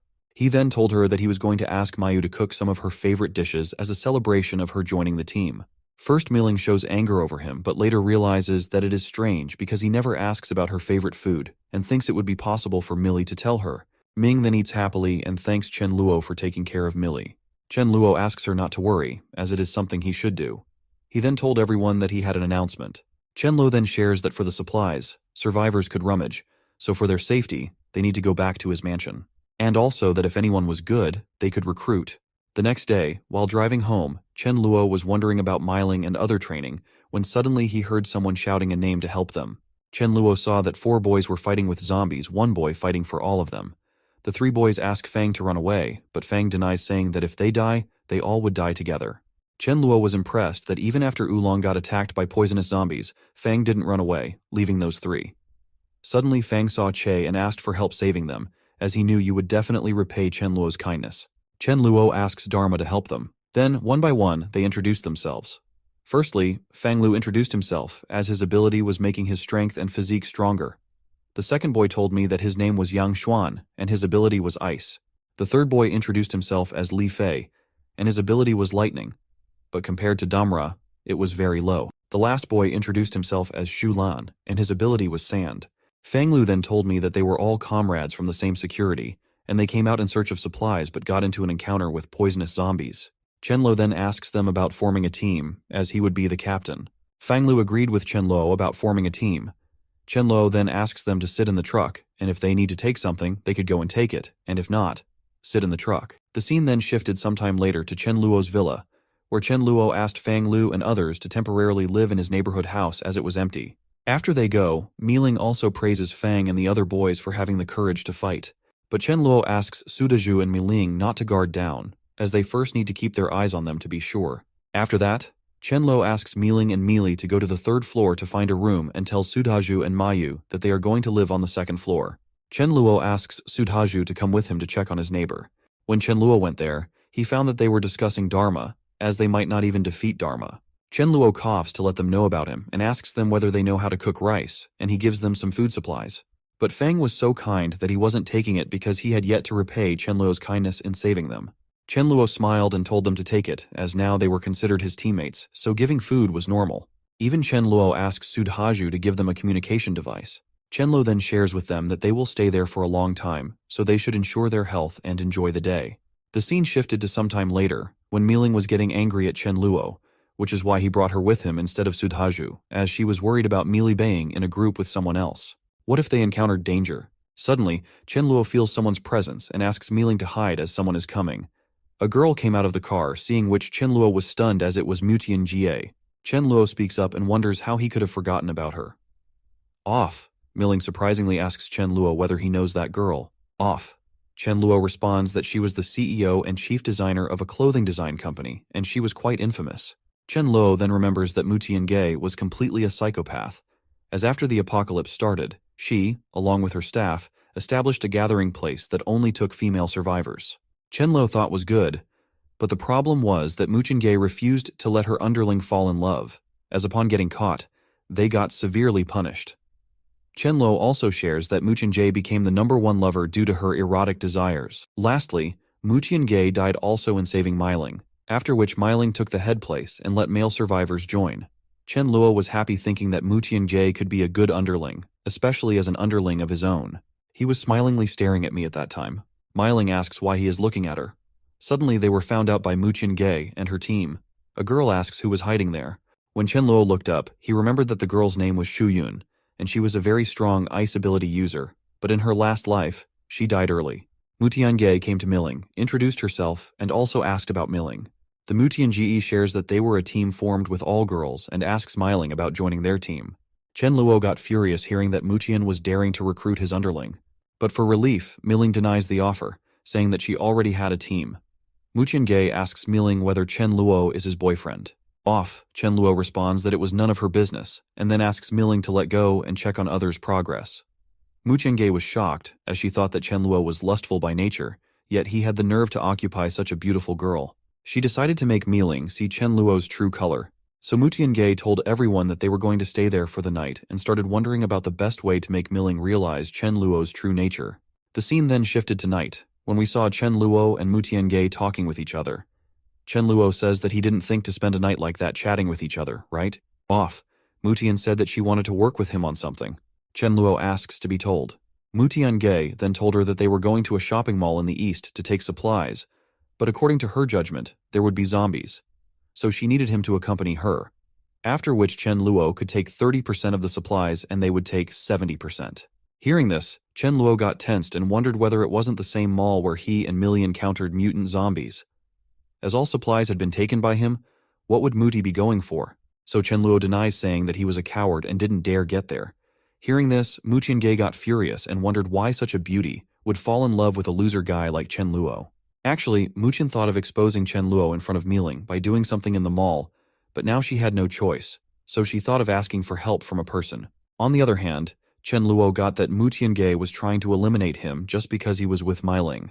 So Chen Luo also got furious and decided that if she had a hostile intention against him, then there was no point left for him to think about her and leave, eliminating his threat. Chen Luo was then thinking about whom to send to get rid of Mu Tiange. He saw Dharma on the way, so he decided to send him. On the other side, Mu Tiange knocks at a place and calls a person named Feng. When Feng came out, he asked her not to call him brother. Mu Tiange got pissed off, but for Mealing, she had to talk with Feng. Mu Tiange then told him that she had a favor to ask him, and a few minutes later, she explained everything. Lastly, she asks Feng to lure zombies to Chen Luo's place with his wind ability. Feng agreed with it, saying that it would be his honor to help CEO Mu Tiange remove trash like Chen Luo. Feng tried to put in some demand, but before he could say anything, Mu Tian offered him to join them after Chen Luo got eliminated. Feng agreed. Actually, Feng was getting ready to do that just for a girl named Wang Ling, as he had to be with her anyway. Feng also knew Sudhaju somehow and was thinking of searching for him at the mansion, as Sudhaju was a bodyguard there. In the next scene, Feng is luring zombies towards the mansion, but to his surprise, he was shocked to see that Sudhaju was also standing there with a dog and a boy. Dharma was going to attack, but Chen Luo asked him to wait. Feng asks Sudhaju why he is at the mansion. Feng then thought that just because Mu Tiange hadn't told him that his friend was inside, he couldn't let his friends get injured just for joining a girl's team. So Feng goes to lure those zombies away. Chen Luo, seeing Feng, remembers that he was also a friend of theirs, helping to lure zombies so they could take away some supplies. And it was bad that Feng got bitten off by so many zombies in his last life. Feng came back and asked for forgiveness for luring zombies. Off, Sudhaju responds that he knows Feng wouldn't do it purposely to harm him. Chen Luo there asks Feng whether Mu Tiange asked him to bring zombies to their mansion. Right? Hearing this, Feng was stunned and asked, how did he know? And soon realized that the trash guy she was talking about was Chen Luo. Chen Luo then asks if Feng knows anything else. Feng tensely responds that it was only him and her at that time, and she only said that she would come at a critical time. Suddenly, Chen Luo saw Mu Tiange coming with her teammates on a bus. Everyone looked at something else, and Chen Luo noticed that hearing the sound, a level 5 zombie became a mutant zombie and came towards them. From behind, Mu Tiange was coming, thinking that the zombies were lured by Feng. Actually, she came there to save Meiling, so she asked everyone to charge at zombies. Zombies also start fighting back, and surprisingly, they are using fireballs to attack them. The girls got scared, and Mu Tiange tensely asked everyone to get off the bus as the bus had a full tank in it. Mu Tiange then wonders why there are such strong zombies, but somehow she asks everyone to attack together. So Mu Tiange attacks with her sword, but Zombie dodges it and starts running towards Mu Tiange. Seeing this, she got scared, and without thinking, she dragged her comrade in front of herself as a shield. Chen Luo, seeing that, was stunned and decided that Mu Tiange deserved to die and also needed to get the mutant crystal. On the other hand, the girls were shocked to see Mu Tiange using their own people to block the zombie attack and weren't able to believe it. At that moment, Mu Tiange got stuck in a bad situation, but suddenly she thought of using Chen Luo to block the zombies. Mu Tiange was running towards Chen Luo, but to her surprise, Chen Luo furiously punched her so hard, asking whether it was right to use her own comrades as a shield. Mu Tiange was stunned seeing the power of Chen Luo, but now it was too late as she got attacked by the zombie. Shu Yun asks the girls to run away, as she would buy time for them. Seeing this, Chen Luo was impressed by Shu Yun and decided to save her, as this type of courage was very rare. So Chen Luo fights with that mutant zombie and slashes it in pieces in one go. Seeing this, everyone was shocked that the zombie got defeated in one slash only. Chen Luo asks Shu Yun to quickly throw away the gas as if she were waiting for it to explode. And the moment she threw it away, the gas tank blasted into the air. Upon getting saved, she started crying that the fight was finally over. On the other hand, Chen Luo takes out the crystals from the zombie's head and approaches Shu Yun, asking her to stop asking as he would help her get up. He also asks Shu Yun to comfort her sisters as the dead also need to be buried. Off, Shu Yun felt impressed and said thanks to Chen Luo for the help. Chen Luo then asks Shu Yun what they all plan to do after this. Off, Shu Yun realizes that Chen Luo is right, as they need a plan because survivors need to continue living. After some time, Shu Yun came to Chen Luo's room and asked whether he was inside. Chen Luo hearing it got him happy as he was waiting for her, as it wasn't in vain to bait 50 tons of rice for contacting her. Actually, at the fighting place, he told Shu Yun that if they all joined him, he could guarantee that they didn't need to worry about starving to death for a short time. So Shu Yun asks for time to discuss it with her sister, so he could find him later for the reply. In the present, Shu Yun told Chen Luo that their remaining 20 people wanted to join him. Chen Luo responds that to join, they must obey some of his rules. First, they all need to obey his orders all the time, and if someone didn't listen, he would be ruthless with them. Second, he didn't distinguish between men and women, so they all would get treated equally while fighting. In the third rule, Chen Luo asks everyone that if they want to find a partner, they have to find one within their team, as being an outsider isn't possible until they marry and join the team. They confusingly ask the reason, off which Chen Luo shared that he didn't want his men to get abducted, and most importantly, to prevent people with ill intentions from exploring girls' bodies. So, Shu Yun and others got along with it. Chen Luo thanked everyone for joining and told them that he had a surprise for them. After some time, the girls were shocked to see so many supplies for them. Some even start sobbing in happiness. Yuanshen and the other boy felt that they were going to get a girlfriend soon, as there were only 7 men over 20+ girls. Feng there asks Chen Luo to let him join their team. Chen Luo then noted down everyone's ability and power, and lastly, he got that there were 6 with physical attributes, 4 with fire attributes, 2 with lighting attributes, 4 with ice attributes, 2 with earth attributes, and 1 with light and nature. Upon the light attribute, Chen Luo remembers that it was the girl that Feng liked, Wang Ling, and interprets that he would pay more attention to Wang and that Shu Yun had the potential to be at a king rank. Chen Luo then told Fang Yu and Xu Lan that he would take the team for training, so until that time, they had to guard the home. If someone came, they could beat him, but if there were many people, they should wait for him to come. The scene then shifted to some time later, when everyone was going to the training place in the bus and truck. Actually, Chen Luo chose that place because it had roughly 300 to 400 zombies only, which he thought would be great for training. Chen Luo then orders Feng to lure some zombies and says that it shouldn't be more than 30 at once. When Feng lured the zombies, Su Dezhu physically asked people's permission to follow him to fight with zombies. Meiling takes the command for magician users and asks them to attack, but while training, they were messing up, and some weren't able to attack, or some were fighting for their specific target. Some start crying while fighting. Seeing which, Chen Luo got tensed as the accuracy of the girls was so pure, but he was doing all that because of his boys. Otherwise, the girls would have been wiped till now. After 2 hours, the training was over, and Chen Luo praised everyone for their good work, despite being their first time. Chen Luo then orders everyone to go quickly and choose some suitable clothes for themselves. While everyone was picking clothes, Chen Luo secretly picked up a black cloth and hid it in his void. Meiling saw that Chen Luo was stocking black clothes. At first she thought that Chen Luo had a weird fetish for liking to wear that type of clothing, but soon she denied it and wondered to whom Chen Luo was going to give it. Whether it was for Meiling. Even though it was a guess, she got pissed off as the black color didn't suit her sister. A girl came and told every other girl that there were many supplies, so they could come and take a look. Everyone was happy to see the mineral water. But Shu Yun asks everyone to wait and goes to ask Chen Luo about distribution. Off, Chen Luo told her to distribute 2 bottles each. Seeing all that, Millie wondered if it was so good for them to be with Chen Luo, as since she joined him, she never starved and always been protected by him. Actually, she was holding something in her heart and decided to share it with Chen Luo at night. The scene then switched to night, where Chen Luo was playing a game, and suddenly Millie came there. Seeing her, Chen Luo got dazzled up as it was midnight. So Millie was there to let him have an opportunity to do bad things with her. Millie then shares that she realizes that she is so lucky to have him. Chen Luo got confused about why she was saying things like that. Millie then shared that she had something to say that she had been holding in her heart for a long time. Seeing her blush, Chen Luo was interpreting the situation. But before he could think of anything, Millie directly asked whether he wanted to be her boyfriend or his girlfriend. Hearing that, he got happy and got so close, pushing her towards the bed, saying, "Of course yes," as he had been waiting for that moment. Chen Luo then kissed her cheeks, which she was surprised and tensely shared that she wasn't ready yet for it. Chen Lu then shares that there wasn't any time for being ready, as they never know when they're going to die. And what if the day she was ready, he was already dead? He again kissed her forehead and asked, "Couldn't it be a pity for them?" Millie then realizes the situation and decides to do it, so he also holds Chen Luo in her hand, but Chen Luo noticed that Rice was still in the room, so Chen Luo throws her out of the room. Upon which Rice got furious and was scratching the door of the room. Milling came there and saw Rice in the living room and wondered why she wasn't with Chen Luo.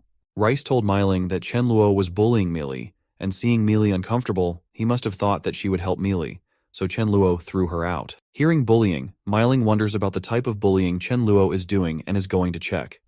Dharma, seeing it, tried to stop her. But when Miling went to knock, he heard her sister's moan coming from inside. She understood that Millie and Chen Luo were having a romance, so she hesitated. If Millie wanted it, then it wouldn't be good to interfere, as it was something that would happen sooner or later. The next day, in the morning, Chen Luo asked Mayu to give team members 20 kilos of pig meat, as he was too happy. But Mayu asks about Millie, asking where she was and why she hadn't come down because she wakes up early in the morning. Off, Miling told me that it was all because of someone. Chen Luo got that Miling knew what happened last night. Mayu started wondering how Chen Luo was going to handle Miling. Chen Luo saw that the Rice was sitting quietly and angry and wasn't eating, so he asked her the reason. Rice responds that if Rice was angry, it meant the consequences were serious. Chen Luo laughs and asks how serious. Rice shares that she couldn't be coaxed with one dried fish, so Chen Luo offers him 10 and later 20 to make her up. On 20 dried fish, Rice was agreed upon and Chen Luo was forgiven for his work. He then asks her to sleep alone at night as she has matured, but deep down, Chen Luo says that because now he has family and he can't be with Rice. Then everyone was having dinner all together. While the dinner was going on, outside of Chen Luo's villa, a car came, smelling the smell of the food. A girl named Li Hui and a boy named Liming. After getting out of the car, Li Hui told Liming that she also wanted to eat, but Liming asked her to be patient, as first they needed to solve the water problem. Liming goes inside and asks whether they have water, which he could exchange for food. Chen Luo gets ready to exchange and asks Xu Yun to bring 2 bottles of water. After exchanging, Liming asks Li Hui to let go, but Li Hui asks Chen Luo whether they were all in a team and did their team still accept people. Chen Luo said that to join, they needed to prove that they were qualified, so for that, they had to find and kill 10 zombies and bring the crystal, and after coming back, they could find him for the joining process. Hearing this made me happy, as it's possible for them to do it. Chen Luo also gets ready to give them a chance because they were a family of brothers and sister and didn't look like trash. After they got out of the villa, Li Hui told them that she thought only they knew about Crystal, but it wasn't a secret anymore. Liming shares that there were many smart and talented people. Moreover, Chen Luo was feeding everyone meat, which wasn't easy. So Liming knows that Chen Luo asked them to kill 10 zombies, but they would kill 20 to show their worth. After 1 hour, they came back with the crystals. Chen Luo praises them for their work and asks about their abilities. Off which Liming introduced himself and his sister as Liming. The ability was physical attributes, and Li Hui, the ability was like a magician. Chen Luo asks what type of magician she is, so Li Hui shows her magic. Chen Luo, seeing it, was impressed as it had dark attributes, so when she leveled up, she could curse, summon, undead, or attack, and it would be a great help for the team. So Chen Luo asks Mayu to cook braised pork for Liming and Li Hui. At night, Chen Luo was waiting for Melito absorb all the crystals, after which he could do romance with her.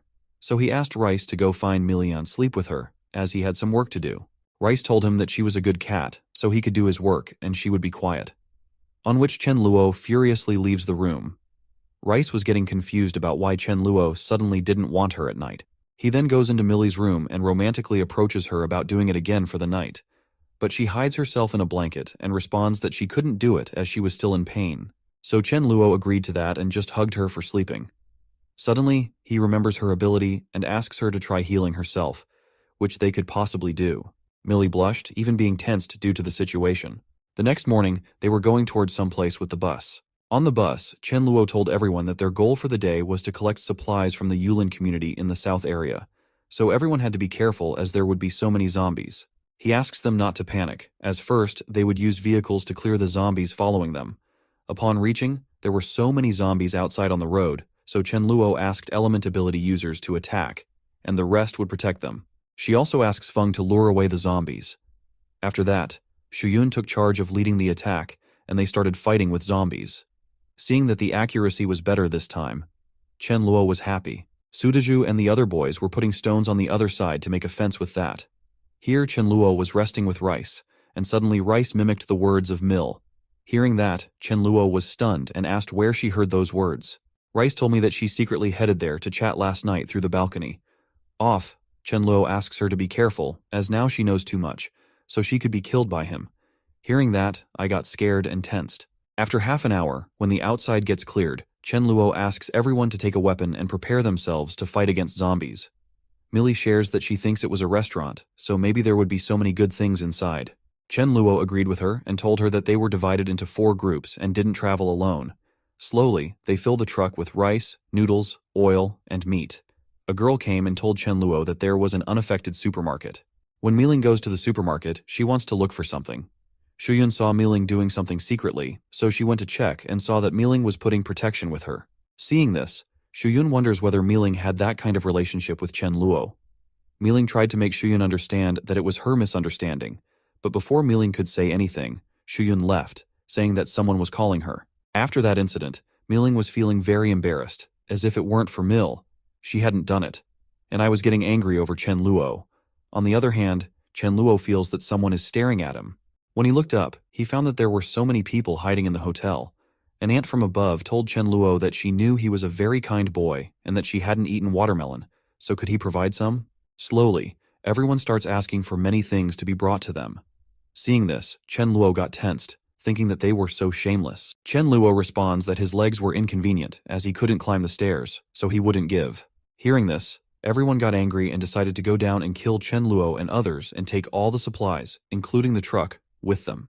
Someone asks them to call Chen Guang and his group, but a person named Lioli denies saying that Chen Guang is their enemy. They then ask Chen Luo to put down all the resources they had been snatching or stealing. Chen Luo responds that it wasn't their home, as if they were trying to give orders. Off! Lioli shouts that it was his brother's supermarket, and so it's his too. They even tried taking the truck, so Chen Luo asked them to get lost and not seek their deaths. But they didn't understand, and even Lioli goes close to Chen Luo, asking him to hit. As if Chen Luo hits him, then he would act like a dead person. Lioli was wondering if she was playing a victim card. Chen Luo got frustrated hearing it many times, so he slapped him, saying that he was going to satisfy Lioli's wish. Just from one slap, Lioli got killed, but his friends at the hotel thought of it as a drama and didn't realize that Lioli had died. Chen Luo laughs at their situation and then asks his comrades, what were they waiting for? And watching people who were trying to snatch their supplies. Just go and wipe them. Till now, the hotel person realizes that Lioli died, and so they try to scare Chen Luo and others by saying that they know magic. But the moment Fang and others started attacking, all of the hotel guys ran away. But soon they ran away. A boy came with 2 people's Chen Luo. Seeing him, thought that he remembered that face and soon realized that it was Chen Guang. He hung with him when he was weak. Chen Luo Guang laughed and told them that those old craps were his neighbors, so he gave them a face, but never thought they would die by Chen Luo's hand. Chen Luo asks whether Chen Luo Guang wants to take revenge for the old crap. Chen Luo Guang asks Chen Luo not to misunderstand, as they come to make friends, and asks for a favor. Chen Luo asks, what type of help did Chen Guang want? Chen Luo Guang shares that there were many supplies in the neighborhood, but 2 days ago, a husky became a zombie. So when they were together, that husky hid, and when they were alone, that husky attacked, and as he could see, Chen Luo had so much manpower. So together, they could wipe that husky. Chen Luo asks about the reward, off which Chen Luo Guang shares that he would give 300 cats of rice and 5 barrels of water. Rice came to Chen Luo and asked him not to worry, as she could feel that they didn't have any hostile intentions. Chen Luo agreed and asked Chen Luo Guang to lead the way and Dharma to come with him. He also told his underlings to take care of the supplies. He would come back soon. Chen Guang was surprised and asked whether Chen Luo was really going alone. Off. Chen Luo asks whether Chen Luo Guang couldn't see the dog behind him. Chen Luo Guang noticed that Chen Luo was living a prosperous life and even had so many girls. Millie came to Chen Luo and asked if she could also come with him to help. Seeing which Chen Luo Guang feels pity for himself, for why was he still single, and Chen Luo has a dog, a cat, and even a wife. Then they all proceed further. And in a way, Chen Luo Guang asks Chen Luo if he has any way to deal with that husky zombie. Chen Luo responds that he is going to use a dog against a dog. Chen Luo Guang was shocked and asked if was Chen Luo really going to use the dog, as well as whether Chen Luo had any grudges against the dog for letting him go alone. Chen Luo asks Chen Luo Guang not to worry, as everything will be fine. Upon going further, they found a heavy smell of blood. So Dharma got those husky zombies in front of him, and Chen Luo asked Dharma to charge. Chen Luo used his speed to dodge the husky attacks and easily wiped that husky away with his lightning strike. Chen Luo Guang and his friends were stunned to see the speed. Even Chen Luo was impressed by Dharma, as Dharma learned new skills without him telling them. After Dharma defeats the husky, Chen Luo asks Chen Guang to hand over the resources he promised. Chen Guang was still stunned by the speed. Chen Luo Guang asks Chen Luo whether he would like to join forces with him, as his teammate has killed more than 10 zombies, and they even have food for more than half a month. But, as we all know, Chen Luo wants to be the leader. So Chen Luo responds to Chen Luo Guang that he didn't think they were all fit for him to join forces with, as he could easily wipe them out in one go. Off. Chen Luo Guang said that it was the reason he wanted to join with him, as only weak people want to join with powerful people. Chen Luo shared that they could join, but they all had to listen to him. Before Chen Luo Guang could reply, one of his comrades came and told him that his teammate Zhang Liang had been injured by a zombie that could shoot fireballs. Chen Luo Guang ran towards his teammate to see him. Chen Luo also asked Milito go with him to see the person. When Chen Luo reached Chen Luo Guang, Chen Luo asked if there was any way to save Liang. Chen Luo asks Millie to take care of the situation, and Millie, with her power, heals Liang. While going back, Chen Luo asks Chen Guang to consider his proposal. So Chen Luo Guang asks his comrades to ask Chen Luo to join forces, but Chen Luo demands that they all listen to him and think of him as a captain. One by one, everyone agreed to that demand, and after that, they went and told Chen Luo that they were all willing to listen to him. Chen Luo again shares that upon joining, they had to listen to him and fight zombies. Chen Luo then asks them, since they joined forces, whether it was okay for them to live at his place. Chen Guang and others agreed. The scene changed near Chen Luo's villa, where some boys were beating someone for not letting them enter the villa. Actually, they came to search the villa for supplies. After some time, Wei and others were approaching Chen Luo's villa, seeing which Shulan asks Fang what they should do as there are many people, and if they fight head-on, they are going to lose. Can Lu think of acting as if they couldn't see them, but Fang Yu denies it because they couldn't just see and get things robbed. Fang Yu gave them the idea that they should go and warn the survivors approaching the villa, and if it became the situation to fight or the survivors attacked them, they would run from there. But for their happiness, Zanlu saw that the bus of Chen Luo and others was coming back towards the villa, so they didn't need to be afraid. They go to face those Wei and others who came to their villa. On the other side, Chen Luo also noticed that there were so many vehicles, which meant so many survivors had come. But upon reaching the villa, he was surprised to see that the survivors had come to his entrance. When Chen Luo and others reached, there were so many girls. Seeing them, Chen Luo remembers that it was his last life enemies, Fang Wei and Chen Luo Jing. Harry, seeing the truck, asks Chen Luo and others to share the supplies with them. But surprisingly, she got slapped by Wei, asking who he was and why they shared with him the supply they obtained through hard work. Actually, Wei has eyes on the girls, so he asks for forgiveness from Chen Luo and others, and he asks his teammates to leave the villa and go back. Chen Luo shares that he remembers that Wei had a poison-type ability, which was a little dangerous for them. Rice tensely came to Chen Luo and told her that she felt weird and that others had hostile intentions towards her. On the other hand, Harry asks Wei if he got back without having anything.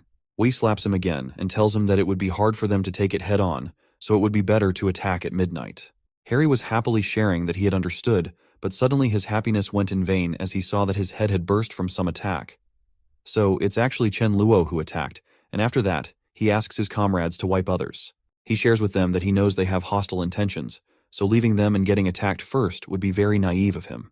The scene then shifted to night, where Chen Luo was wondering about the next day, as some zombies would evolve to level 1, so he must get Chen Luo Guang and others to bring all the supplies back. Suddenly, someone knocked at his door. He thought that there was only Mealy and Mealing living on his floor, so it could be Mealy.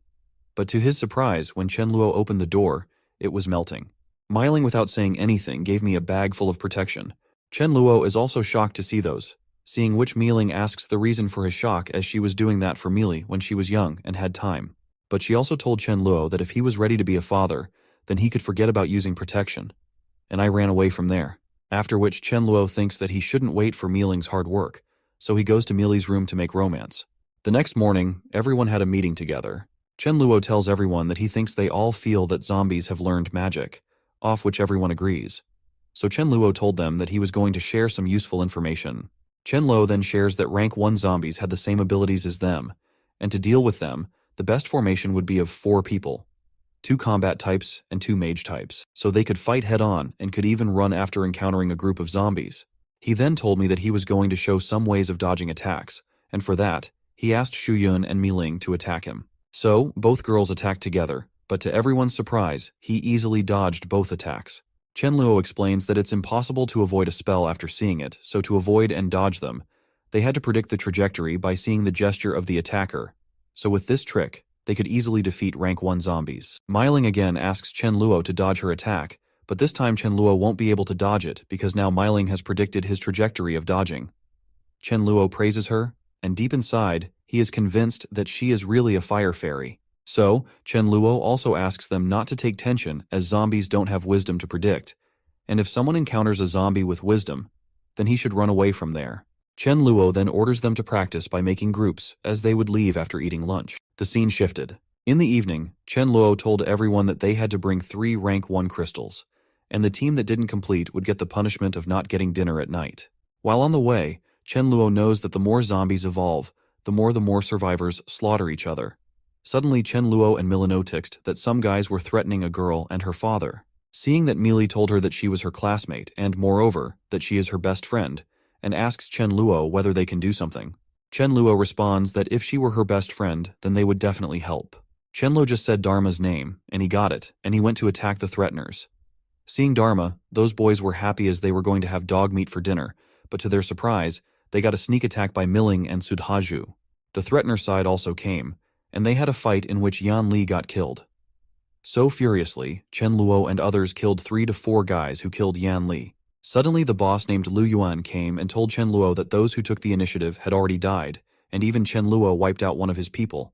So Lu Yuan asks Chen Luo to end the matter. But Chen Luo denies, saying that it wasn't enough in revenge for Yan Li, as they all should die. Lu Yuan asks Chen Luo to be reasonable, but Chen Luo still denies it. Lu Yuan then shared that he had never seen someone as arrogant as Chen Luo before, and asked whether Chen Luo was sure to fight as they had killed zombies. So Chen Luo and his team went back before it was too late. At that time, Chen Luo thought that if he wanted to suppress his subordinates, he should show them his combat ability, as he had never fought since the new member's arrival. So Chen Luo asks everyone to go back, as he would fight alone. Hearing this, Lu Yuan was shocked, as Chen Luo wanted to get wiped by them. Chen Luo attacked Lu Yuan with his void sword. Off, Lu Yuan got scared and was using his sand ability to fight back, but was too late, as in one slash, Lu Yuan got wiped. Everyone else on the Lu Yuan team was shocked and scared. Chen Luo also got happy as Millie buffed him with her ability, and then Chen Luo started eliminating other people from Lu Yuan's team one by one. Chen Luoguang and others were stunned by Chen Luo's power. Even the new subordinate, Leng Chen Luo, Feng Chen Luo, was happy that he had not decided to fight with Chen Luo. Millie orders everyone to not leave any threats, so everyone also helps Chen Luo defeat the leftover people. After the fight is over, Chen Guang praises Chen Luo for his power and bravery.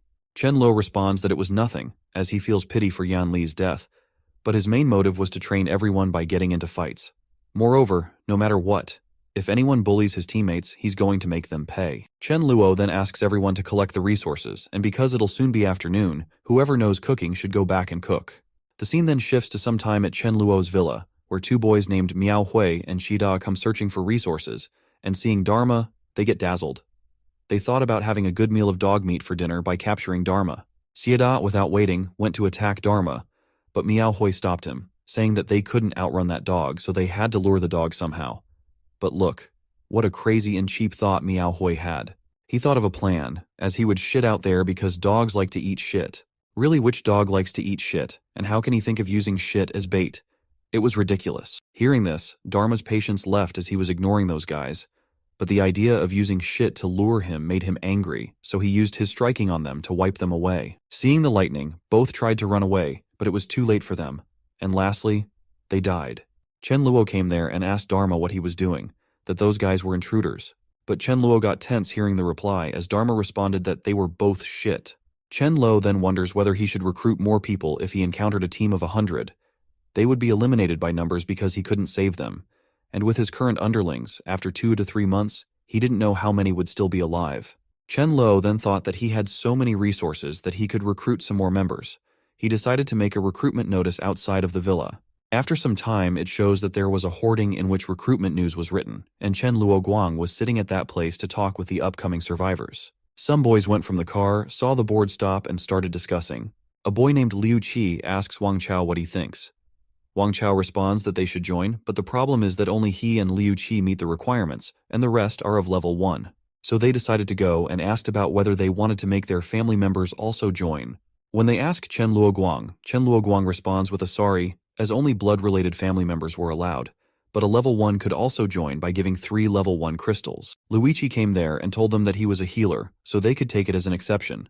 Chen Luoguang was amazed as it was a rare power, so he told them that it was possible, but they had to listen to their captain's orders. So they went to Chen Luo, and Chen Guang told him that there were some people who wanted to get recruited, and one of them was a healer named Lui Qi. Hearing the name, Chen Luo recalls that he heard that name in his previous life. Lui Qi was a famous healer. Rice told Chen Luo that they didn't have any hostile intentions, so Chen Luo allowed them and asked Chen Luoguang to show them the rooms and let them settle down. At night, Chen Luo in his room was happy that he recruited a famous level 2 healer without doing anything, and so he felt so lucky. Chen Luo then takes out a crystal and sees it, thinking that if nothing bad happens, then he could reach level 5 easily. Actually, after becoming rank 5, he could easily fight with a large number of zombies without getting hurt, and even a level 1 zombie couldn't hurt him. And for his happiness, he reached rank 5 by absorbing that crystal's power. He was happy to become ranked 5 within a month, but he knows that he still has a long way to go, so without any opportunities, it would be difficult for him to grow. But soon he decided to think about it later, as first he had to celebrate his happiness with Mill, so he told Rice that he was going to spend time with Millie. Rice got frustrated as she had to sleep alone again. The next day, Chen Luo said that now they're going to have a collective action, and he also going to join them and aim for the vegetable market on Xingfu Road. He also orders Chen Luoguang to take his subordinates and Dharma King to guard the home, after which they leave the villa to reach the destination.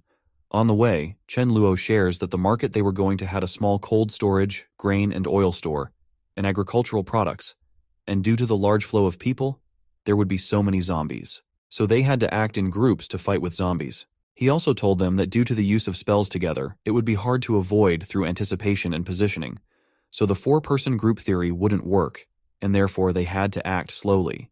He then orders Jiang Feng to lure the zombies, and everyone has to wipe them one by one. Millie even begged Feng to help him. Feng then started luring zombies. At that time, Chen Luo shared that as long as everyone was 20 meters away from zombies, they wouldn't get hurt, so they also had to use it in the future whenever they encountered more zombies than now, but also be careful as if there were too many, then run. Otherwise, he wasn't responsible for their deaths. Everyone starts cleaning up the path to the vegetable market door. After an hour, Chen Luo reported that 100 zombies had cleared, so Chen Luo decided to go below and lure the zombies. Actually, Chen Luo remembers that in his previous life, he heard that the vegetable market had a sand-mutated zombie, and its combat ability was ranked 4-5. So he was wondering about the hiding location of that zombie. Suddenly, Chen Luo feels that something is being given to him at a very fast speed. When Chen Luo turned back and saw that, he got happy as he encountered that zombie so quickly. Chen Luo uses his void space, goes towards the backside of that zombie, and slashes out his head. After which, he takes out the crystal from inside. Everyone is stunned to see that Chen Luo killed that mutated zombie in one go, but to their surprise, Chen Luo starts running and also asks them to do the same. He was doing that because a horde of zombies was coming towards them. Chen Luo also orders them to prepare spells while running, turn back to attack with a rough aim, and then again start running. After some time, somehow they did it. They wiped out 200 zombies in very little time. They were interpreting that, being together, they could kill and wipe out any zombie type. But Chen Luo told them that the main premise was that they all had to keep up with the pace of zombie evolution. Everyone was still celebrating, so Chen Luo shouted at them to stop being stunned and take the supplies in the truck. On the other hand, Chen Luo thought the outage of cold storage lasted so long, which meant the meat inside would be smelly. But he was still fine as he had his void, so for the time being, he would store it, and later he could serve it as a fresh dye to his void. The scene then shifted to 2 hours later, when Chen Luo was heading back to the villa. But somehow, someone named Sulong saw their bus and came in front to stop them. Seeing that, Chen Luo asks that boy to get aside and not block the way. Suddenly, Chen Luo noticed that a boy was also coming with a bike towards them. When the boy took out the helmet, Chen Luo was surprised, as the boy's name was Xiao Hao Ran, and he would be known as an invincible iron fist in the future. Actually, Xiao Hao came there to talk with Sulong. Xiao Hao asked Sulong if he heard that Sulong got a live chicken, so whether Sulong would give him one as his mother couldn't live long and before she passed away, she wanted to drink a bowl of chicken soup. Xiahao also told him that as long as Sulong would help him, he could sell his life to him. But Sulong denies that offer, and even Sulong's comrades started making fun of the fact that Xiahao wanted to get fed for his entire life. Chenlo hearing it got him happy as it was such a good trade to do, so Chenlo goes toward Xiahao and asks that he have chicken. As a chef, he could fulfill his request, so what about selling his life to him? Xiahao got ready and demanded that the chicken be of high quality. Chenlo then orders Sudhaju and Mili to exchange vehicles with Xiahao and go with him to help him get his mother to villa, and until then, he will drive that bike. When they reach Xiahao's house, Chenluo noticed that Xia's mother had cancer. Chenluo got sad as Mili's skill wasn't able to heal Xia's mother. Chenluo then told Xiahao that he would arrange for the chicken soup when he came back. Upon reaching the villa, Chenluo asks Shuyun to take care of the room allotted for Xiahao and his mother, and also take care of her personally. Until then, he will go and find someone to cook chicken soup. Chenluo finds Mayu and asks her to make a chicken soup more delicious with his housekeeping skills and tells her the ingredients she needs. Hearing this, Mayu got angry and asked, "Do you think she didn't make it delicious?" Chenluo responds that he meant it had to be more delicious than ever. Mayu then told me that it would take 3 hours, so Chenluo added some more food to be cooked. He did that because he thought maybe Xia's mother wanted to eat with her son. After 3 hours, many types of chicken dishes had been served in front of Xia's mother. His mother thanked Chenluo and started to cry with happiness. Xia's mother told Chenluo that she knew he was a good person and asked her son to value him, so he should never let down Chenluo. Then an emotional moment happens between mom and son. Chenluo gets out of the room, and after some time, Xiahao comes to Chenluo and is sadly told that his mother has gone, but it is good that she didn't need to suffer more. He also told Chenluo to watch his performance for the time being.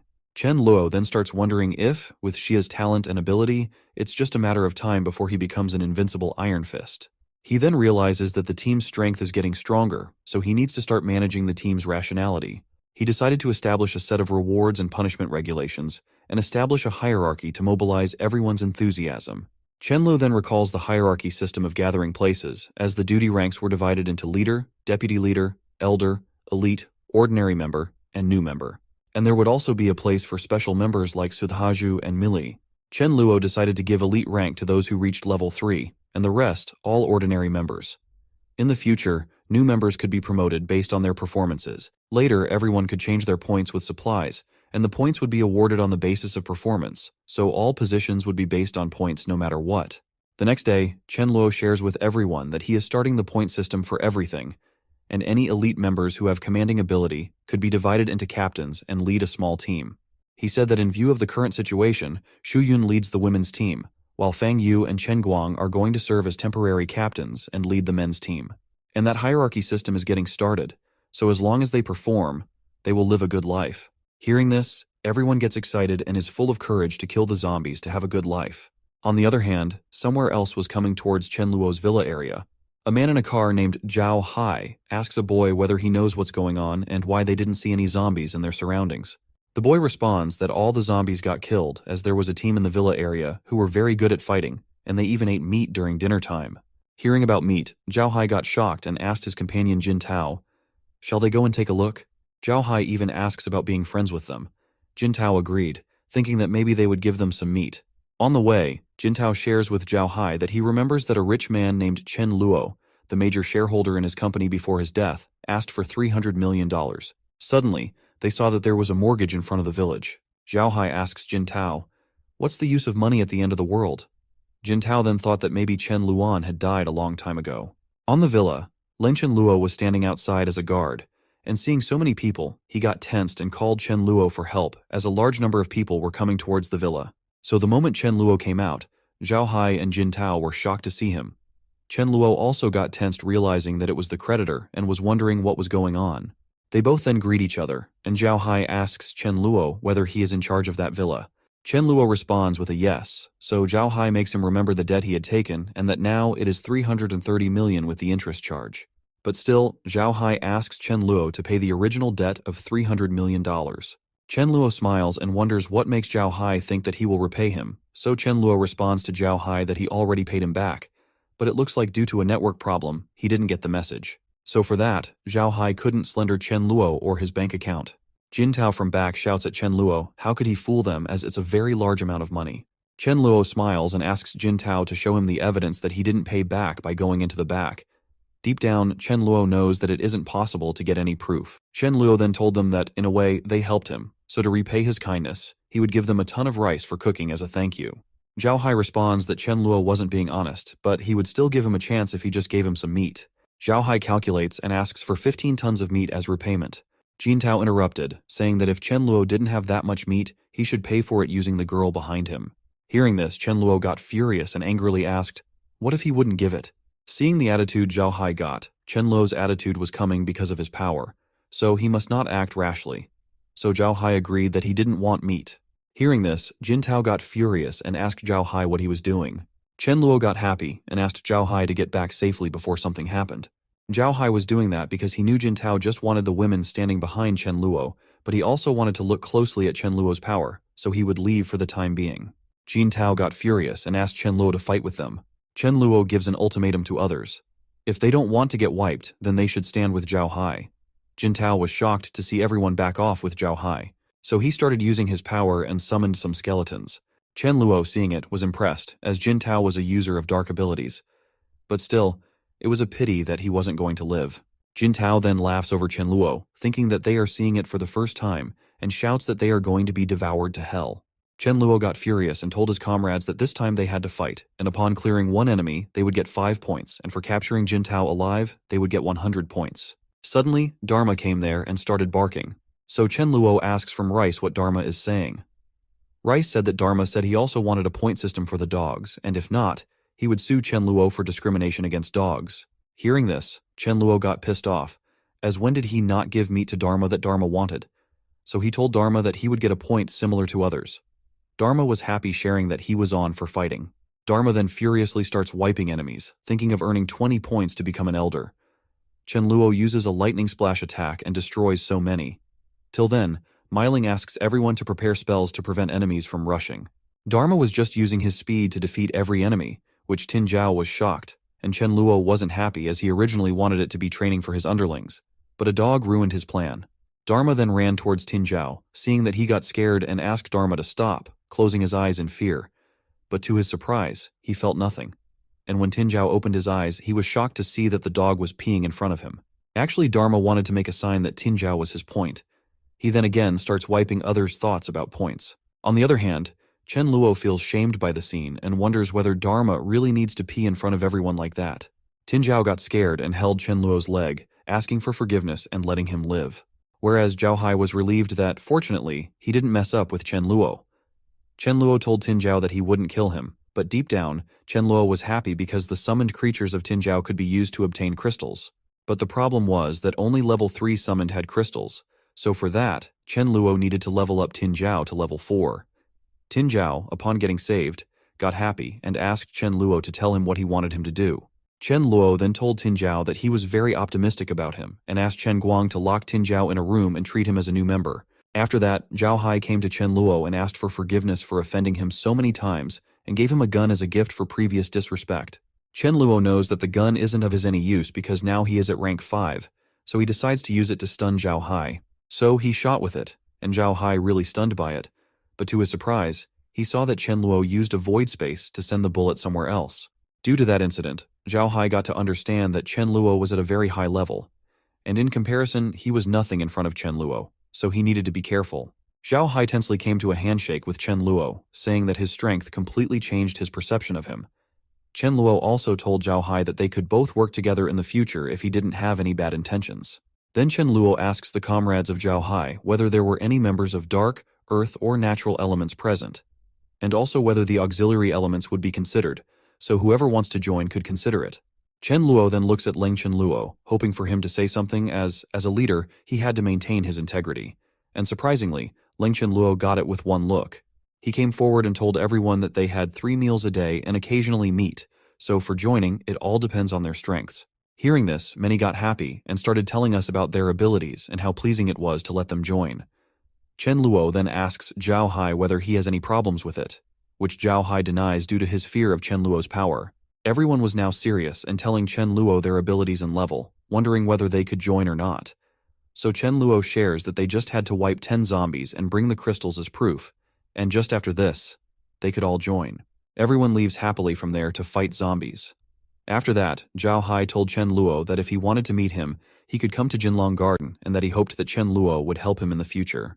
The scene then shifted to night, where Mila told us that she thinks the new members were performing well, so why didn't he let them clear the nearby zombies? According to her calculation, they were all enough to kill all the zombies, and possibly all zombies would get eliminated before evolving. Chen Luo responds that there were many survivors who wouldn't want to fight, and moreover, if everyone gathered together and encountered a mutant zombie, everyone would die. But deep down, Chen Luo knows that it was half of the reason because he wants the zombies to get mutated, as it was the only way to get evolved by getting crystals of high power. Otherwise, they would have no choice but to wait for death when those powerful monsters arrive. The next day, in the morning, Chen Luo was asking everyone to be careful as the zombies were getting smarter. Chen Luo said that because he knows, zombies are going to level up. After they were gone, Chen Luo wondered if, due to natural selection, death and injury were inevitable. What's more, if someone didn't go through enough battles and absorb enough combat experience, they would die in the end. Suddenly, Rice shares with Chen Luo that she had an ominous feeling that Milling was going to get injured, but her life was not in danger. Chen Luo remembers that Milling, Mil, Sudhaju, and Dharma were working together, so under normal circumstances, there wouldn't be any possibility of injury. Chen Luo tensely asks Rice whether it is life-threatening. Off, which Rice denies. Then Chen Luo wonders whether he should follow them or not. But soon Chen Luo thought that if he went for help, then they weren't going to grow. And even if Myling reached king level, she wasn't going to be the spirit flame fairy. Chen Luo then pats Rice for being such a powerful cat. But deep down, he was wondering that only level 10 spiritual power users could detect a danger in advance, which means Rice got to that level of things. So he thought of giving Rice some more powerful crystals to let her level up fast. The scene then shifted towards Myling and others, where they were fighting with zombies. Myling shares that she remembers that in the past, with one punch, zombies easily got killed, but now she thinks level 2 zombies were more powerful, so the crystal effect should also be better than level 1 crystal. Sudaju responds that he didn't feel like that, as level 2 wasn't much greater than level 1. Lastly, after clearing up everything, Mila said that she thinks they gained a lot today. But there was a problem coming to them, as a mutant zombie was looking at them from far away. The zombie learned that they were very different from humans he had eaten in the past. So he decided not to rush and asked other zombies to get towards them and attack. Dharma felt the presence of other zombies and told everyone by barking. Millie asks them not to panic, and Milling and Sudhaju decide to kill the zombies one by one. They tried to attack, but there were too many zombies, so Milling decided to take some rest. But the mutant zombie uses his power to speed up zombies. Seeing the zombies walking so fast, they got tensed and wondered what happened suddenly. So now Myling and others have no more choice, rather to fight.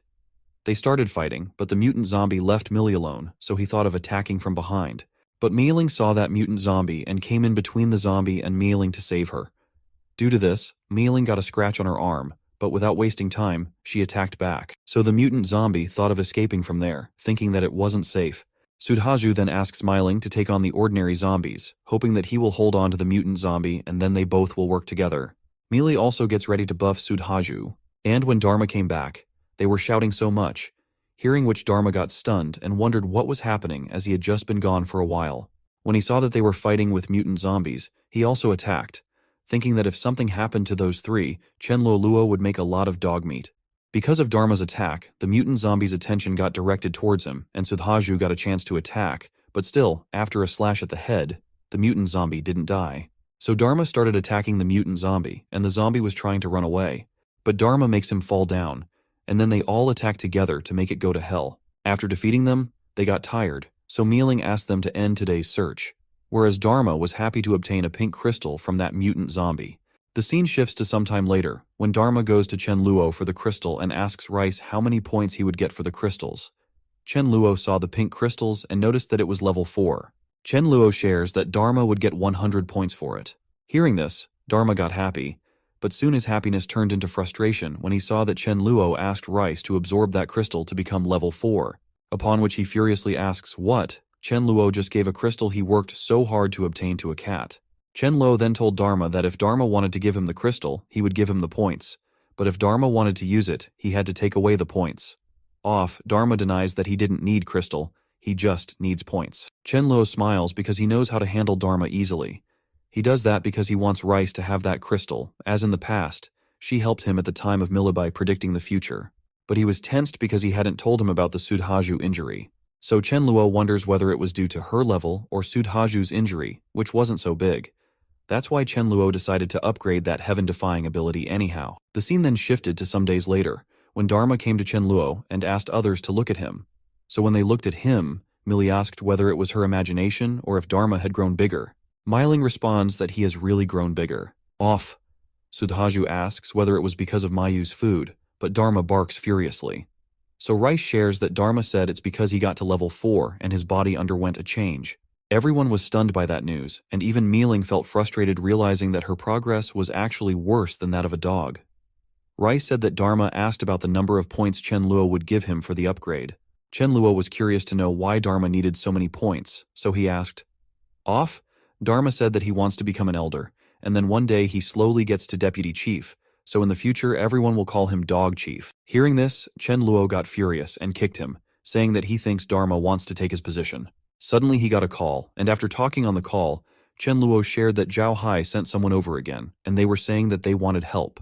When Chen Luo goes to meet them, a boy offers an envelope and tells them that his name is Song Ling Hai. So he comes there to pay homage to him with that envelope. Song Ling Hai also said that Zhao Hai asked him to give the envelope, no matter if Chen Luo accepted to help or not. Chen Luo then asks Song Ling Hai to tell them what happened, off which Song Ling Hai shares that it was a supernatural being named Jiang Wu, who suddenly appeared on their side to fight them.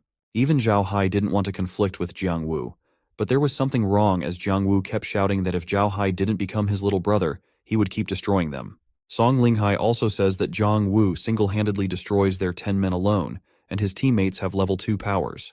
Hearing this, Chen Luo was stunned and wondered how Jiang Wu was defeating 10 people alone, and interpreted that Jiang Wu must be of level 4. Chen Luo then thought about the way Jiang Wu evolved and whether it was his talent, but he himself denied, thinking that it must be that Jiang Wu was lucky, like Lingchen Luo, to get a level 4 crystal. Chen Luo then wonders that if he wiped that Jiang Wu, he would get a level 4 crystal, and with that, he could also become level 6, or maybe level 7. Chen Luo then asks so many questions from Song Ling Hai about Jiang Wu's power, and lastly, he decides to help Zhao Hai and go check out Jiang Wu by himself. Chek told Song Ling Hai that he would come back soon, just after packing bags. Inside the villa, Chen Luo asks Rice if she thinks it would be dangerous for him to go out this time. Rice responds that she doesn't know yet. Chen Luo tensely asks what, saying whether it would be good or not. After thinking for a second, Rice responds that he could go with peace of mind. So Chen Luo takes Rice with him and asks Dharma to take care of the house. In the car, Chen Luo was impressed with the car. Upon hearing the song, Ling Hai told Chen Luo that he could take it when he came back home. So when Chen Luo gets to their place, he just needs to tell them, as Zhao Hai wouldn't deny it. Upon reaching, Zhao Hai thanks Chen Luo for coming. And when Chen Luo saw Jiang Wu, he laughed, as Jiang Wu was just relying on some abilities. So Chen Luo attacks Jiang Wu. In one go, Jiang Wu was defeated. Seeing this, everyone was stunned by Chen Luo's power, and even Jiang himself wasn't able to believe it. Chen Luo then searched for the crystal, but wasn't getting it. Song Ling Hai asks whether Chen Luo is searching for something. If yes, let him help, as he is very good at hiding things. Surprisingly, Song Ling Hai easily thought about the place. Jiang Wu could hide that thing, and soon he got a crystal. Song Ling Hai happily gave that crystal to Chen Luo. Chen Luo noticed that it was a level 6 crystal, but only 1/4 of power was left, and also that it was of a spiritual type, so he decided to give it to Rice. Zhao Hai was wondering about the power of the crystals. Soon, Zhao Hai asks everyone standing there that they should unite and clear out the zombies. He even offers Jiang Wu's teammates to come and join. Chen Luo came to Zhao Hai to tell her that he was heading back. Zhao Hai asks Chen Luo whether he wants someone to escort him back home, so Chen Luo demands the golden Bentley. Zhao Hai, without any hesitation, gives it to Chen Luo. After Chen Luo was gone, Zhao Hai told Song Ling Hai that there were so many benefits to knowing a powerful person and asked him to pass everyone the information that they all needed to be polite when meeting Chen Luo, as at a time of critical moments, Chen Luo could save them. On the way back, Rice was watching a show, upon which Chen Luo asked about why she and Dharma King watched too much and whether it was too good. Actually, it's a show where a person is predicting the future, so Rice asks Chen Luo whether that person is more powerful than her. Chen Luo makes her understand that it was a real life and everyone was acting, so there's no comparison for her. After that, Chen Luo wonders whether Rice got inspired by watching the series and knows fortune-telling. Suddenly, Rice shouts that she senses a big breast omen. Hearing this, Chen Luo got tensed and asked whether it was good or bad. Chen Luo again asks whether it was really a bad omen and didn't scare him. Rice responds that it is a big breast and a bad sign. Chen Luo tensely moves towards the villa. Upon reaching home, he saw everyone injured, so he tensely asked what happened to everyone. Off.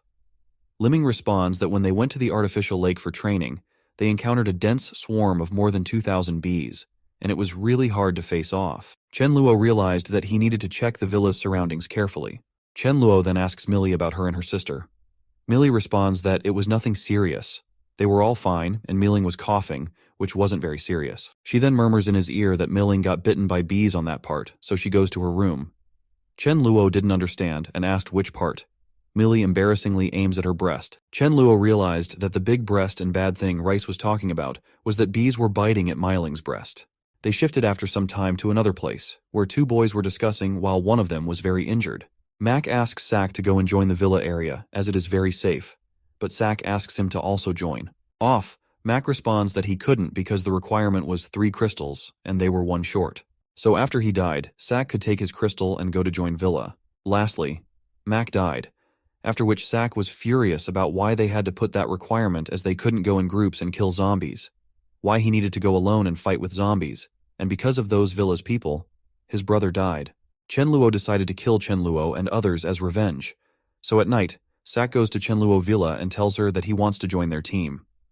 Off, Rice told Chen Luo that Sak had a killing intention towards him. Chen Luo wonders what hatred takes Sak to come to kill him, so he asks Sak to come and roam around with him. Upon going further, Chen Luo slaps Sak and asks the reason for the killing intention. Sak responds that he didn't, so Chen Luo asks him to tell fast as his time is limited. Sak knew that Chen Luo was going to beat him to death, so he stood up and started preparing for an attack. Seeing this, Chen Luo was amazed, as Sak had double powers. Sak then ran towards Chen Luo, shouting that it was Chen Luo's fault for setting such hard conditions that his brother died, and Chen Luo himself was sitting at home, just playing with a cat. Chen Luo got angry and asked how he could make it sound like he had caused the end of the world.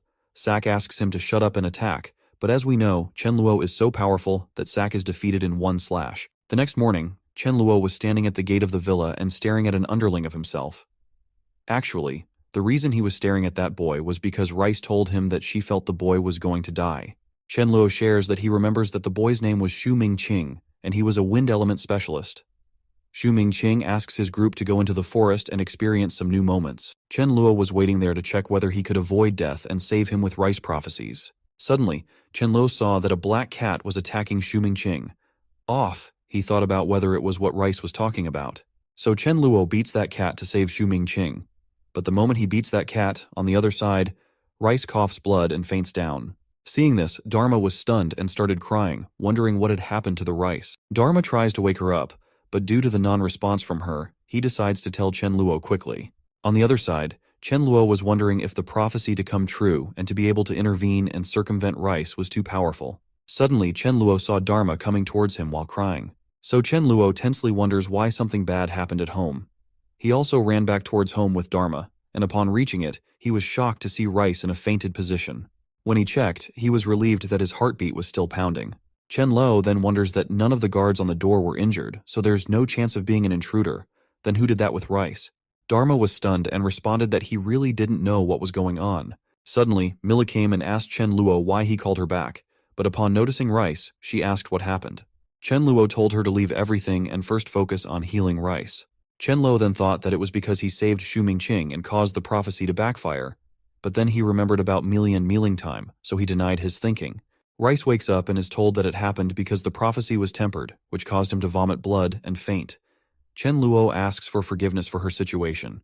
Rice again said that she thought there was a track around her, and only he, Millie, and Mealing were on it, and other people were outside of it, so only in time for them could she strengthen up. But if it was about others, she had to take a big risk. She also told her that Dharma King was desperately trying to run towards the track, but he was farthest away from her. Chen Luo understood that the prophecy level could be changed, but only when the intimacy level was reached. So, in short, the ability should be used with caution. Chen Luo then told Dharma King to be friendly with Rice, as it would be beneficial for him. Dharma denies saying that he wasn't a bootlicker, but upon hearing the benefit that it could save him from dying after Dharma got ready, Chen Luo shared with Rice that from now on, Dharma would be her mount part-time. The scene then shifted to 1 month later, when Chen Luo was giving a speech to everyone. Chen Luo said that, as everyone had seen in previous days, over a month ago, Some of the zombies who evolved to level 2 started evolving again. Hearing it, everyone starts panicking and taking tension about it. Off, Chenluo asked them not to panic, as zombie evolution means some improvement in attributes and a little wisdom, and it wasn't the same concept as them, so he would give them time. He then told them about the rule change, as now they need to get only 1 level 3 crystal for the next few days, and after that, they need to get 2 level 3 crystals. Till then, his one underling came and told him that someone from Zhao Hai's side had come again, saying that he had some news with him. Chen Luo then disbands the meeting and goes to meet the person who came. When Chen Luo went, he saw that it was Song Ling Hai. Song Ling Hai shared that someone organized a trade fair next to the toll station on National Highway 99, and he said that he wanted everyone to discuss how to overcome difficulties. The time would be the next day. Song Ling Hai also told Chen Luo that Zhao Hai was going to attend, and also asked Chen Luo whether he wanted to go. Off, Chen Luo got ready, thinking that he had heard about many in his last life, but didn't attend any as, after being reborn, his purpose was to collect and conquer all elites from all walks of life. The next day, at the trade fair, a boy asks Chen Luo whether they want to play as their shop sells everything at a reasonable price, which would be 10 pounds of rice or super crystals. So actually, that boy was asking them to play with girls, seeing which Chen Luo got furious, as even at the end of the world, that boy was using girls to earn money, and Chen Luo denies playing that game because he is loyal to his partner. In fairness, Chen Luo's underlings were trying to set up a shop for some earning. They told everyone that they didn't need so many people so they could go around in fairness. Chen Luo also told them to buy and play whatever they wanted, and if they saw something good, they had to contact him. Chen Luo asks Sudaju, Fang Yu, Xiao Hai, and Chen Guang to follow him. Upon going further, Chen Luo noticed that there were many people gathered up for something, so he decided to take a look. Chen Luo then throws away some people to make space for going into that crowd and notices that it was Jiang Long, and he still had the chicken, which Xiao Hao begged for. A boy named Zhou Mingliang was having a chat with Jiang Long. Actually, Zhou Mingliang wanted that chicken, for which Jiang Long was asking for money, but Zhou Mingliang denied it, saying that his brother's head got burned by Jiang Long. Still, he wants money. Zhou Mingliang was ready to give 100 kilos of rice and nothing else, but Jiang Long wasn't getting ready for it, so Chen Luo interrupted them and told them that he would give them 20 level 2 crystals for that chicken. Hearing this, Zhou Mingliang furiously asked Chen Luo whether he was looking for trouble, but Chen Luo didn't pay attention to him, so he furiously went to touch Chen Luo, but before he could do that, he got launched by Xiao Hao. Xu Mingliang asks Xiao Hao to get away, as he is the one who bullies others, and if Xiao Hao gets into the matter, he is going to be killed. So Xiao Hao asks Chen Luo to let him handle the whole situation, which Chen Luo agrees because he wants to make Jiang regret his decision for his whole life. Slowly, in some seconds, Xiao easily defeated many of them, and seeing his speed and lunch power, everyone was tensed, thinking what to do. Lastly, many ran away from there without fighting. Jiang Lung saw Xiao Hao fighting, was stunned, and wondered if he knew Xiao Hao was a boxing champion, but didn't expect that the gap would be that big in terms of superpower. And as Chen Luo wanted, Jiang really regrets his decision not to give him chicken. Chen Luo then, without asking Jiang Long again, does the trade and takes the chicken away with himself. But the chicken was pecking up on Chen Luo, so he held his feathers and took out one feather from him so it could feel pain. Chen Luo then makes the chicken scared by saying that he could remove all his feathers. Suddenly, Chen Luo heard an announcement asking people to go to the toll station on the east side of the meetup, and it was best for every group leader to bring 2 people with them. So Chen Luo chooses Xiao Hao and Sudhaju to go with them, asking others to move freely. In the meetup, when Chen Luo reached Zhao Hai, he asked Chen Luo to sit near him. Zhao Hai then shares about the organizer, whose name was Ye Gaofei, the heir of the Ye group, who was engaged in foreign trade. But deep down, Chen Luo was wondering that for him, Ye Gaofei wasn't important, as what was important was the president beside Ye Gaofei, named Long Yu, a metal-based superpower that could transform into various forms of weapons to assist others. He also shared that Long Yu was also a king in his previous life. Chen Luo then wonders if he gets him, whether he will ask him to turn into a sword or staff. Ye Gaofei then started sharing that his name was Ye Gaofei and that there were 1,252 survivors in his base, with 812 at level 2, 56 at level 3, and 4 at level 4. Hearing this, Chen Luo got a little upset, and in his group, only 4 people and a dog and a cat had reached level 4, so the Gaofei is powerful and holds high-grade crystals in his hands. Ye Gaofei then shared that he was going to share 2 good news stories. The first was that upon reaching level 4, they didn't have to worry about water, and even level 3 could use it a bit. Chen Luo knew that it was true, but the problem was that polluted water sources would permanently reduce human potential, and whoever drank it would be unlucky. Ye Gaofei then takes out a crystal and tells him that the second great news was the crystal he was holding in his hand of level 6 and that he didn't know the specific grade, but as with a level 6 crystal, they could get upgraded to level 4 quickly. Hearing this, Zhao Hai was stunned and relaxed, saying that it meant Chen Luo had used more high-power crystals to be so powerful. Ye Gaofei then also shares many things about the crystal and evolution. Seeing this, Chen Luo wonders why Ye Gaofei was telling everything and being so kind. Ye Gaofei then shares that he was telling everything because he didn't want to see everyone killing each other, so he was gathering everyone to unite and form a collective. He also said that he wasn't forcing anyone to join, as the collective would be formed collectively to establish an elder council. Any powerful leader could become an elder, and all decisions would be taken by voting. Chen Luo understood that it wasn't just a show. It was that Ye Gaofei wanted to recruit followers. Other groups start discussing and wondering about joining the Gaofei. Suddenly a girl came and shouted that their leader, Ye Gaofei, said that time was voluntary, but if someone didn't want to join, whenever they would meet while obtaining supplies, no one could blame them for bullying the minority. Suddenly, everyone started murmuring about something. It was actually that they got a pamphlet from Ye Gaofei requesting to make an alliance and be together. Chen Luo understood that the Gaofei was distributing the pamphlet to every member of the group because of the temptations of others, as even if the leader denied it, they could probably join privately. Ye Gaofei then ruthlessly told everyone that if they were interested, they could come to him and sign up. Chen Luo knows that Ye Gaofei was very ruthless, but he recalls that in his previous life, he didn't hear much about Ye Gaofei, which means Ye Gaofei soon played himself to death. Chen Luo then smiles, thinking that once Ye Gaofei dies, he will try to pursue Long Yu. Suddenly, a man came to Zhao Hai and asked, how about they team up against Ye Gaofei to deal with it together, and whether he should recruit more people, as he observed that many people hate Ye Gaofei. So Zhao Hai asks Chen Luo about the offer, which Chen Luo denies, saying that he wouldn't participate when kids fight. After that, the scene shifted to a later time, where Chen Luo Guang shared that 3 more people wanted to join them, but also murmured in Chen Luo's ears that their scheme of having level 3 recruitment attracted many people, so they needed to be careful. Chen Luo thought of them as intruders, intending to infiltrate their ranks, so he thought of letting them be checked by Rice, asking everyone to head back home. In this way, Chen Luo saw a girl and recalled that the girl he had just seen was Meng Yin, the natural ability user who had mastered the skills of improving seeds. So Chen Luo stops the girl, thinking that he needs to collect the treasure from her as soon as possible. Meng Yin got scared seeing so many people surrounding her, so she started running away. Chen Luo even tried to tell her to stop, so she transformed herself into a rabbit to run faster. But as we know, Chen Luo had a superpower of void space, due to which he easily captured her. Meng Yin was stunned after getting caught. Still, Chen Luo asked her not to worry as he wouldn't hurt her. He then asked her to come with him, but she wasn't saying anything, so he shared that he would take the silence as a yes. In the villa, Millie asked Chen Luo where he found that chicken and rabbit. Chen Luo shared that in between, Meng Yin came back to her original form. Millie was shocked to see magic like that. Meng Yin was getting angry at Chen Luo, but Chen Luo called Shu Yun and asked her to take care of Meng Yin and give her some food. Meng Yin denied she would starve to eat but wouldn't eat something given to them. The scene then shifted to after some time where Chen Luo saw that Meng Yin was having breakfast. So Chen Luo tried to taunt her, but she was very straightforward in giving replies. Chen Luo then calmly sat beside her and apologized for bringing her forcefully and told her he saw her using her ability, so he knew she was a natural ability user and his base was in great need of someone like her. He then shared with her that as long as she grew vegetables, she would get meat for dinner every day. Meng Yin agreed as she had no other choice. But deep down she thought of checking first as if everyone was good, then she would have Chen Luo bring a little fish over. Chen Luo then left some seeds to her to let her grow vegetables. After that, Chen Luo told Sudaju that the guys who joined their team at the trade meeting were all spies.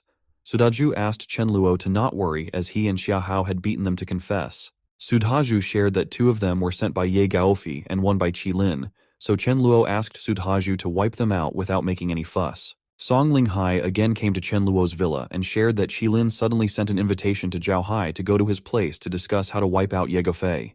He also said that Qi Lin had been insisting Zhao Hai bring Chen Luo with him, so Zhao Hai wanted to know Chen Luo's opinion. Chen Luo agreed because he wanted to know about their plan as if Long Yu was in danger. He could help. The scene shifted to Qi Lin's place, where Qi Lin was saying that he would go and confront Ye Gaofei, and after defeating him, he would take 30%, and the rest would be distributed between everyone else. Qi Lin then was going to say further, but Chen Luo interrupted him and told him that he wasn't going to join because he had very few people.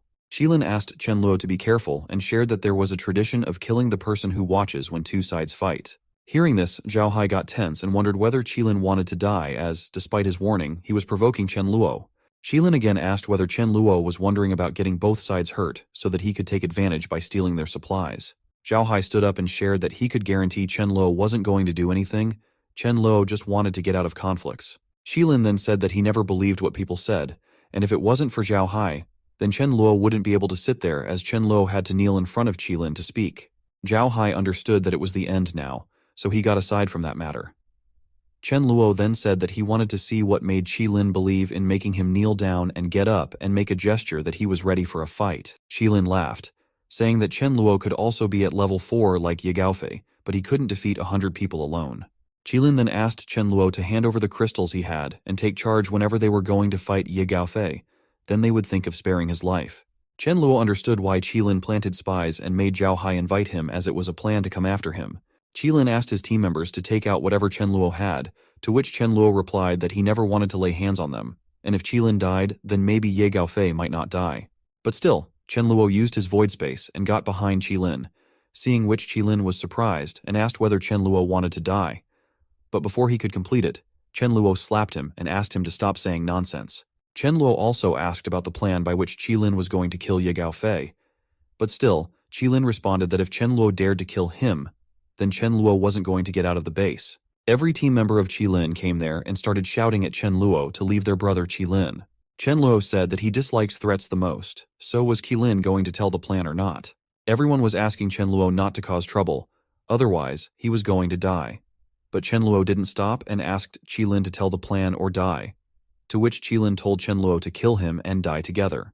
Chen Luo got angry and then proceeded to wipe him, seeing that some more people rushed towards Chen Luo to avenge their brother Qilin. Chen Luo found it annoying, thinking that now he had to take care of Ye Gaofei on his own. But for now, Chen Luo started chasing and wiping the people attacking him one by one, seeing which others were shocked, and Zhao Hai was just sitting because he knew it was going to end like this. After wiping many people, Chen Luo wasn't having any fun, so he decided to leave everyone alive. Chen Luo asked everyone not to take tension, as he wouldn't hurt those who didn't cause him trouble, because he only wipes out those who cause trouble first.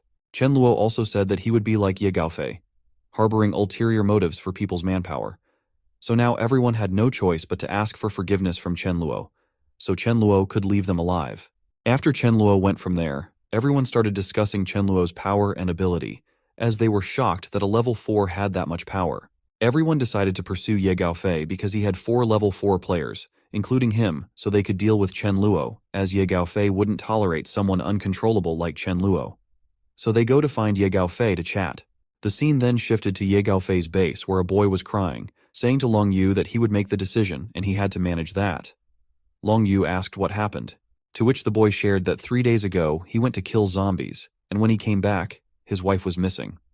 And now someone secretly told him about his wife, and he found her in a pit. Lastly, the boy said that it was Yu Lingjie who had done that with his wife.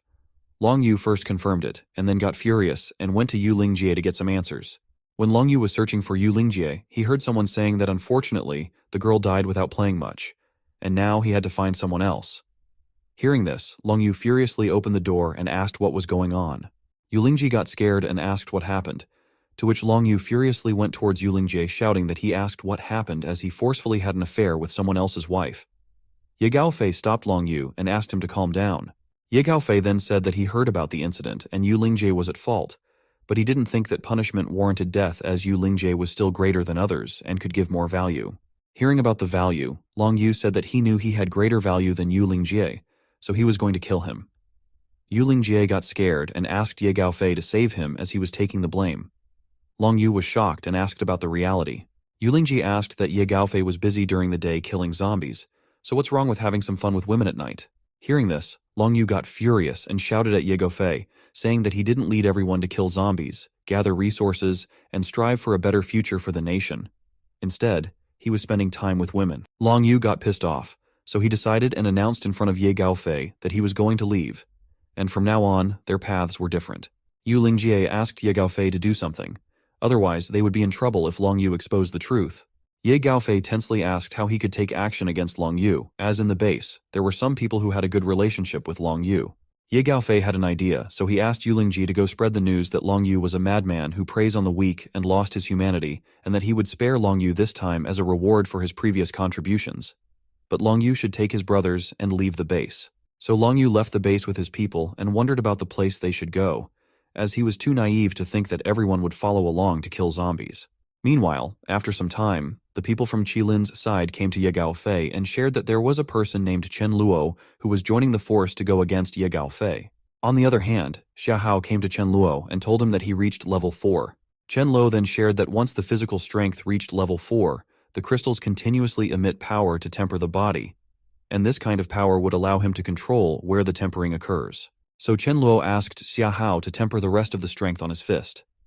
Suddenly someone interrupted their talk, saying that Zhao Hai had come and was asking for refuge as Ye Gaofei was after him. Chen Luo asked them to let Zhao Hai in. Chen Luo then asked Zhao Hai how did Ye Gaofei find his base, to which Zhao Hai responded that it was the Qilin's guys whom Chen Luo had spared. Hearing this, Chen Luo got angry, as whenever he spared future troubles, it caused him problems.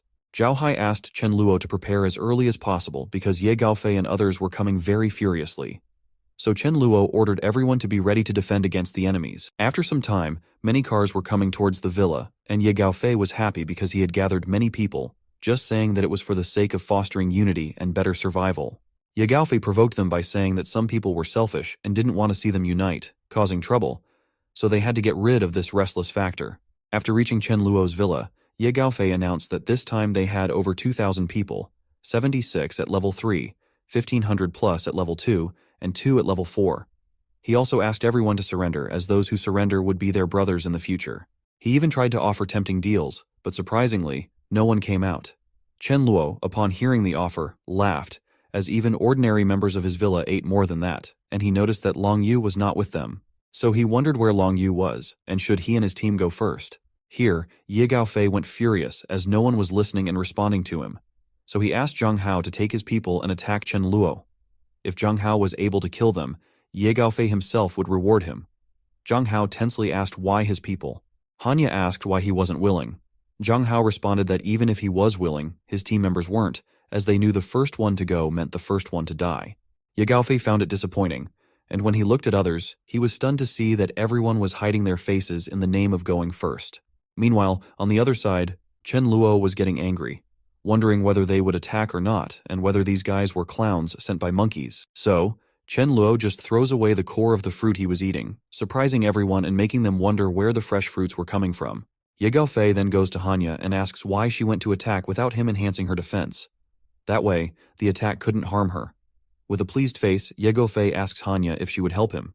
Hanya agrees and orders an attack on everyone. Luwen tells everyone that whoever doesn't follow them will be electrocuted. The moment they get inside, Chen Luo's side starts attacking them, but they use earth shields to dodge the attacks. When Hanya opens the gate, she sees a tall, mountain-like ridge between the gate and the villa. She wonders what it's for, and meanwhile, they get attacked by Shuyun and Mealing. Even Dharma attacks Hanya. Slowly, everyone starts dying, and Ye Gaofei realizes that Chen Luo's side is stronger than his. Before Ye Gaofei can run, he gets chased by Dharma, who uses electric balls to attack him. Dharma also uses kicks and punches to take Ye Gaofei down. Seeing Ye Gaofei die, everyone starts crying and surrendering, asking Chen Luo for forgiveness. Chen Luo asks them to bring Hanya's partner to him. Luwen, crying, asks Chen Luo not to kill him as he is a priest. Chen Luo agrees, but in return asks Luwen to tell the truth about whether Long Yu was guarding the base. Luwen responds that Long Yu got kicked out of the base because of bullying and being domineering. Chen Luo is surprised as Long Yu wasn't that kind of person. Luwen agrees, saying it was Ye Gaofei who framed Long Yu. After that, Chen Luo asks Zhao Hai to bring the people he had in the past and help clean the place, then keep an eye on the door. Chen Luo promises that when he comes back, they will have a treat. Chen Luo then asks everyone to get in the car as they were going to Ye Gaofei's place to get supplies. Dharma asks about points, and Chen Luo tells him to guard the place. They will discuss that after they return. Song Linghai asks Zhao Hai about joining Chen Luo, but Chen Luo surprises everyone by saying that the world has changed and just relying on skills won't cut it. Zhao Hai's members are hesitant to join Chen Luo because they would become juniors. Zhao Hai responds to Song Linghai that if they could obtain an advanced crystal, there might be a chance for them to rise in the future. At Ye Gaofei's place, Chen Luo tells everyone to collect the supplies while he looks around nearby. Suddenly, Chen Luo sees a golden dog and happily pats her on the head. Seeing that it's a female dog, Chen Luo is happy because he found a wife for Dharma King, which would cost him 1,000 points. The scene then shifts to some time later at Chen Luo's villa, where Chen Luo thanks Zhao Hai for his help and announces they will have a barbecue the next day. Chen Luo enters the room and sees Dharma waiting to talk about points, but before that, Chen Luo tells Dharma that he brought back something good for him. Upon seeing the golden dog, Dharma starts tearing up. Chen Luo gets confused, wondering if Dharma is this excited to have a female dog. In reality, Dharma thought that Chen Luo wasn't just having rice, but also keeping some dogs outside. Dharma mistook the golden dog as his substitute and felt angry at Chen Luo, questioning his efforts till now. Seeing Dharma cry, Chen Luo asks what's wrong and if he didn't like the wife he brought. Chen Luo also asks if Dharma prefers large dogs or small dogs so he can get it right. Dharma then feels a little relieved, knowing that the dog was meant to be his wife. Dharma King denies accepting the golden retriever as his wife, so Chen Luo asks Rice to come and help him confront Dharma King about the point calculation. Rice gets ready for the translation. Chen Luo tells Dharma that he will give him 300 points for killing Ye Gaofei. Rice translates that Dharma says he killed some others as well. So Chen Luo gives a total of 500 points to Dharma and tells him that his total now is 1,500 points. Rice translates that Dharma wants to exchange all his points for the position of elder dog. Hearing this, Chen Luo gets tense but agrees, saying he didn't understand why Dharma was fixated on being an elder. Rice shares that Dharma wants the news to be quickly announced in front of everyone. Chen Luo then tells both of them to go to sleep as it's getting late. The next morning, Zhao Hai and others are very happy that they are really going to have a barbecue. Chen Luo also shares that when Zhao Hai leaves the villa, he will give him 200 pounds of meat. Chen Luo is doing this because the meat is about to expire and he wants to use it up. After some time, Chen Luo gathers a meeting and announces that recently, one member has shown exceptionally outstanding performance and accumulated 1,500 points to meet the elder qualification. So he will give that member the elder position. Hearing this, everyone is surprised as the elder position requires 1,500 points, and they wonder who could have become an elder since they only gain 3 to 4 points daily. They start guessing that it might be Xiahao, Meiling, or Shuyun. Chen Luo then welcomes their new elder, and everyone is relieved to see that it is Dharma King. They are relieved because they know the power of Dharma King, as even teaming up, they couldn't beat him. Chen Luo praises Dharma for his work and asks everyone to call him Elder Dog. Everyone then calls Dharma Elder Dog, while Zhao Hai feels like they are playing house games. Chen Luo then shares that Dharma is giving them a chance at the bar to drink to their heart's content. Everyone thanks Dharma for the gift. On the other side, a boy tells Long Yu that someone has killed Ye Gaofei and Hanya. Long Yu can't believe it, but the boy asks him to go and take a look as the base is just nearby. Upon reaching, they see that they are having a barbecue, and they wonder about joining in. The guard tells them that they have to contribute something before eating, or at least become members. The requirements are to be level 3 and, after joining, to fight with zombies. Hearing this, Long Yu smiles as the idea and philosophy align with his own. But soon he becomes sad because the requirements are a bit strict, and they still have 2 level 2 members in their group. First, they think about letting the level 3 members join first, and Long Yu would stay behind to help the rest reach level 3. But later, they decide to give it a try by explaining that they only have 2 level 2 members and 1 level 4. They want to know if the Villa group would allow them to join.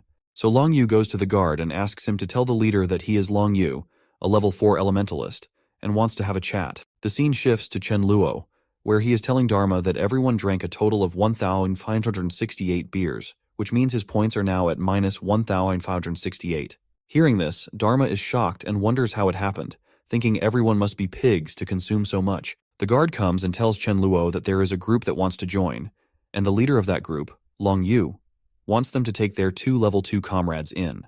Hearing the name, Chen Luo gets happy and runs towards the entrance to meet Long Yu. Chen Luo meets Long Yu and asks him why they want to join. Long Yu responds that they want to join because Chen Luo's philosophy aligns with theirs.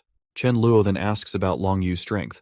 Long Yu explains that he can transform himself into metal, which provides strong physical defense and decent strength. Chen Luo thinks that Long Yu is still a child who doesn't know his true powers, so he decides to give Long Yu a reality check. Long Yu gets ready, and Chen Luo throws a punch at his chest.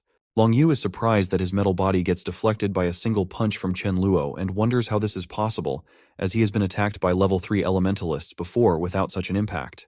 Chen Luo then mentions that he has heard that metal-based elementalists can convert metal into various shapes, making them stronger and sharper. Long Yu shares that he can do this as well, but Chen Luo surprises him by asking him to try changing the metal into gold. Long Yu gets tense as he hasn't done that before. Chen Luo asks him to look at a gold ring, familiarize himself with the atomic structure of gold, and give it a try. Long Yu tensely tries, and to his shock, he successfully changes the metal into a gold ring. Chen Luo smiles and asks Long Yu if he now understands his true worth. He explains that the reason the metal transformation was short-lived is because Long Yu's level is low, but as he levels up, he will gradually be able to solidify metals. Chen Luo also explains many more benefits of his ability. Long Yu responds that he understands now, so Chen Luo happily welcomes him and his team, inviting them to have dinner as they are celebrating with a barbecue. Meanwhile, a girl named Leafish comes to Chen Luo's villa, searching for Meng Yin using her ability to be invisible. The scene shifted to Meng Yin, who was eating without any hesitation. Suddenly, Meng Yin heard someone sobbing nearby. When she looked up, she was surprised to see that it was her friend Leafish. Leafish was shocked to see that Meng Yin was eating chicken fried rice freely while she was worried about her. Outside the room, Dharma discovered that someone had intruded, so he decided to inform Chen Luo quickly. In the next scene, Chen Luo was running towards Meng Yin's room because he didn't want to lose hope for his future with Meng Yin. Upon entering the room, Chen Luo furiously asked Leafish who she was and how she got in. Meng Yin explained that Leafish was her friend and had entered using her ability to become invisible. Hearing this, Chen Luo was happy, as he believed having someone with such a great ability could be beneficial. Chen Luo then shared that he brought Meng Yin out of concern for her safety, but he didn't expect Leafish to worry about Meng Yin. He offered Leafish the option to stay with them if she wanted. Leafish asked what she would have to do if she stayed. Chen Luo told her that she would need to use her invisibility ability to locate more mutants. Leafish asked if he meant those who stand out and look different from others. Chen Luo tensely asked how she knew that. Leafish explained that on her way, she saw a dead zombie that was still moving. Because the zombie looked completely different, she didn't dare to go close. Chen Luo realized that it must be a high-level mutant zombie, so he asked Leafish for the location.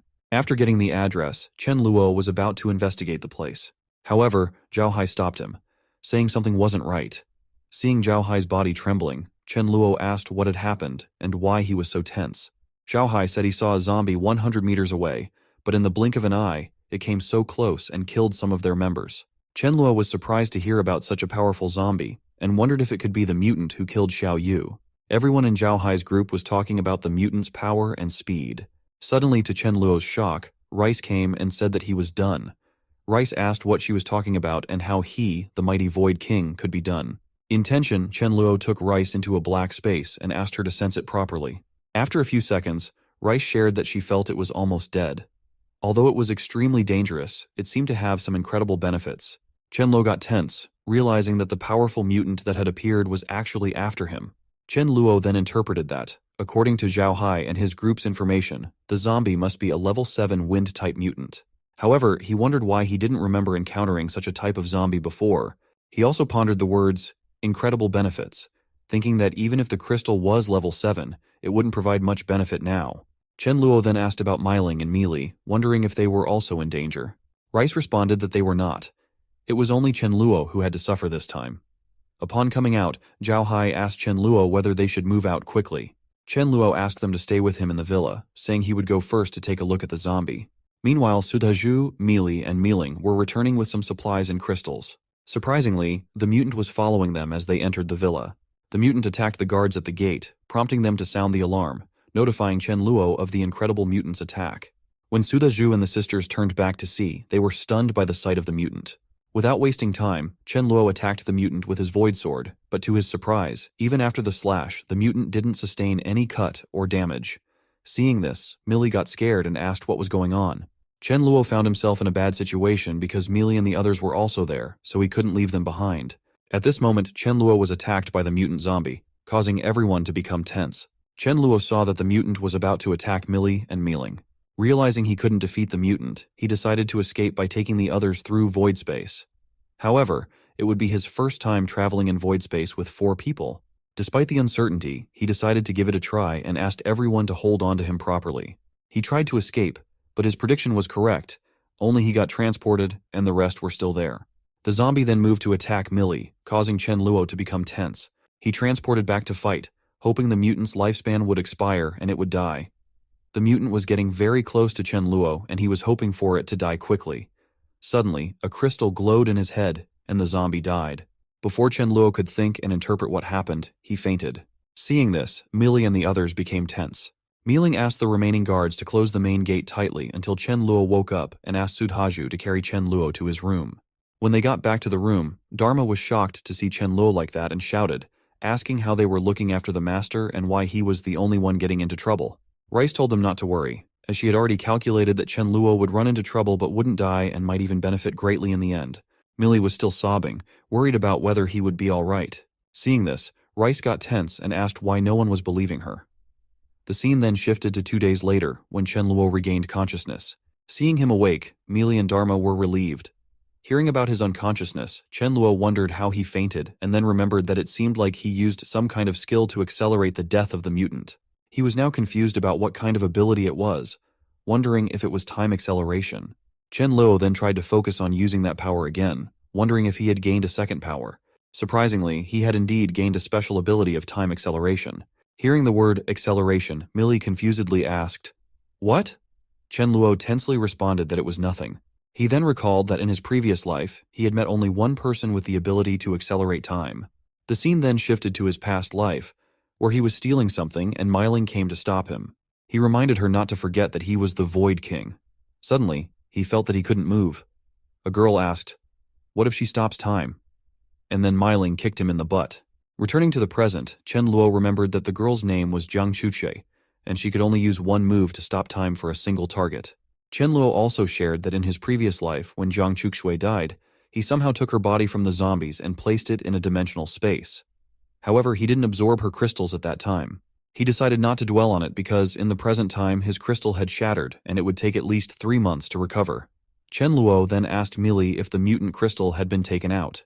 Millie gave him the crystal, and Chen Luo's mood dropped as he wondered why he had to work so hard for an 8th grade crystal. He offered the crystal to the Dharma King, asking him to absorb it to upgrade to level 5. The Dharma King declined, saying Chen Luo would charge points for that, and he was already in debt. Chen Luo got pissed off and responded that he wouldn't deduct any points, and that the first one to reach level 5 would be awarded 500 points. Hearing this, the Dharma King hastily grabbed the crystal, happy about the prospect of getting 500 points. Millie then told Chen Luo that she was going to ask Mayu to make some food, but he asked her to stop and told the Dharma King to go and ask Mayu to prepare some food.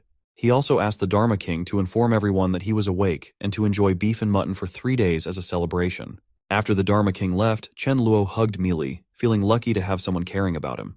The scene then shifted to another place, where Chen Luo's underlings were fighting with a boy named Anchen Luo. Anchen Luo laughed at them, saying he had given them a chance to run, but they didn't, so now they couldn't blame him for the consequences.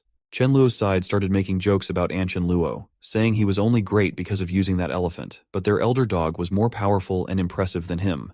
They taunted Anchen Luo, saying if he dared to confront it, he might die without knowing how. Hearing this, Anchen Luo was shocked and couldn't believe it, thinking it was impossible for there to be anything braver than his invincible elephant. After all, it was just a dog, for goodness sake.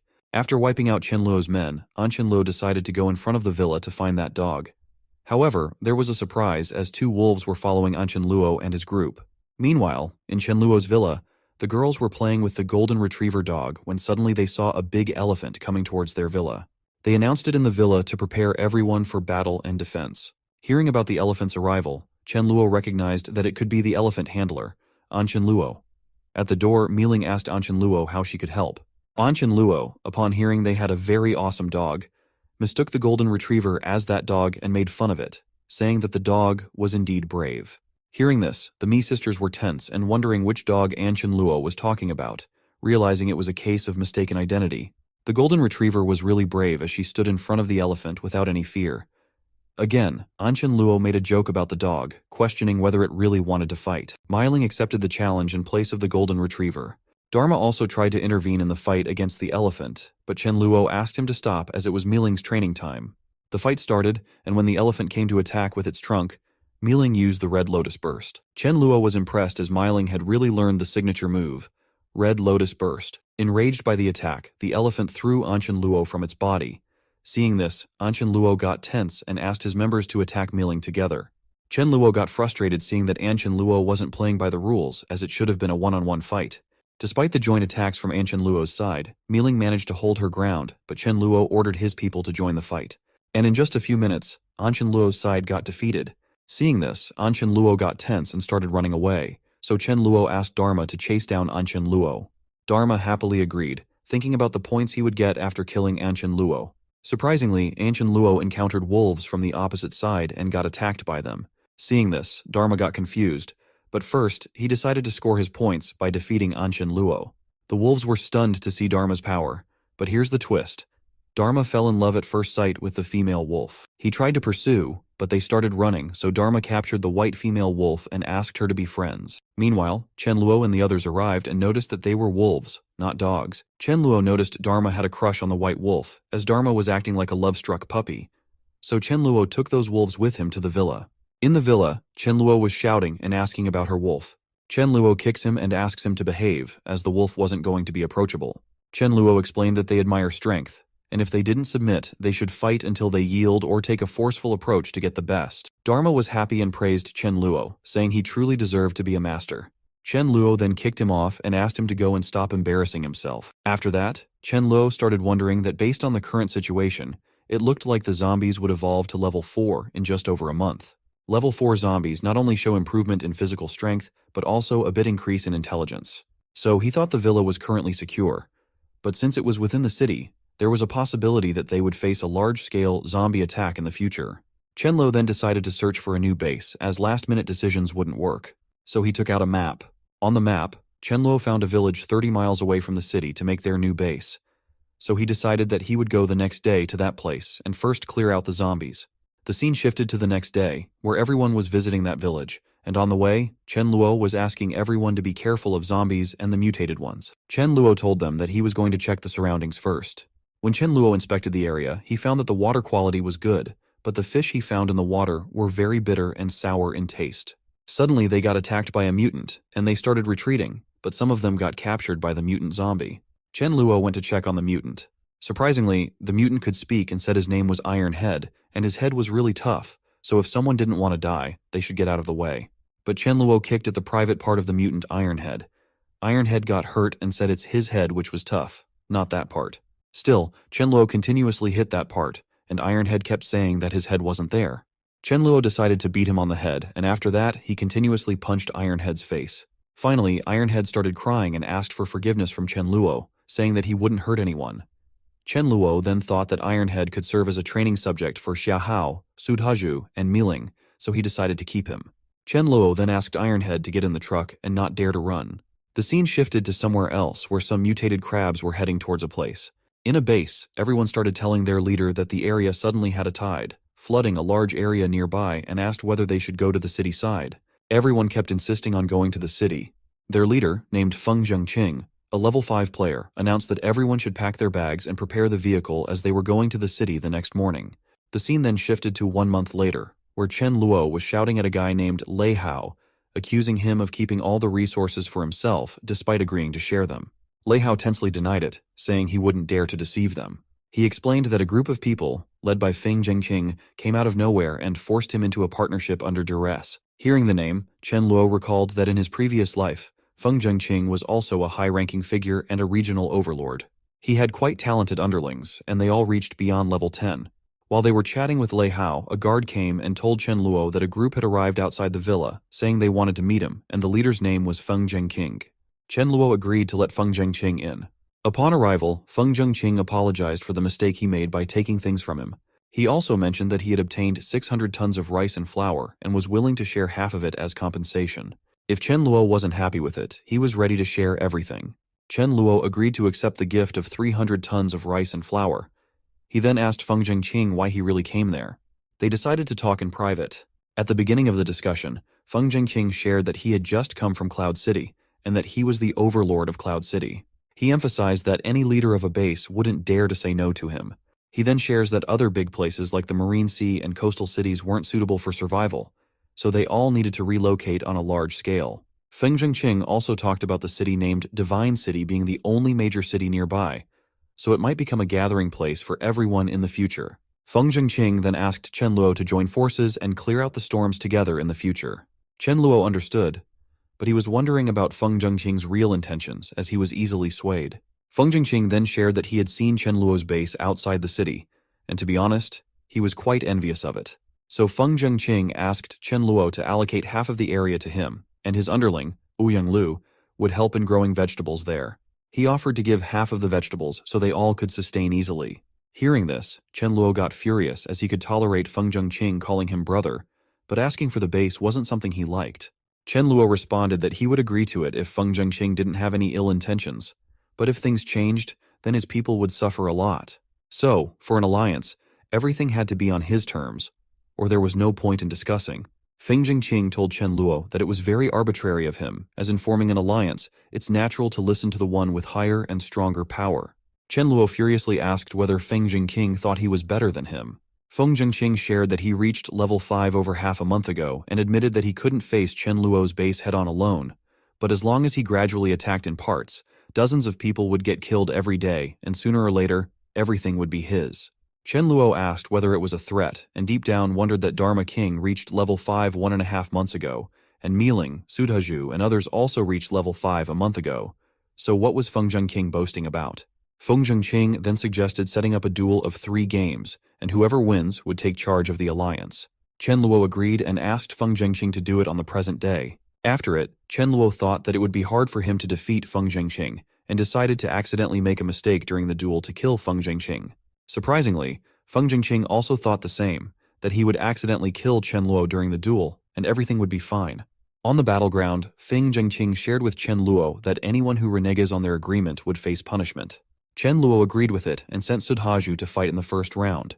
Seeing this, Feng Jingqing thought of sending a level 4 element type, so he asked Sun Yu to go and fight. At the start of the fight, Sun Yu used earth pillars to form a defense, off which Sudhaju got a little tense, as if he were slimmer, he could have gone right through that pillar. Sun Yu then used swamp art attack. Seeing this, Chen Luo was impressed by Sun Yu, as he could become a prominent player in the future. But Sudhaju easily broke through Sun Yu's defense with some punches, causing Sun Yu to concede from that duel. Feng Jingqing got furious after losing right at the beginning, so he asked his team members to bring the truck. Surprisingly, it was a mutant zombie of level 3, seeing which everyone was shocked. Even Chen Luo thought that he had underestimated Feng Jingqing, as he didn't expect him to have a zombie like that. Chen Luo decided to send a zombie to fight against a zombie, so he asked Sudhaju to bring Ironhead. When they brought Ironhead, he was shouting that he was starving, as Chen Luo only promised him food tomorrow, but never gave any. Surprisingly, Chen Luo again kicked him in his private parts, saying that he was pleased with his obedient behavior for the past month, but didn't like his present behavior. Chen Luo then asked to go ahead and kill Feng Jingqing's zombies. Seeing this, Feng Jingqing was shocked, as like him, Chen Luo also controlled a zombie, and he didn't know about the power of Ironhead. So the brawl between zombies started, but just after one fire attack from the zombie, Ironhead goes towards a girl to eat her instead of fighting the other zombie. Chen Luo, seeing this, ran towards the girl to save her. Chen Luo asked Ironhead to go back, to which he started shouting that he wanted to eat people. Chen Luo told him that it was promised for tomorrow, but Ironhead knew that tomorrow wasn't going to come, and he would never see tomorrow. So Chen Luo was contemplating killing Ironhead, but surprisingly, Ironhead mutated. Chen Luo got a little tense and decided to first cut down his legs. But nothing happened after one attack from Chen Luo, and Ironhead shouted that he had grown up now and was more powerful. Ironhead tried to crush Chen Luo under his paws, but Chen Luo dodged the attack and went to attack Ironhead's weak point. Surprisingly, it didn't work, and Ironhead said that he had become stronger even at that point. Chen Luo understood that Ironhead's weakness had now become his hardest part to beat, and that even the level 8 zombie he killed last time with the acceleration time ability wasn't that tough. Chen Luo decided to use his acceleration time ability on Ironhead and ran towards him to slash with the Void Sword.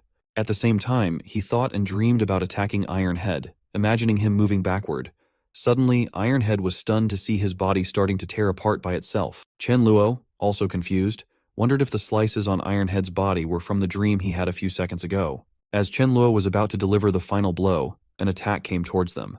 It was none other than Feng Jingqing, who was trying to use the opportunity to kill Chen Luo and later claimed that he accidentally killed him while aiming for Ironhead.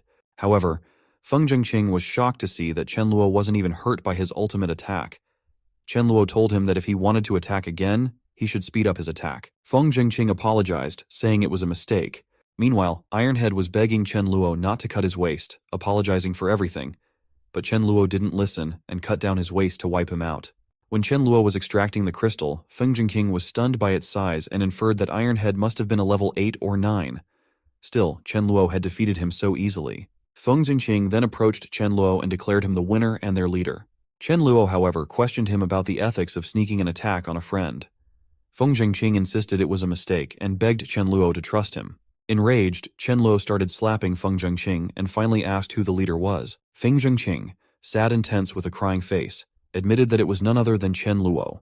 Chen Luo then asked the girl and the other people on Feng Jingqing's side if they would join him as per the agreement. The girl agreed, and Chen Luo asked her to introduce herself and tell everyone's talents. Meanwhile, Feng Zhengqing felt angry and frustrated as he had lost all his subordinates. However, he thought that if he could somehow reach another city, he could start fresh. So he asked Chen Luo to spare him, promising that his subordinates would join Chen Luo voluntarily. Chen Luo agreed and promised that neither he nor his people would harm Feng Zhengqing. Feng Zhengqing announced to his subordinates that he was no longer their leader and ran away, hoping Chen Luo would keep his word. Chen Luo just gave a look at Dharma, and Dharma understood that Chen Luo's promise meant his people wouldn't harm Feng Zhengqing, but a dog could. As Feng Zhengqing ran some distance away, he felt relieved that Chen Luo didn't send anyone to chase him. However, he was surprised to see a dog charging to attack him. Realizing what was happening, Feng Zhengqing tensely asked what the dog was going to do, and finally understood that he wasn't even as good as Chen Luo's dog. After taking care of Feng Zhengqing, Dharma wondered about the points he was going to get. On the other side, Chen Luo was checking the list of Feng Zhengqing's people. If he accumulated them all, he would have 3,000 members in his team. So Chen Luo decided to test everyone, and only those who passed would get to join. Chen Luo asked Ling Chen Luo to announce this information to everyone. Meanwhile, Dharma returned and asked about the service fee and burying the target. To cover the crystal and service fee, Chen Luo gave 500 points to Dharma. He then asked Dharma to accompany him to the new base to check the environment and progress there. The scene shifted to the new base, where Xia Hao was being attacked by bugs. Xia Hao started killing them, but finally the mutated one asked for mercy, apologizing. Chen Luo arrived and saw that it was a dung beetle. He thought it would be beneficial for improving the environment, so he decided to keep the mutated beetle alive. Chen Luo then made a deal with the beetle. The beetle had to help whenever needed, and in return, it would get to eat dung whenever it wanted. The beetle agreed and settled for 200 points of dung a day. The scene then shifted to Zhao Hai and Song Ling Hai, who were discussing Chen Luo's new base outside the city. Their discussion ended with the decision to disband their group and join Chen Luo altogether. When Zhao Hai and his comrades reached Chen Luo's new base, they were stunned by its size and impressive appearance. Seeing them, Chen Luo asked Zhao why they had come.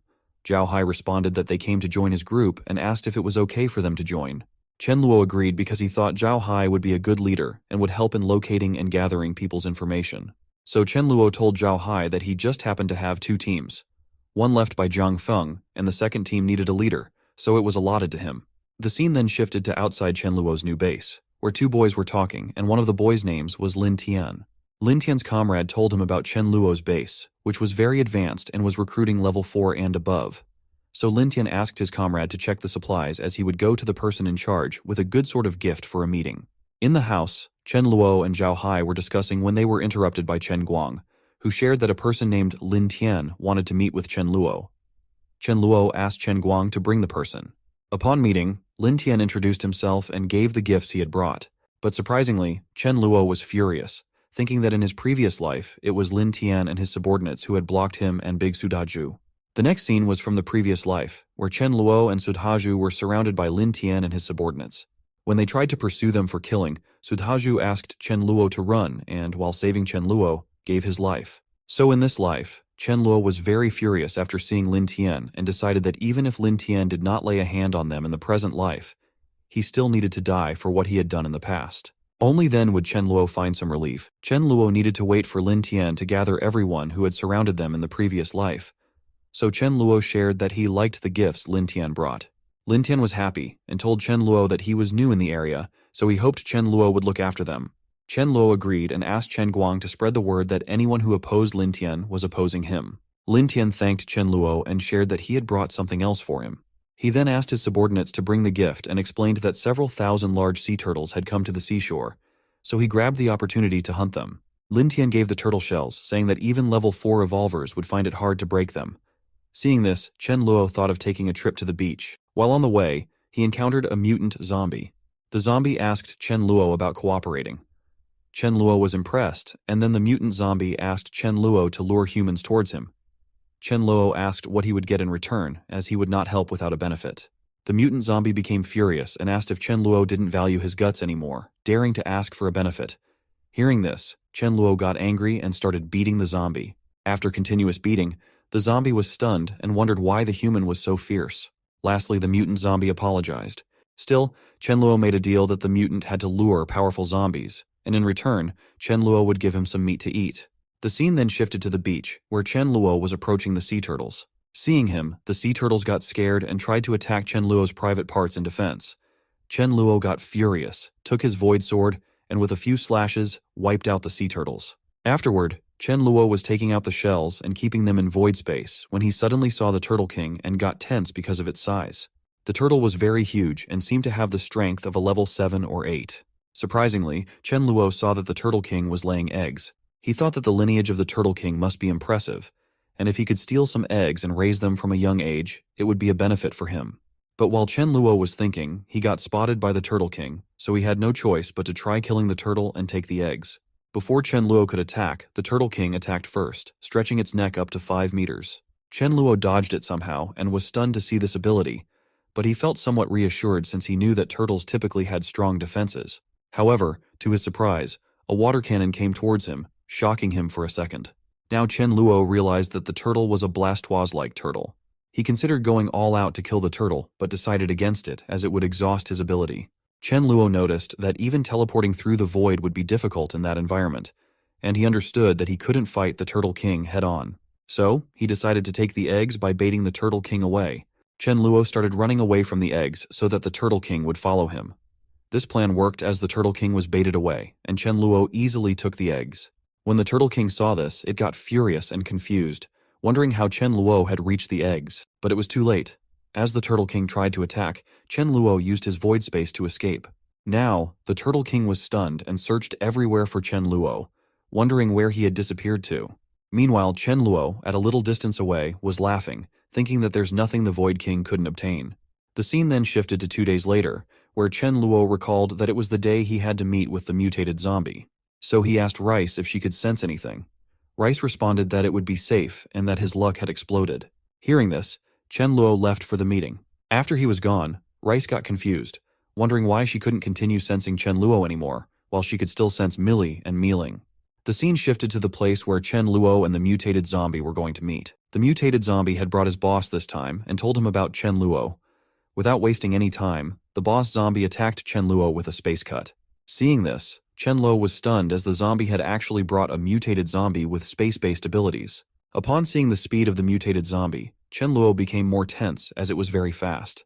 He was tense because he was confident in dealing with a level 8 zombie alone, but he wasn't sure about handling a level 9 or 10.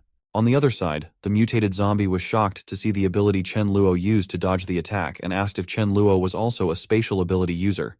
Hearing this, Chen Luo was surprised that the mutant zombie knew about it. The mutant zombie attacked Chen Luo again, and this time Chen Luo used his void sword. But to his shock, the mutant zombie didn't get a small cut on its body.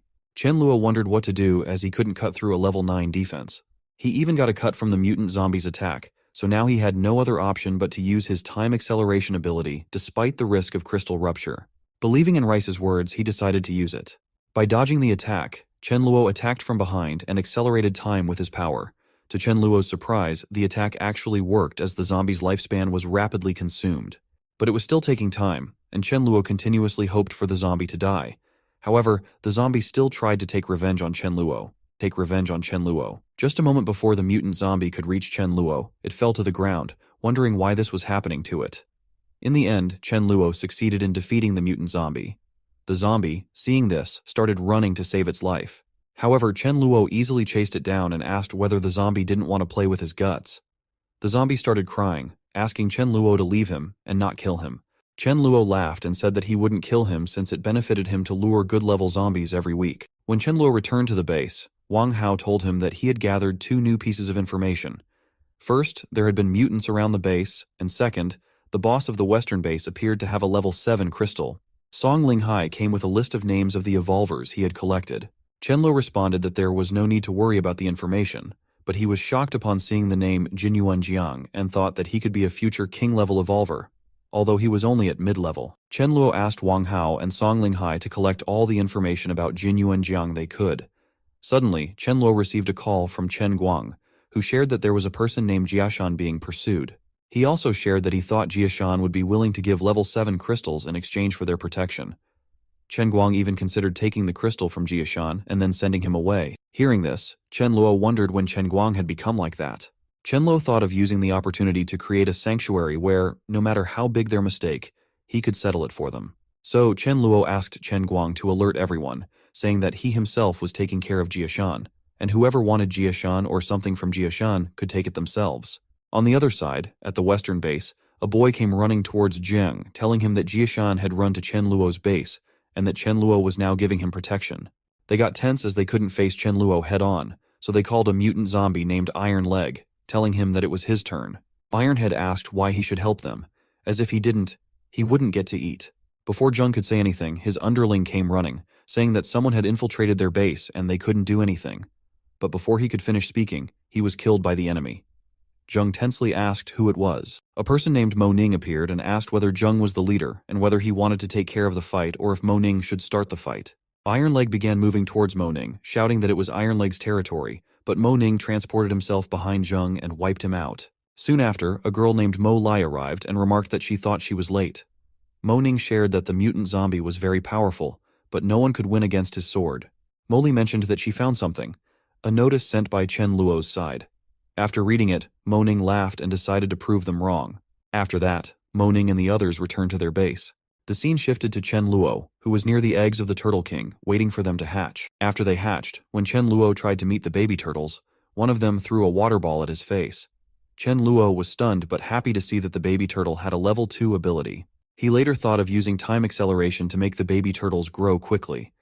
While Chen Luo was playing and training with the baby turtles, he got a message that 10 patrolling people were attacked by a level 4 person. There were 2 survivors. One was sent back to report, and one was still a hostage at the enemy's base. Chen Guang also shared that the leader's name was Mo Ning, and that Mo Ning said if they wanted to save the hostage, they needed to go to the top of Mount Wuyun, and only 3 people were allowed. Otherwise, they would kill the hostage. Hearing the name, Chen Luo wondered whether he had ever met someone with that name, and if not, why Mo Ning was doing that. Chen Guang also mentioned that the survivor said the other side had a mysterious sword, and one slash cut the captain in half. Hearing this, Chen Luo was surprised and wondered whether Mo Ning could also use the void sword. The scene shifted to night at Wuyun Mountain, where Mo Li said that he didn't think anyone was going to come, so they should leave early.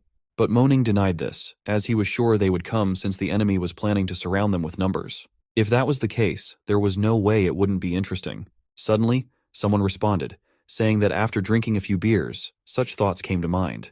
Mo Ning was shocked to see Chen Luo near them and wondered when he had arrived at their base. Seeing Chen Luo, the hostage became happy. Noting that Chen Luo came alone, Mo Ning praised him for his bravery. Chen Luo then asked why Mo Ning was targeting him. Mo Ning replied that it was because he found Chen Luo's arrogance amusing and wanted to have some fun. Chen Luo smiled, thinking it was the same as in his previous life. Whenever he got bored, he sought out similar excitement. Mo Ning then took out the void sword. Chen Luo praised Mo Ning for having such a spatial ability and remarked that it was too bad Mo Ning was seeking his own death. When Chen Luo took out his own void sword, both Mo Ning and Mo Li were stunned, unable to believe that someone else could also use it. Chen Luo laughed, thinking they were very foolish. Suddenly, in fear, Mo Li summoned some creatures. Seeing this, Chen Luo was happy, thinking that Mo Li could be a useful pawn in the future. He wiped out the summoned creatures with one slash. Mo Li was shocked, but Mo Ning's underlings and comrades decided not to panic and attack together. However, Chen Luo easily and quickly cleared all the enemies. Mo Ning was tense because, despite being level 6, he couldn't see Chen Luo's movements. Chen Luo told Mo Ning that just as Mo Ning killed his members, he would wipe out Mo Ning's members the same way. Suddenly, Chen Luo was hit against a wall. When he looked, it was Mo Li using his dark ability, asking Mo Ning to run away. Chen Luo then shared that he would let Mo Ning run for a while as his 400-meter-long sword was waiting for him. Seeing the size of the sword, both Mo Li and Mo Ning got scared and started apologizing. Chen Luo then told them that he also had the ability of spatial manipulation, which he could teach Mo Ning. Mo Ning responded that he knew it was a very useful skill. In response, Chen Luo started slapping Mo Ning, asking if he was worthy enough to be taught. Chen Luo thought of not killing Mo Ning. Instead, he decided to break his limbs and take him back as an example. Upon reaching back at the base, Mo Li asked for forgiveness and pleaded with Chen Luo to spare her brother Mo Ning, offering herself in exchange for any punishment. Chen Luo approached her, patted her on the head, and told her to behave and listen. He assured her that if all went well, he would let her reunite with her brother after 2 months. Mo Li agreed, and Chen Luo instructed the girls to take care of Mo Li and not let her die. Chen Luo was doing all this in the hope of obtaining level 7 crystals. After that, Chen Luo noticed Zhao Hai waiting for him, so he told Zhao Hai to be more cautious from now on. Zhao Hai then shared that last night they absorbed a small team of dozens that had just arrived in the capital. His brother's name was Zhao Zichen Luo, and his sister's name was Zhao Zi. He mentioned that his brother was a wind user and his sister had the ability of mental interference. Hearing this, Chen Luo was pleased. Zhao Hai also shared that Song Ling Hai brought information about Jin Yuanjiang, who was ready to submit but had a request for 30 cans of powdered milk and scheduled vegetable supplies. Chen Luo agreed to the demand and asked Zhao Hai to send Sudhaju and Xia Hao with 3 luxury cars, as Chen Luo himself wanted to check out and secure the area. The scene shifted to Chen Luo telling Jin Yuanjiang about the place of supplies and then asking him about joining. Jin Yuanjiang responded that he would join, but on one condition. He knew none of the bases kept idle people, but his wife was pregnant, so he hoped she could live peacefully in the base, doing some logistics work. Chen Luo agreed but told Jin Yuanjiang that to earn points he had to kill zombies. The scene then shifted to the sea, where the Turtle King was crying and asking someone for help because his children had been stolen. When the clamshell opened, a beautiful lady named Haiji emerged. Seeing her, the Turtle King was stunned and asked about her appearance. She told him she had leveled up and could now easily transform between human and clam. The Turtle King told her he could sense where his children were and asked her to help him get them back. She agreed, but asked the Turtle King to make sure her clamshell was guarded by his turtles. The scene then shifted to Chen Luo, who was on his way back home. While he was on the way, he started hearing the voice of a girl, who introduced herself as his new underling, Zhao Ziyi. She told him that Millie asked him to get back home fast, otherwise she and Milling would be dead. Hearing this, he got tense and wondered what could threaten Millie and Milling, given that the base's Dharma King was level 7 and all 3, Millie, Milling, and Sudhaju, were level 6. In a tense situation, he told Sudhaju that he was heading back to the base first and that they should all come quickly. When Chen Luo reached back home, he got angry upon seeing Millie and the others so calm. He asked why they were so calm when Millie had said there was a life-threatening situation. Reese responded that if Chen Luo was back, then there was no danger. Suddenly, Zhao Zi shared that an 8-meter-long creature, like a sea turtle, was standing near the base. Hearing this, Chen Luo realized it was the same turtle whose eggs he had stolen. Chen Luo then ran outside to fight the turtle, feeling at ease because he was now level 7, and with the support of the base members, he could easily win. Upon getting outside, he shouted, calling the turtle a beast and demanding to know how it dared to come in. But Haiji asked who he was calling a beast. Seeing her, Chen Luo was shocked, as she was the future king-level powerhouse and the killing god. Upon seeing Haiji flying in the air, Chen Luo was stunned, interpreting that she was level 10. He was a little bit relieved, as in his previous life he had somehow killed her and knew her fatal weakness was darkness. Suddenly, Haiji created a wall, and Chen Luo asked whether she really thought she could stop him with her broken boundaries. While thinking about a way to get out, Chen Luo was attacked by Haiji with the Annihilation Light, which he somehow dodged. Chen Luo managed a surprise attack on her, but to his surprise, she dodged it, making it harder for him to catch her. The Turtle King took the chance and tried to eat Chen Luo from behind, but Chen Luo used his Void Walk to escape. Haiji laughed and asked if Chen Luo thought he could harm her with his silly skills. At the same time, she tried to grab Chen Luo with her ability of big hands, but Chen Luo was dodging her attacks with Void Walk. At that moment, he was thinking about what to do, as he couldn't perform any other attack in midair, and ordinary skills had no impact on her. Moreover, Void Walk could only be used 100 times. Seeing Chen Luo using Void Walk every time, Haiji surprisingly asked if he could do it without limits. On the other side, Chen Luo thought of using his time ability, but when he tried, nothing happened, worsening his condition. On the other hand, the Turtle King decided to wipe out Chen Luo's underlings. So Millie came and started commanding everyone, wondering how Chen Luo could get involved with perverts like that. Suddenly, the Turtle King saw that a dog was carrying his child in its mouth. The Turtle King got a little emotional seeing the child, but realized that the dog's strength was formidable. Dharma asked the Turtle King that if his paw were to slap the baby turtle, he couldn't guarantee what would happen.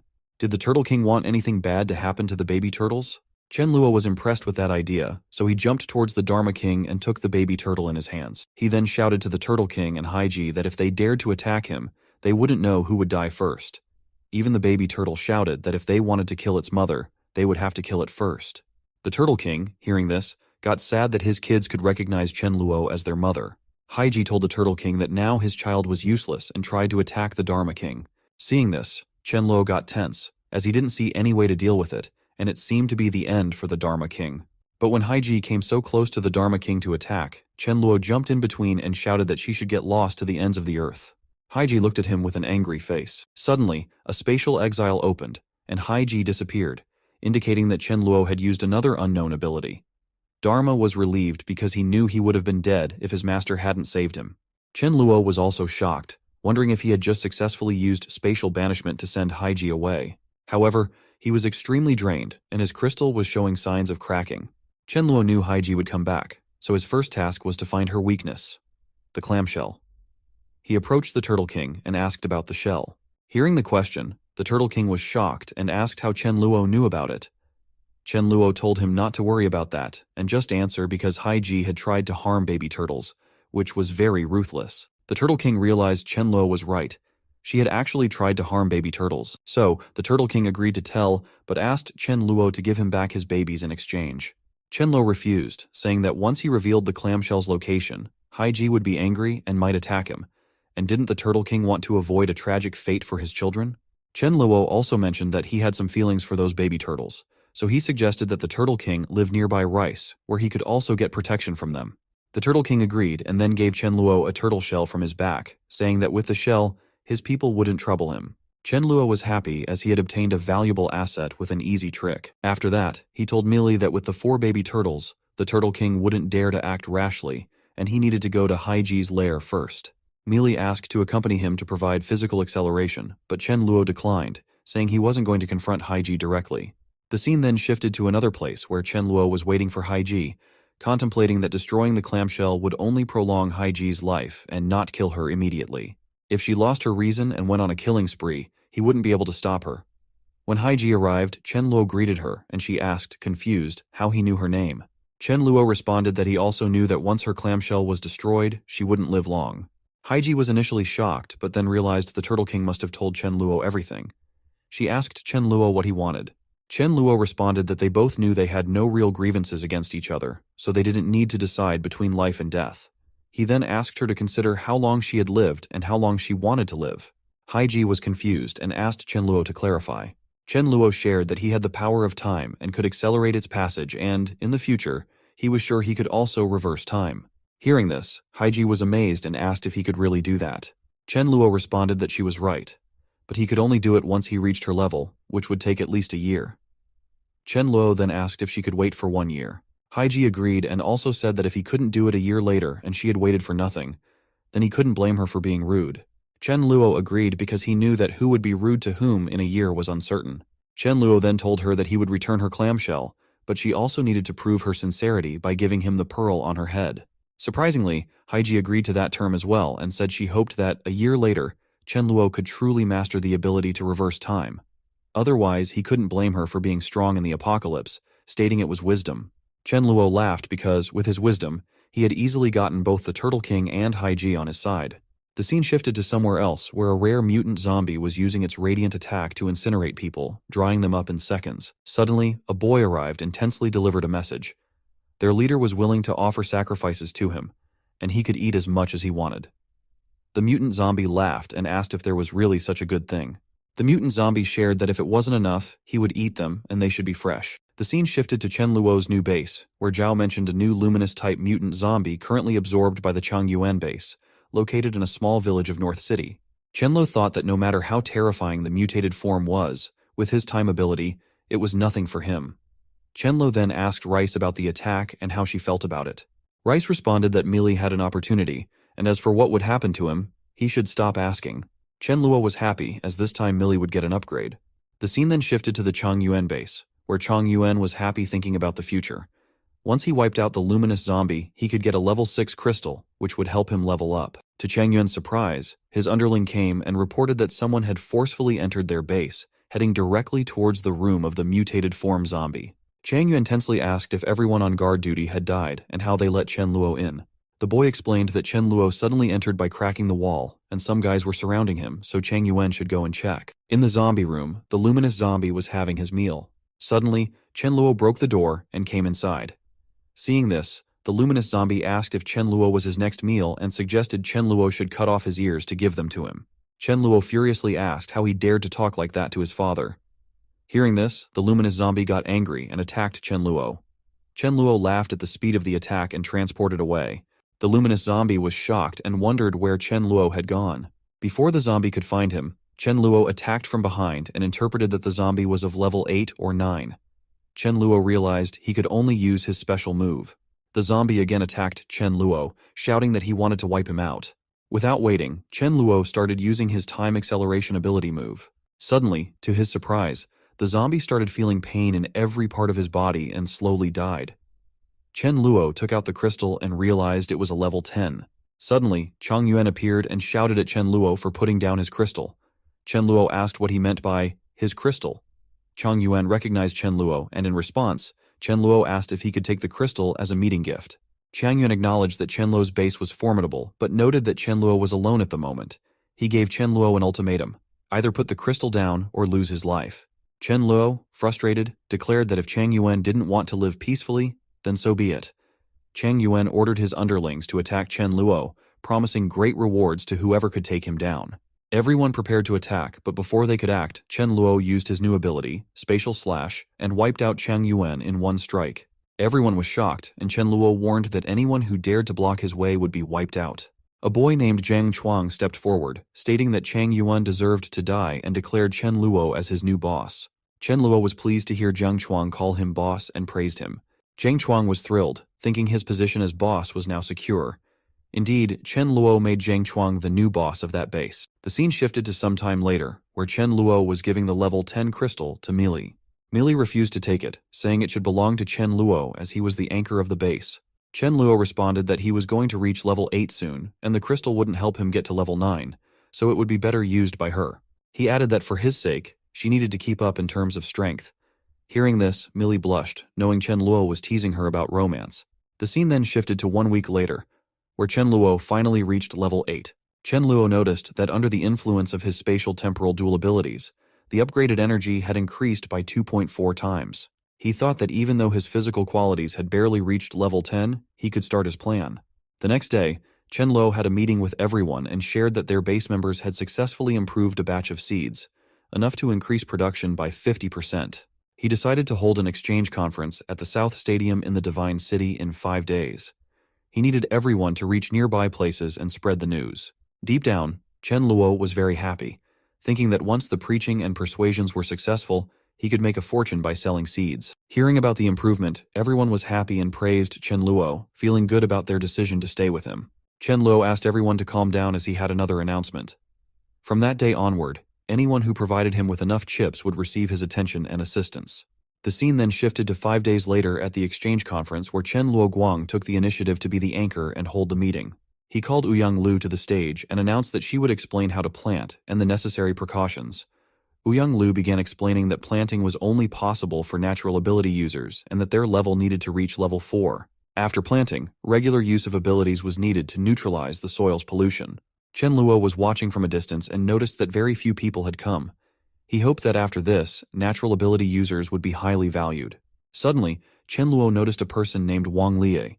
He shared that Wang Li had pursued Meili in a past life and had once crazily pursued her, wanting to take over her base. Chen Luo also mentioned that he remembered Wang Li intentionally creating a crisis, hoping to play the hero at a critical time. But it backfired as Meili was the one who died then. Meili had used resurrection for the first time to bring Meili back to life. Chen Luo then wondered whether he should directly kill Wang Li or wait for him to grow stronger, so his crystal level would be higher. When the seeding topic ended, Chen Luoguang introduced another topic known as the Peace Plan. He explained that their base would handle various matters as long as someone provided items of sufficient value. They would take care of everything. Suddenly, a person named Deng Xianhong said that he had a level 7 crystal and would like to ask Chen Luo for help in killing someone. Chen Luoguang asked who Deng Xianhong wanted to kill. Deng Xianhong replied that he wanted help in wiping out a food monster, Crazy Dragon, as that monster had eaten his brother. Hearing this, everyone was shocked. The Crazy Dragon was actually a person named Fenglong, so his big brother asked him what was going on. Crazy Dragon said that Deng Xianhong had escaped last time, but this time he would kill him. Deng Xianhong shouted back, revealing Crazy Dragon's identity and pointing a finger at him. At that moment, Chen Luoguang was wondering what to do and looked at Chen Luo. Chen Luo nodded his head in agreement. So Chen Luoguang responded that they had accepted the request, stating that every ogre should be killed. Wang Li stood up and said that Feng Long was under his command, questioning how Deng Xianhong could claim that Feng Long had eaten someone without any proof. Deng Xianhong asked if witnessing it with his own eyes wasn't proof enough. Wang Li argued that it could still be a lie. Everyone started murmuring about the possibility of deceit. Finally, Chen Luo had to step in and told Deng Xianhong not to worry. Since Deng Xianhong had given them a level 7 crystal and they had taken up the job, it didn't matter whether Feng Long had eaten someone or not. Feng Long needed to die. Wang Li accused Chen Luo of being unreasonable, saying they had no grievances. Chen Luo simply responded that he wanted Feng Long's life, so Wang Li had to decide whether to give it up voluntarily or face the consequences. Wang Li became tense, knowing it was Chen Luo's territory and that he would definitely lose in a fight. He also considered that Feng Long was still his ace, but fighting for him wasn't worth it. He thought Chen Luo's arrogance would attract criticism from others, and after reaching level 7, he could join forces with others to oppose Chen Luo. As Wang Li backed off, Feng Long started running away. Chen Luo asked Xiahao to handle the situation. Xiahao blocked Feng Long's way, and Feng Long furiously asked if Xiahao knew who he was. Without responding, Xiahao punched him down with one hit. Seeing this, Wang Li got scared, as Feng Long was his second in command, yet he was defeated in one punch. Xiahao continued to disable Feng Long with a few more punches. Chen Luo then told Deng Xianhong that he could do whatever he wanted with Feng Long. Chen Luo addressed everyone, acknowledging that some might think he was too arrogant and doubt his strength. To avoid such doubts, he revealed that he was at level 8. Everyone was shocked, knowing that a level 8 individual was considered a regional overlord. They wondered if Chen Luo was akin to a marquis in the presence of an emperor. The crowd started asking Chen Luo to demonstrate the strength of a level 8 player. Chen Luo agreed and asked Deng Xianhong how much he hated Wang Li.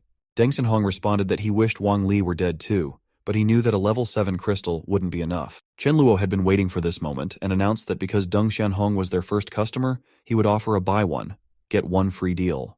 Chen Luo then told everyone to look at Wang Li as he decided to gift Wang Li to Deng Xianhong. Wang Li became scared and wondered tensely whether Chen Luo was going to come after him. Wang Li decided to run because he knew he couldn't defeat Chen Luo. However, the moment he turned to flee, Chen Luo used his Void Exile attack to slash off his head. Chen Luo then held Wang Li's head in his hand and asked if everyone saw that. The crowd was stunned and shocked by the incident. To calm everyone down, Chen Guang explained that Wang Li stored zombies, which is why they did what they did. But Chen Luo shouted, "No!" and shared that he always cut off all possibilities and never let anyone who offended him live. He warned everyone that if they didn't have 9 lives, they should not offend him. Seeing Chen Luo's angry face and hearing his warning, everyone got scared and assured Chen Luo that no one would provoke him. Suddenly, Chen Luo's demeanor changed and he told everyone not to worry, as he wouldn't harm others unless they harmed him. Chen Luo then asked everyone to register and take their seeds, stating that he believed in their credibility and trusted that no one would refuse to give what was owed after growing the seeds. Everyone agreed to Chen Luo's demand out of fear. The scene then shifted to some time later when Sudaju informed Chen Luo that he had news from Da Zhuang about a zombie named Icelin who had established the zombie base Icelin Club. Hearing the name, Chen Luo remembered that Icelin was a formidable zombie and that the club was a formidable organization created by intelligent advanced zombies. Sudaju also shared that Icelin had taken the opportunity while Chen Luo was away to gather zombies and was probably planning to attack at night. Chen Luo instructed Sudaju to tell everyone to return to the base and prepare for battle. As Chen Luo was leaving, everyone surrounded him and asked to join his base. Chen Luo responded that there might be a zombie horde attack on his base that night, with the number of zombies potentially reaching 10,000. He said that the home couldn't be abandoned and that their arrival on time meant they would all participate in the defense. If they survived, they could directly become ordinary members. Chen Luo also warned them that they could leave now, but if someone fled during the battle, he wouldn't be polite with that person. After everyone made their decision, Chen Luo shared that those who were undecided had been excluded, and those who left had made the right choice. He assured the remaining people that he wouldn't let his people suffer losses. Hearing this, those who chose to stay were happy they made the right choice. The scene shifted to night, where the zombie Da Zhuang reported that they had collected 6,000 zombies so far. Icelin praised Da Zhuang for his work, saying that those companions were enough to tear the enemies apart, and they could quietly watch from behind. Icelin then instructed Da Zhuang to lead the zombies to their destination and return afterward. Da Zhuang agreed but was tense about leading the people against a big shot like Chen Luo, finding being an undercover very difficult. On the other side, Chen Luo was ready, having seen the zombies, as the battle time finally arrived. Chen Luo asked everyone to get ready and then release skill 1. Everyone attacked with fireballs, but to their surprise, due to the zombies' obstruction skill, their shots weren't hitting well. Still, the fire ability users kept fighting. After some minutes, Mealing shared that the wide-range fire spell could be cast only twice, and the elemental members were also running low on resources, so it was about time for their next step. Chen Luo then ordered the physical members to prepare to engage in the fight. Sudhaju and the others ran outside to fight the zombies. Seeing the fight from above, Icelin was impressed that the opponents had some skills. Another zombie told Icelin not to panic, as the enemy wall was almost collapsing, and by sending one more batch, they could easily defeat them. But Iceland got furious and said that since the enemies came prepared, there must be a traitor among them. Iceland looked at Da Zhuang, suspecting him of betrayal. The scene shifted to Chen Luo, where Chen Luo Guang told Chen Luo that Da Zhuang had shared a message that the reality of him being the mole was about to be exposed, and according to Da Zhuang, Iceland planned to kill him and then organize a new batch of zombies. Chen Luo thought that he hoped to make Da Zhuang the leader of that clan, and if Iceland killed him, it wouldn't happen. So he decided to face Iceland himself. Before going, he asked Chen Luo Guang to have Meili and Miling take over the situation. On the other side, Iceland was beating Da Zhuang, asking why he had betrayed them. Suddenly, out of nowhere, Chen Luo came up behind Iceland and asked if he was the leader of the zombie base daring to fight against him. Iceland attacked with his ice crystal attack at Chen Luo, but Chen Luo smiled and just slashed away his head. Then, Chen Luo waited for Da Zhuang to come and attack him to clear his traitor identity. Da Zhuang understood what Chen Luo wanted him to do, so he stood up and started shouting about how Chen Luo could kill his big brother, and he was coming to take revenge with everything he had. So Da Zhuang gives a punch to Chen Luo, and Chen Luo acts like he got defeated. Chen Luo then runs away, saying that he will come back to take revenge on Da Zhuang and the others, but deep down, Chen Luo is happy that no one will suspect Da Zhuang as a traitor anymore. Everyone is impressed with Da Zhuang for punching Chen Luo without any fear, and asks if he wasn't afraid that Chen Luo would use his sword to kill him. A zombie named Black Thunder says they can't afford to offend Chen Luo for now, but they need a leader and suggests calling the group Thunder Black Group. Da Zhuang punches Black Thunder and asks what he means, as their big brother just died and he is already eager to take the position. Da Zhuang then continues to punch him until he apologizes. Black Thunder apologizes, but Da Zhuang now needs to wipe him out to set an example. Everyone starts calling Da Zhuang their leader, but Da Zhuang tells them not to, saying they are all equal with no big or little, and from now on, their clan name will be Brotherhood Alliance. Da Zhuang then goes back to Chen Luo and asks about his performance. Chen Luo praises him and tells him that he will help him grow and to never forget to recruit more high-level intelligent zombies. Lastly, Chen Luo gives a crystal to Da Zhuang as a gift. Chen Luo is wondering why the zombies are retreating so quickly, thinking the crystal harvest will be quite abundant for some days. Suddenly, he gets a telepathic message from Zhao Zi that Haiji has sent her a message saying she found a level 10 creature. Chen Luo should come and help himself get the crystal to harvest and promote quickly as promised. Chen Luo is happy and asks Zhao Zi to tell Haiji that he is coming. The scene then shifts to the sea where Haiji meets Chen Luo. Chen Luo greets Haiji, calling her sister. Haiji says that recently some nuisances were bothering her, so she took care of them for him. She then gives him some crystals as a gift. Seeing this, Chen Luo is happy as he got 2 level 7, 2 level 8, and 1 level 9 crystals just by calling her sister. Chen Luo asks her not to worry as he will work hard to advance soon and help her. He then asks about the level 10 creature. She tells him it's in the sea and asks Chen Luo to wait by the shore. Later they will join forces to kill it. After 10 minutes, Haiji returns with the creature out of the sea. They start fighting together, and Chen Luo directly uses his spatial cut, but the fish dodges it and attacks back with an ice beam.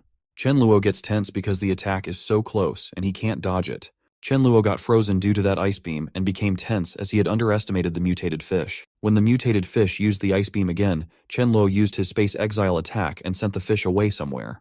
Haiji asked where Chen Luo had sent the fish, noting it seemed uncertain, much like her earlier experience. Chen Luo assured Haiji not to underestimate him, as this time it was about 30 miles away to the east. They then went to harvest the crystal. Chen Luo was happy after getting a level 10 crystal from the fish, thinking that he needed just 4 or 5 more crystals to reach level 9. Haiji then asked Chen Luo to try eating that giant mackerel fish. Chen Luo, hearing this, was stunned and asked if the flesh of a mutant wasn't difficult to eat.